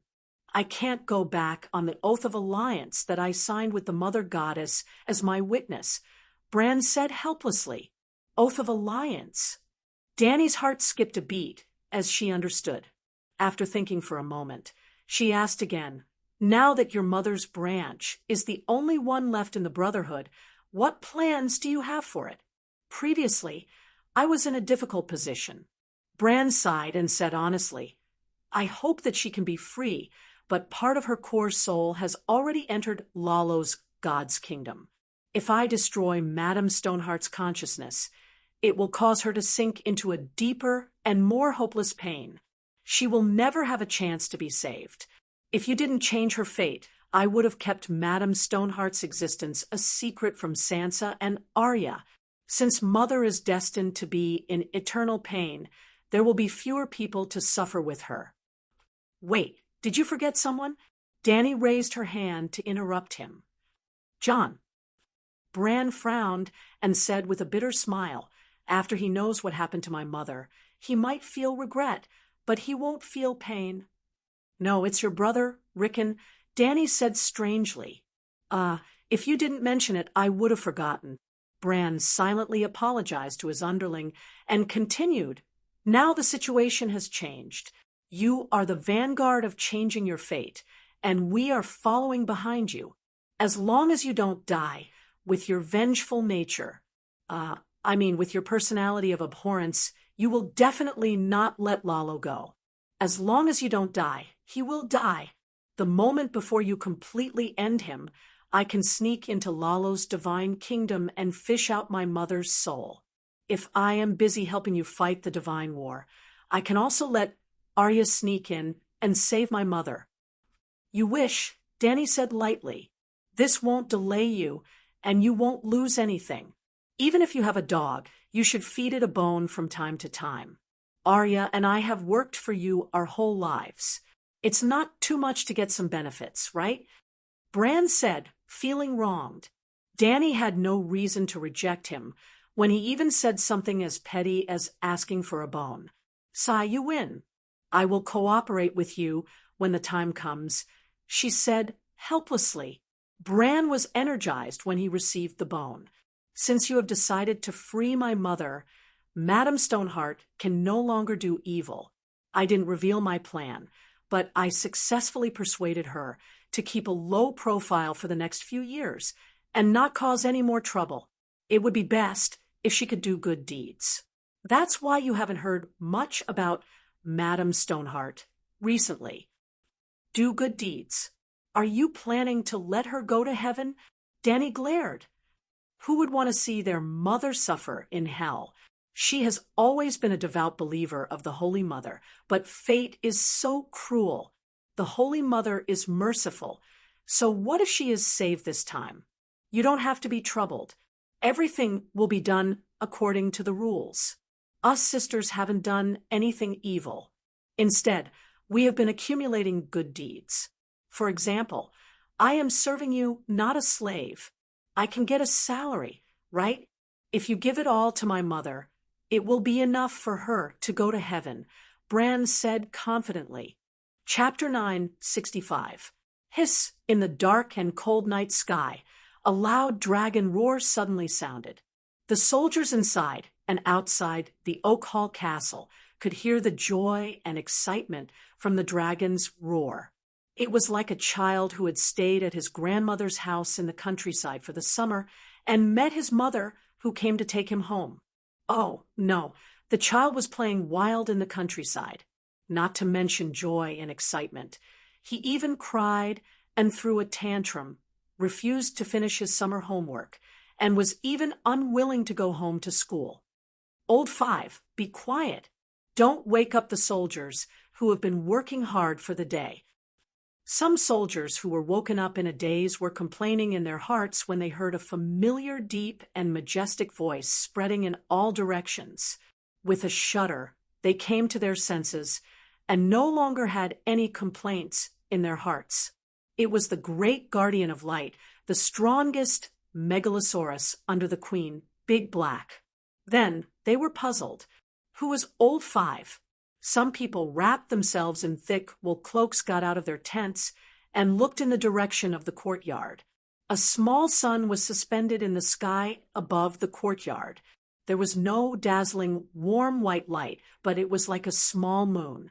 The quiet, pale, white light scattered on the snow-covered ground, providing a weak light for the patrolling soldiers. The queen, who had upgraded the Song of Light to a new level, only told them that the light of light and freedom not only represented the light of the sun, but also the light of the stars and the moon. Although they were puzzled as to why there was no moonlight before, since the queen said so, they found a reason for her to convince themselves. Now, under the pale silver light, a 20-meter-long little dragon was shining, reflecting the dark red light like porcelain. It had a transparent glass-like texture and was extremely beautiful. Ah, another megalosaurus, a red dragon. It looks a bit weak. Are you blind? This is a megalosaurus. How is it weak? Compared to the other megalosaurus, it does seem a bit weak, especially the great guardian. Including the tail, it is 35 meters long. When it opens its mouth, it can swallow a horse alive. What's more frightening is its aura. I don't even dare to be within 10 meters of it. When the battle ended yesterday afternoon, I was picking up the pieces of the corpses on the battlefield with a basket on my back. The great guardian suddenly descended from the sky and landed beside me. He only glanced at me indifferently, and I was so scared that I went limp in the snow and almost wet my pants. Me too. I also looked into the eyes of the great guardian at close range. I was so scared that I wet my pants. I almost peed, but I held it in. I didn't expect you to really pee Fuck, you must have peed. No. If you have the guts, walk within 5 meters of the great guardian in front of everyone tomorrow. Then stare into his eyes for a while. If he doesn't pee, then I lose. 5 meters is too close. I'm afraid he'll turn over and crush me to death.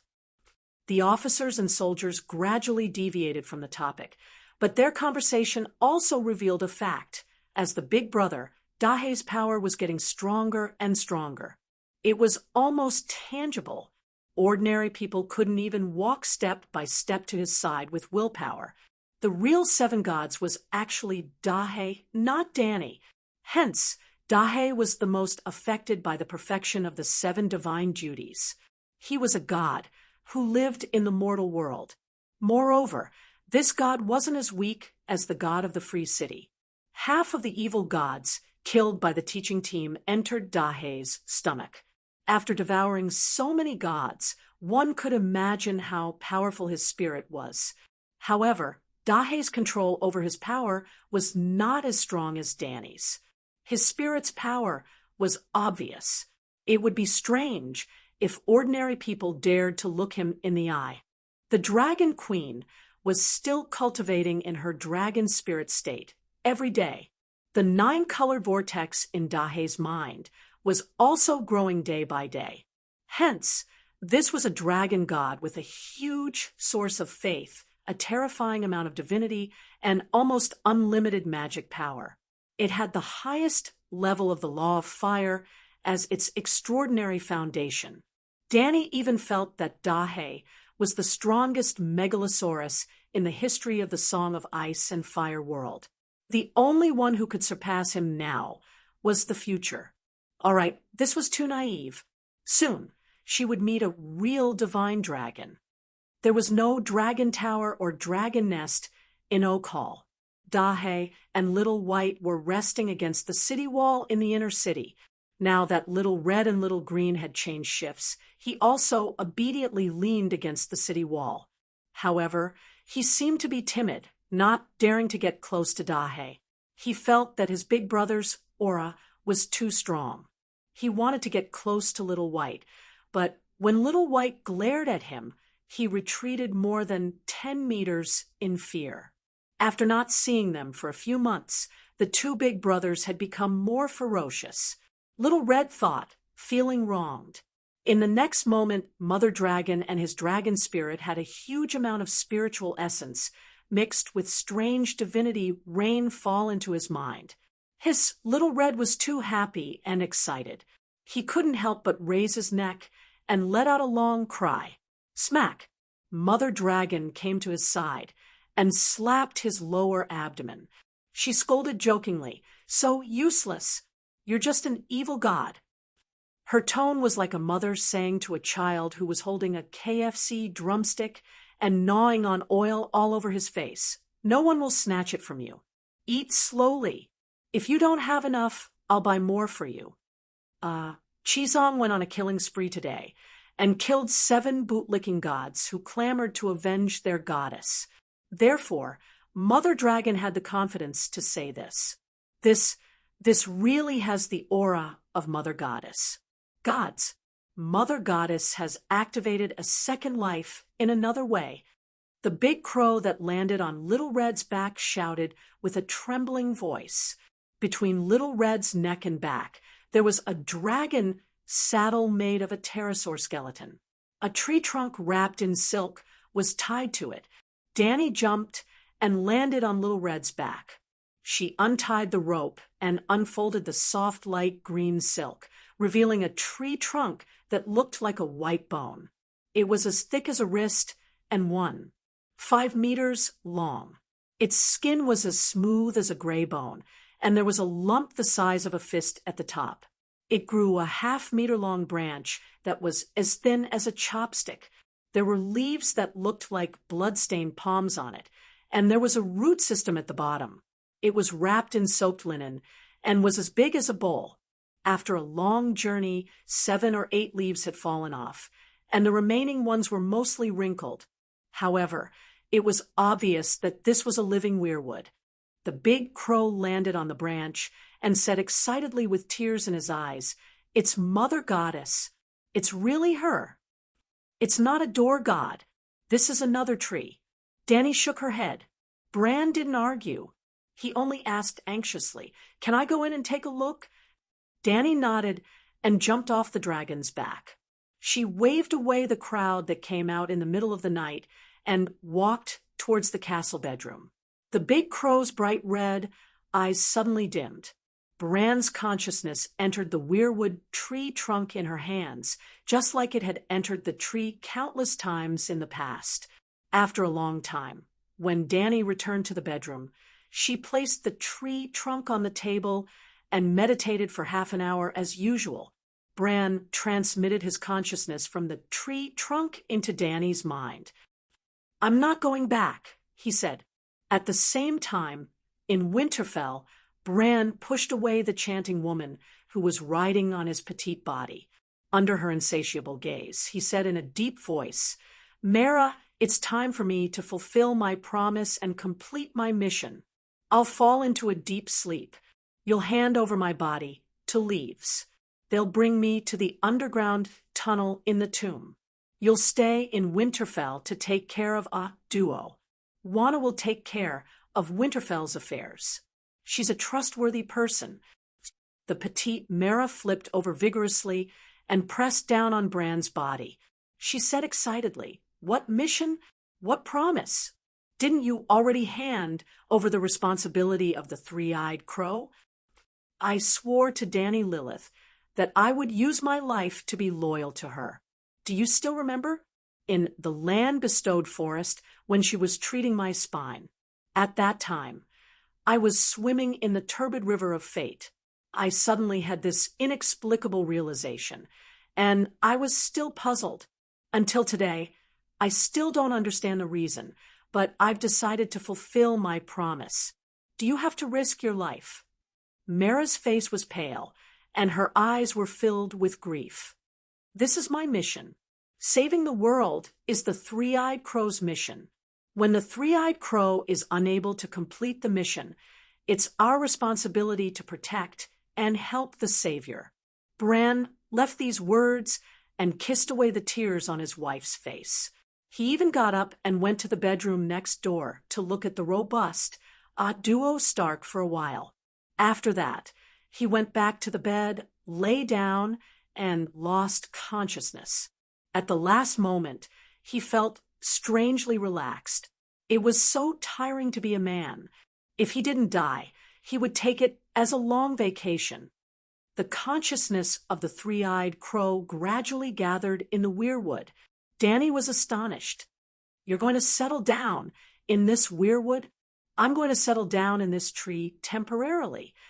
Bran sighed and explained, "After entering the tree trunk, I tried to enter the river of time, and it was very successful.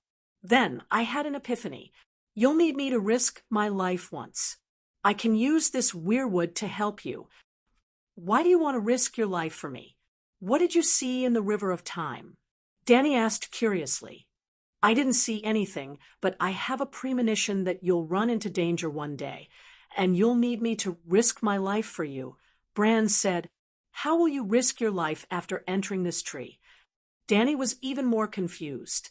"Your Majesty, do you expect my small body to wield a sword and kill enemies for you?" Bran spoke angrily. Danny held the weirwood's trunk and waved it several times. She said blankly, "Do I have to carry a weirwood with me, like a fool in the future?" "It's a little foolish, but it can help you turn the situation around. You might even need to rely on it to save your life at some point." Bran said, "What can it do? Can the tree world descend?" Danny held the weirwood and observed it carefully. She even tried to imbue it with divine power and put her spirit into it. The weirwood didn't absorb divine power, but it was indeed a good conductor of divine power. It would have a miraculous effect if it was made into a magic staff or a magic sword. With Bran inside, the process of the spirit entering the trunk wasn't crowded. Danny could feel Bran's powerful, while filling up a small part of the river of time that the weirwood had created. He was still desperately digging in all directions. It was as if a small spider was weaving a small spider web in a dark and empty room. Now, the small spider came to the edge of the web and spat out silk with all its might, hoping to spread the web into the endless dark space. Your Majesty, in your opinion, what is time? A linear river. Bran asked, Is time not linear? Danny retorted, Time is a concept defined by man. In the void without matter and consciousness, the concept of time doesn't exist. At a certain moment, you will feel that time is unbearable, as if it has slowed down. At the same time, another person is experiencing the happiest moment of his life, and he just hopes that time will last forever.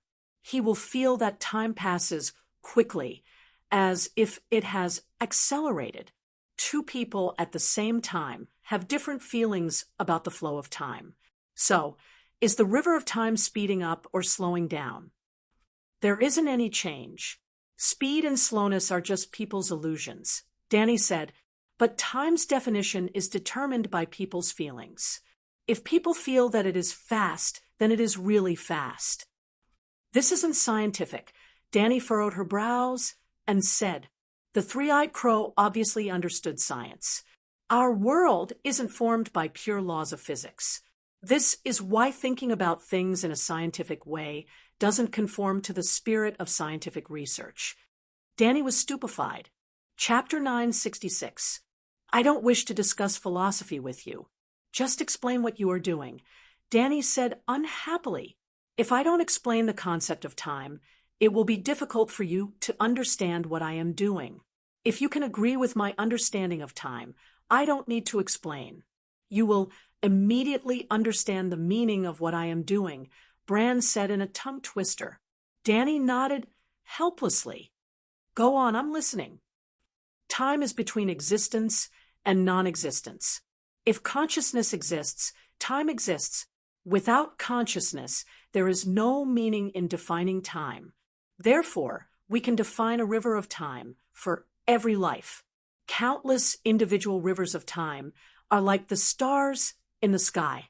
They don't seem to interfere with each other, but between the stars, there is a force acting as a whole. The stars form a river of stars. This river of stars is the river of time in our usual sense. Mother Goddess's natural endowment is time. She lives on the river of time. Her vision covers the past, present, and future, even the banks outside the river. The weirwood also has part of Mother Goddess's endowment. Therefore, the weirwood family won't decay with the erosion of time. Therefore, when entering the weirwood, one can see the memories of the trees in the surrounding area. Only one area can be seen. If one wants to enter the river of time in another area, one has to change to a weirwood. You understand? In the eyes of Mother Goddess, the river of time is really a river of stars. However, the vision of a single weirwood is too narrow. It can only observe one star or a starry sky. I can only see Stark's fate in the weirwood of Winterfell. In the trees of Younghalberd City, I can only see the image of the Martell family in the timeline. Stark is a star, Martell is a star. I can't enter Martell's timeline through the weirwood of Winterfell. If I land on a single star, will there be darkness between it and the nearby stars, just like what I am doing now? Danny was deep in thought. Bran was like a spider, weaving a flickering spider web in a dark and boundless room. The spider web spread in the darkness and eventually encountered another star. Originally, with the weirwood trunk, Danny and he could only see one star, which was about 8 kilometers of the river of time. If the spider web continued to spread, he would encounter one star after another. Eventually, the entire galaxy would fall into the web. Wasn't this the door god? Through this weirwood, the river of time of the entire world was included in it. The past, present, and future of all humans and gods were spread out in front of her like a scroll painting. Danny was excited. Don't even think about controlling the entire world. At her peak, the mother goddess could only control the river of time in Westeros. When you become the #1 divine king, perhaps there will be some changes. Bran sighed. Your weaving speed is too slow. When can I count on it to save my life? Dany frowned. It's a bit slow now, but for thousands of years, the Westeros have already weaved countless layers of dense spider webs, covering all the networks of stars. In at most half an hour, I can connect the weirwood of Mother Goddess Second Life to the weirwood of Westeros. At that time, you will be able to see everything that is happening in the Westeros through this weirwood. Yes, you will only be able to see what is happening now, because this new weirwood will enter the Westeros at this time. If you don't go out, the 7 countries won't be able to keep secrets from you. Of course, if you want to find the variant Ghost King, you will have to open your eyes wide and search carefully through every forest and mountain range. But when the long night falls, it also represents part of the world's will, and it will be able to detect that you are tracking it. Then it will hide itself, Bran said. Isn't this a counterfeit version of the three-eyed crow? Oh, no, it's a counterfeit version of you. The real three-eyed crow has omniscient abilities, while you are incomplete. You will have to open your eyes wide and slowly search for it. Dany ridiculed. You are too modest. With this tree, you are much stronger than me. I can't see all the Westeros through this tree trunk. Bran said, Do you think that these words will make me happier? Dany said with a wooden face, Your Majesty, if it only has this kind of ability, why would I need to transfer all my will into the tree? How would I be able to change the war situation for you? This tree is like the second life of the Mother Goddess. Through it, you can open a tunnel that leads to the future in the Chaos River of Fate. In short, as long as you give me some time, I will be able to contact my past self in 10 years. If an enemy conspires against you, the past me in 10 years will surely know everything and how to deal with it, Bran said excitedly. Contact your past self in 10 years? It doesn't sound reliable. Dany raised her eyebrows and said in a strange tone. This is quite reasonable, Bran said with certainty. When the River of Fate was still clear, it was normal for the three-eyed crow to chat with his past self in 100,000 years and his future self in 1,000 years. Have you ever chatted with your past self? Dany asked. I could in the past, but I can't now. If we soak in a river and swim up and down, we will meet each other. But if 2 people in 2 different rivers swim, they won't meet each other, unless they jump out of the river like the Mother Goddess and the real three-eyed crow. Now, the situation is even worse. They aren't 2 different rivers. Until now, we have already left the original river, but we haven't changed to another one. We are groping about in the fog, and it's useless even if we jump out of the river. If we look back, we can see the shadow of the previous river. If we go forward, our future is bleak. Fine, you should slowly dig through the fog of the future and see what advice your past self can give you. If you are still alive in the future, Dany muttered, he should be alive. He might be digging through the fog of fate and trying to meet me. Perhaps he was the one who gave me a revelation, made me swear, and reminded me to enter the weirwood's trunk. Bran said, You just said that you will risk your life for me. This means that you will experience a crisis of life and death. Doesn't this contradict what you are saying now? Dany sighed. Bran fell silent. After a long while, Dany waved her hand and said, Forget it. You should continue digging. Perhaps you are really dead, and the one who will contact you is my future self. Bran suddenly felt as if he had eaten feces. Dany suddenly thought of a big problem. If you transfer all your consciousness to the weirwood, who will help me find the ghoul army? The 2,000 ravens are the second lives of the children of the forest. They have their own independent consciousness. I usually rely on them as my eyes to find the ghouls, and now I leave them to you. When the ravens find the ghoul's location, you can use the weirwood heavenly eye to lock onto them. It's about the same as mine. Bran said, "What do you mean about the same?" "This means you are leaving all your work to me." Danny complained. "Usually I can cultivate on the sled when we are on the road, but now I have to constantly keep an eye on the ghoul army." "Then you should use the Green Prophet's seal as soon as possible. Even if the night falls, it will allow you to be almost omniscient in Westeros. Finding the ghouls and ghouls is only a matter of thought. It won't take much time. Moreover, I am not doing this for fun. I am working hard now, and I may even have to risk my life." Bran said. Danny nodded. She sat cross-legged on the bed, with the weirwood in her right hand. She was multitasking.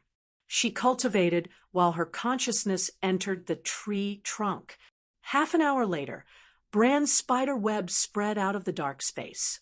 She saw a boundless silver sea below. In the dark void, countless spider webs reflected the silver light. It was like an ocean. Yes, it was below. The door god's tree trunk was indeed different from the normal weirwood. It was located above the river of time. Therefore, it could be connected to any silver web below. Using the internet as an example, a normal weirwood was an ordinary home computer. A connected to be connected to C. Countless computers were connected together. I had to go through B and C to get to D, and the door god's tree trunk was the host computer. The A, B, C, and D computers were directly connected to it, if Danny allowed it. The user of a computer could also connect to D through the host computer, greatly reducing the data flow path. She brought the second soul into the tree trunk. Danny had a panoramic view of all the Westeros. It was like a satellite floating in the sky above the Westeros. Danny had a thought, and the satellite's camera zoomed in on a certain point. It ignored the trees, walls, and houses. It was as if she was there. If she wanted to, she could even see a curled hair of a person in the bunker, even if the person was wearing pants. She went to the Northern Territory. In Winterfell, she saw Bran's frail body lying on the bed, unconscious. Beside him, there was a short and slender young woman, Mera.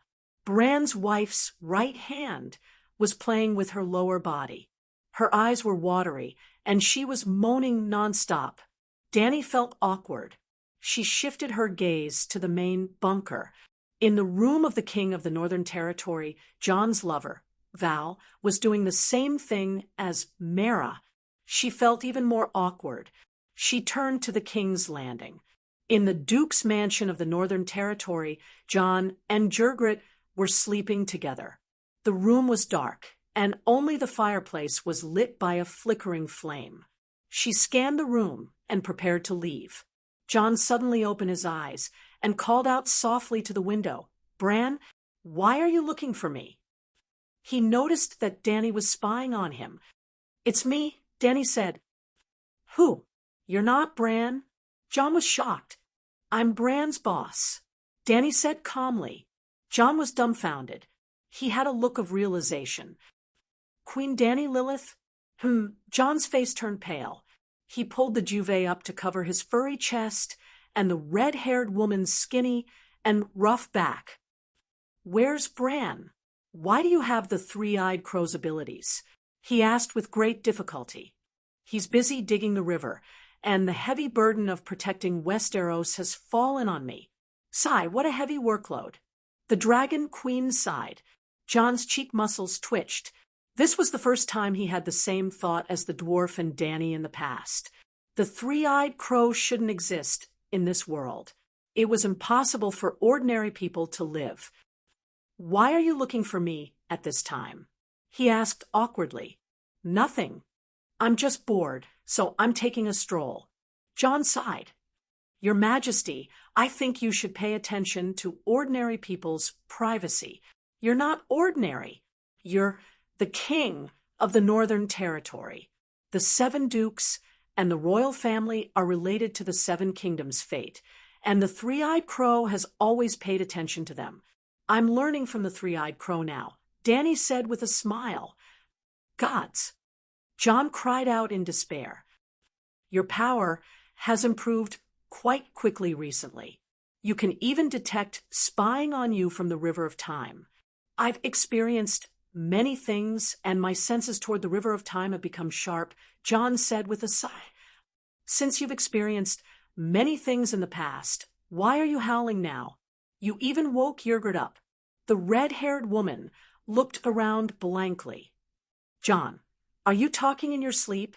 John comforted his girlfriend with his mouth, while he sighed with emotion, with his mind power. That's different. The three-eyed crow was his brother, and it made him feel at ease. When the three-eyed crow turned into someone else, John started to feel fear, just like the others. This was the reality. Before he could finish speaking, Danny left. Chapter 9:67. Danny walked around the Red Castle. Most of the buildings at the top of Aegon Hill had collapsed, leaving behind a huge crater. Only a few towers remained on the cliff by the sea. Almost 2 months had passed. The collapsed towers and craters were mostly cleaned up.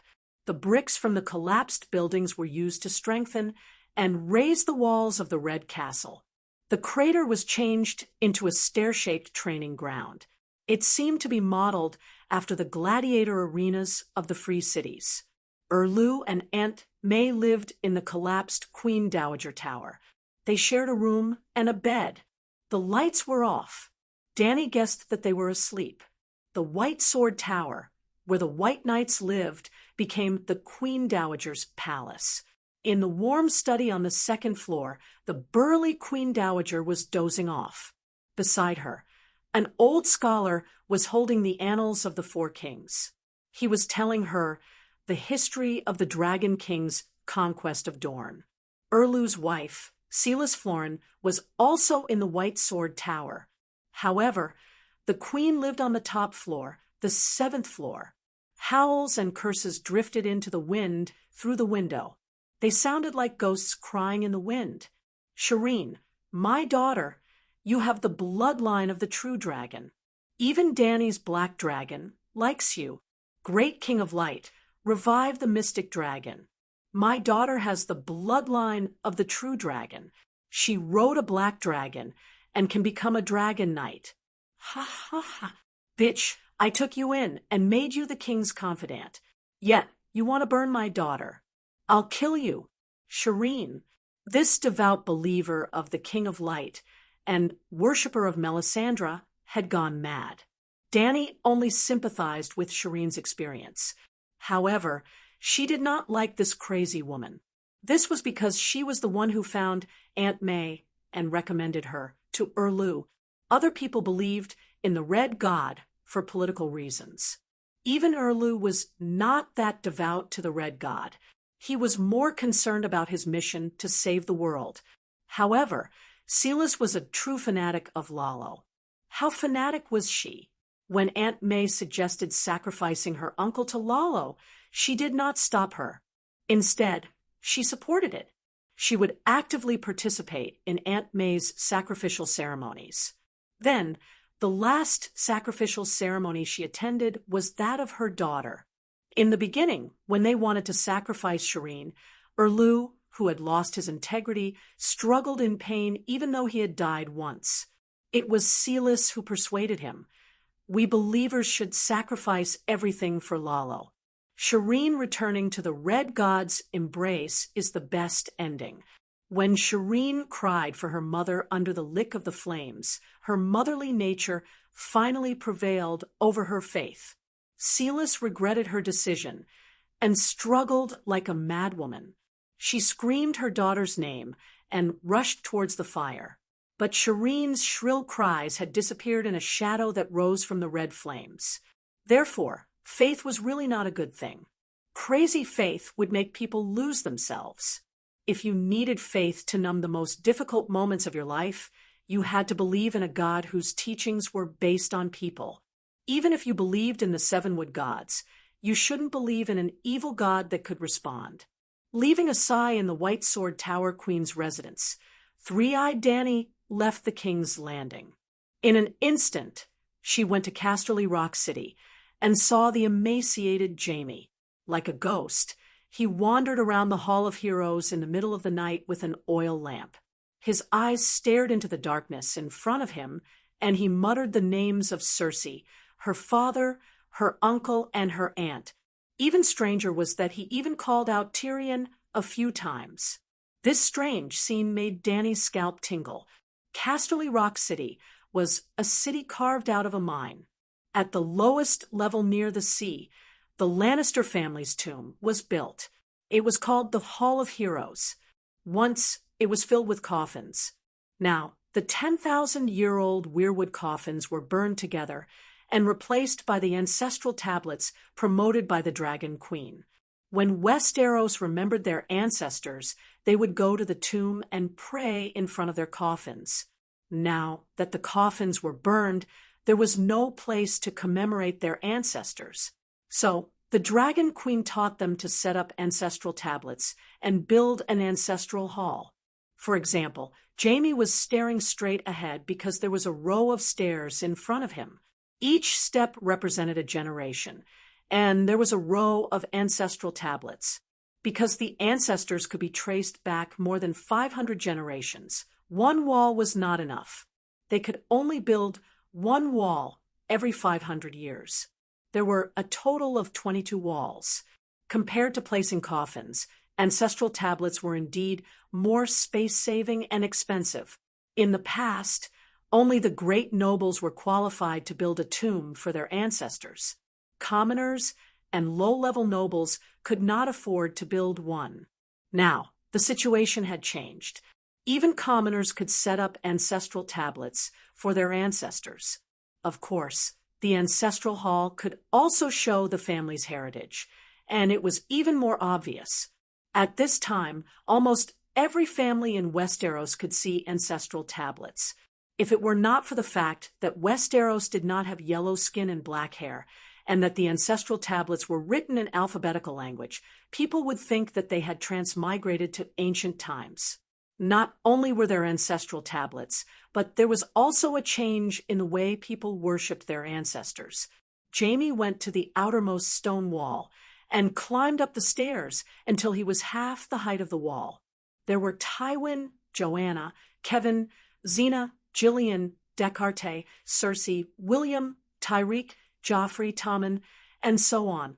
They were all direct relatives of Jaime within 3 generations. He placed the oil lamp beside Cersei's ancestral tablet, and with one hand, he untied a cloth bag from his waist.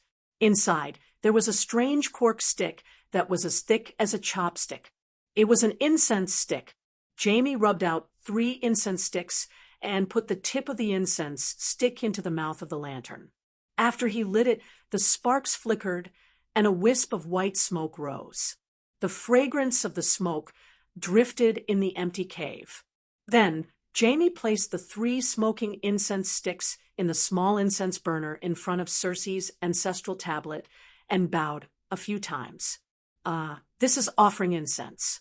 Seeing the blonde Jaime offering incense in an unusually respectful and sacred manner, Danny felt that it was very strange. Sigh, Cersei, I regret it. I shouldn't have killed you back then. It's better to live than to die. With you by my side, at least I won't be alone like this. Jaime rambled on for a while. When the incense sticks were half burnt, he took out 3 more incense sticks from the cloth bag, lit them, and placed them in the small copper burner in front of Tywin's ancestral tablet. Father, you can rest assured, Casterly Rock has been restored. Oh, I've already told you about this. Jaime stood there in a daze for a while. He felt that he had nothing to say to his father, so he moved on to the next one.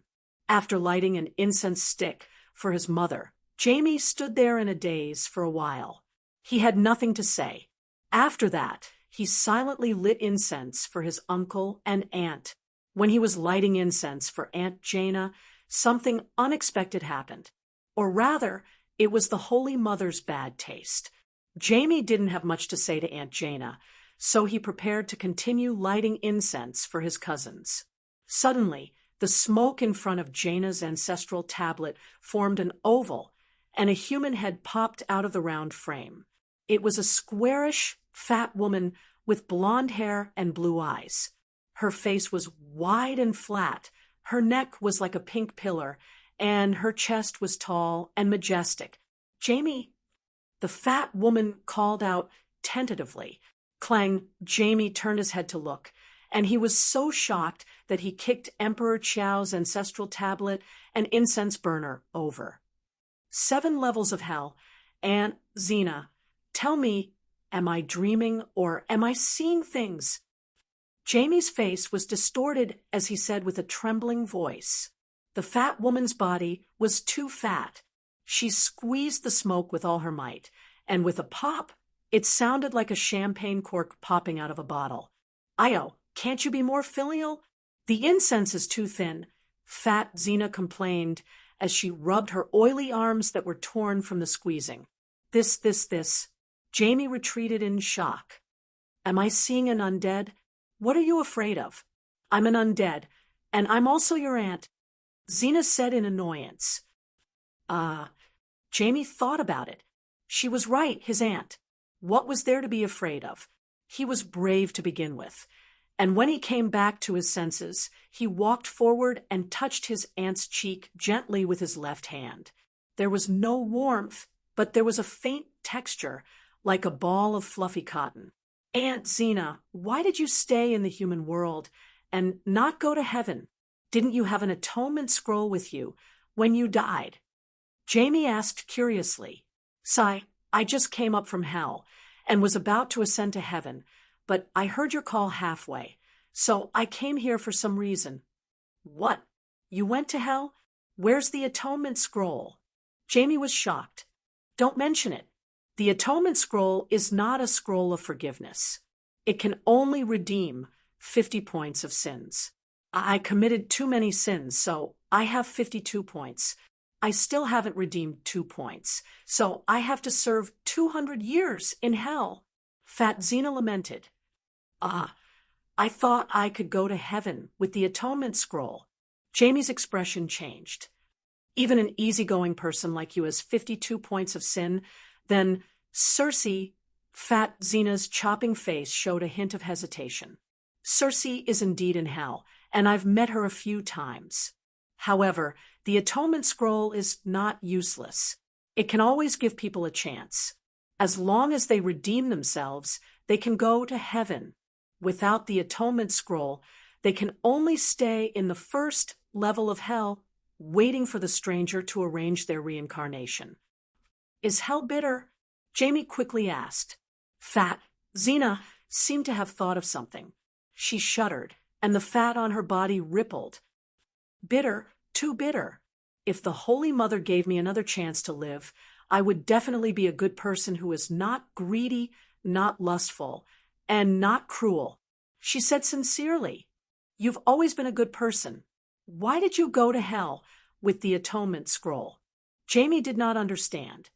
"Of course I've been good to you brothers, good to Lannister, and good to Casterly Rock, but I've been unfaithful to my husband and heartless to the common folk. I've sinned," Fat Xena said in remorse. "What do you mean?" Jamie still did not understand. "I gave birth to 4 sons, but none of them are your uncles." Jamie immediately believed her, because the matter of Xena's ant-stealing men was not a secret from Casterly Rock City to River Delta City. Even his uncle, Amon, knew about it.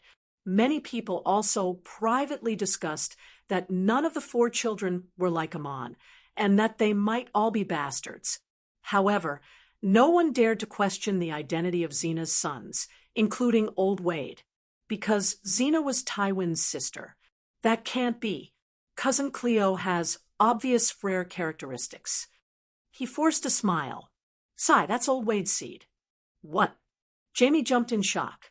"If not for this sin, why would I go to hell? That's 30 points of sin. That's more than half of my sins." Gina sighed. "Why? I also heard that you like to look for handsome and strong cousins in Lannister Harbor, But old Wade is ugly, old, and bad-tempered. How could you like him? Jamie cried out, unable to accept it.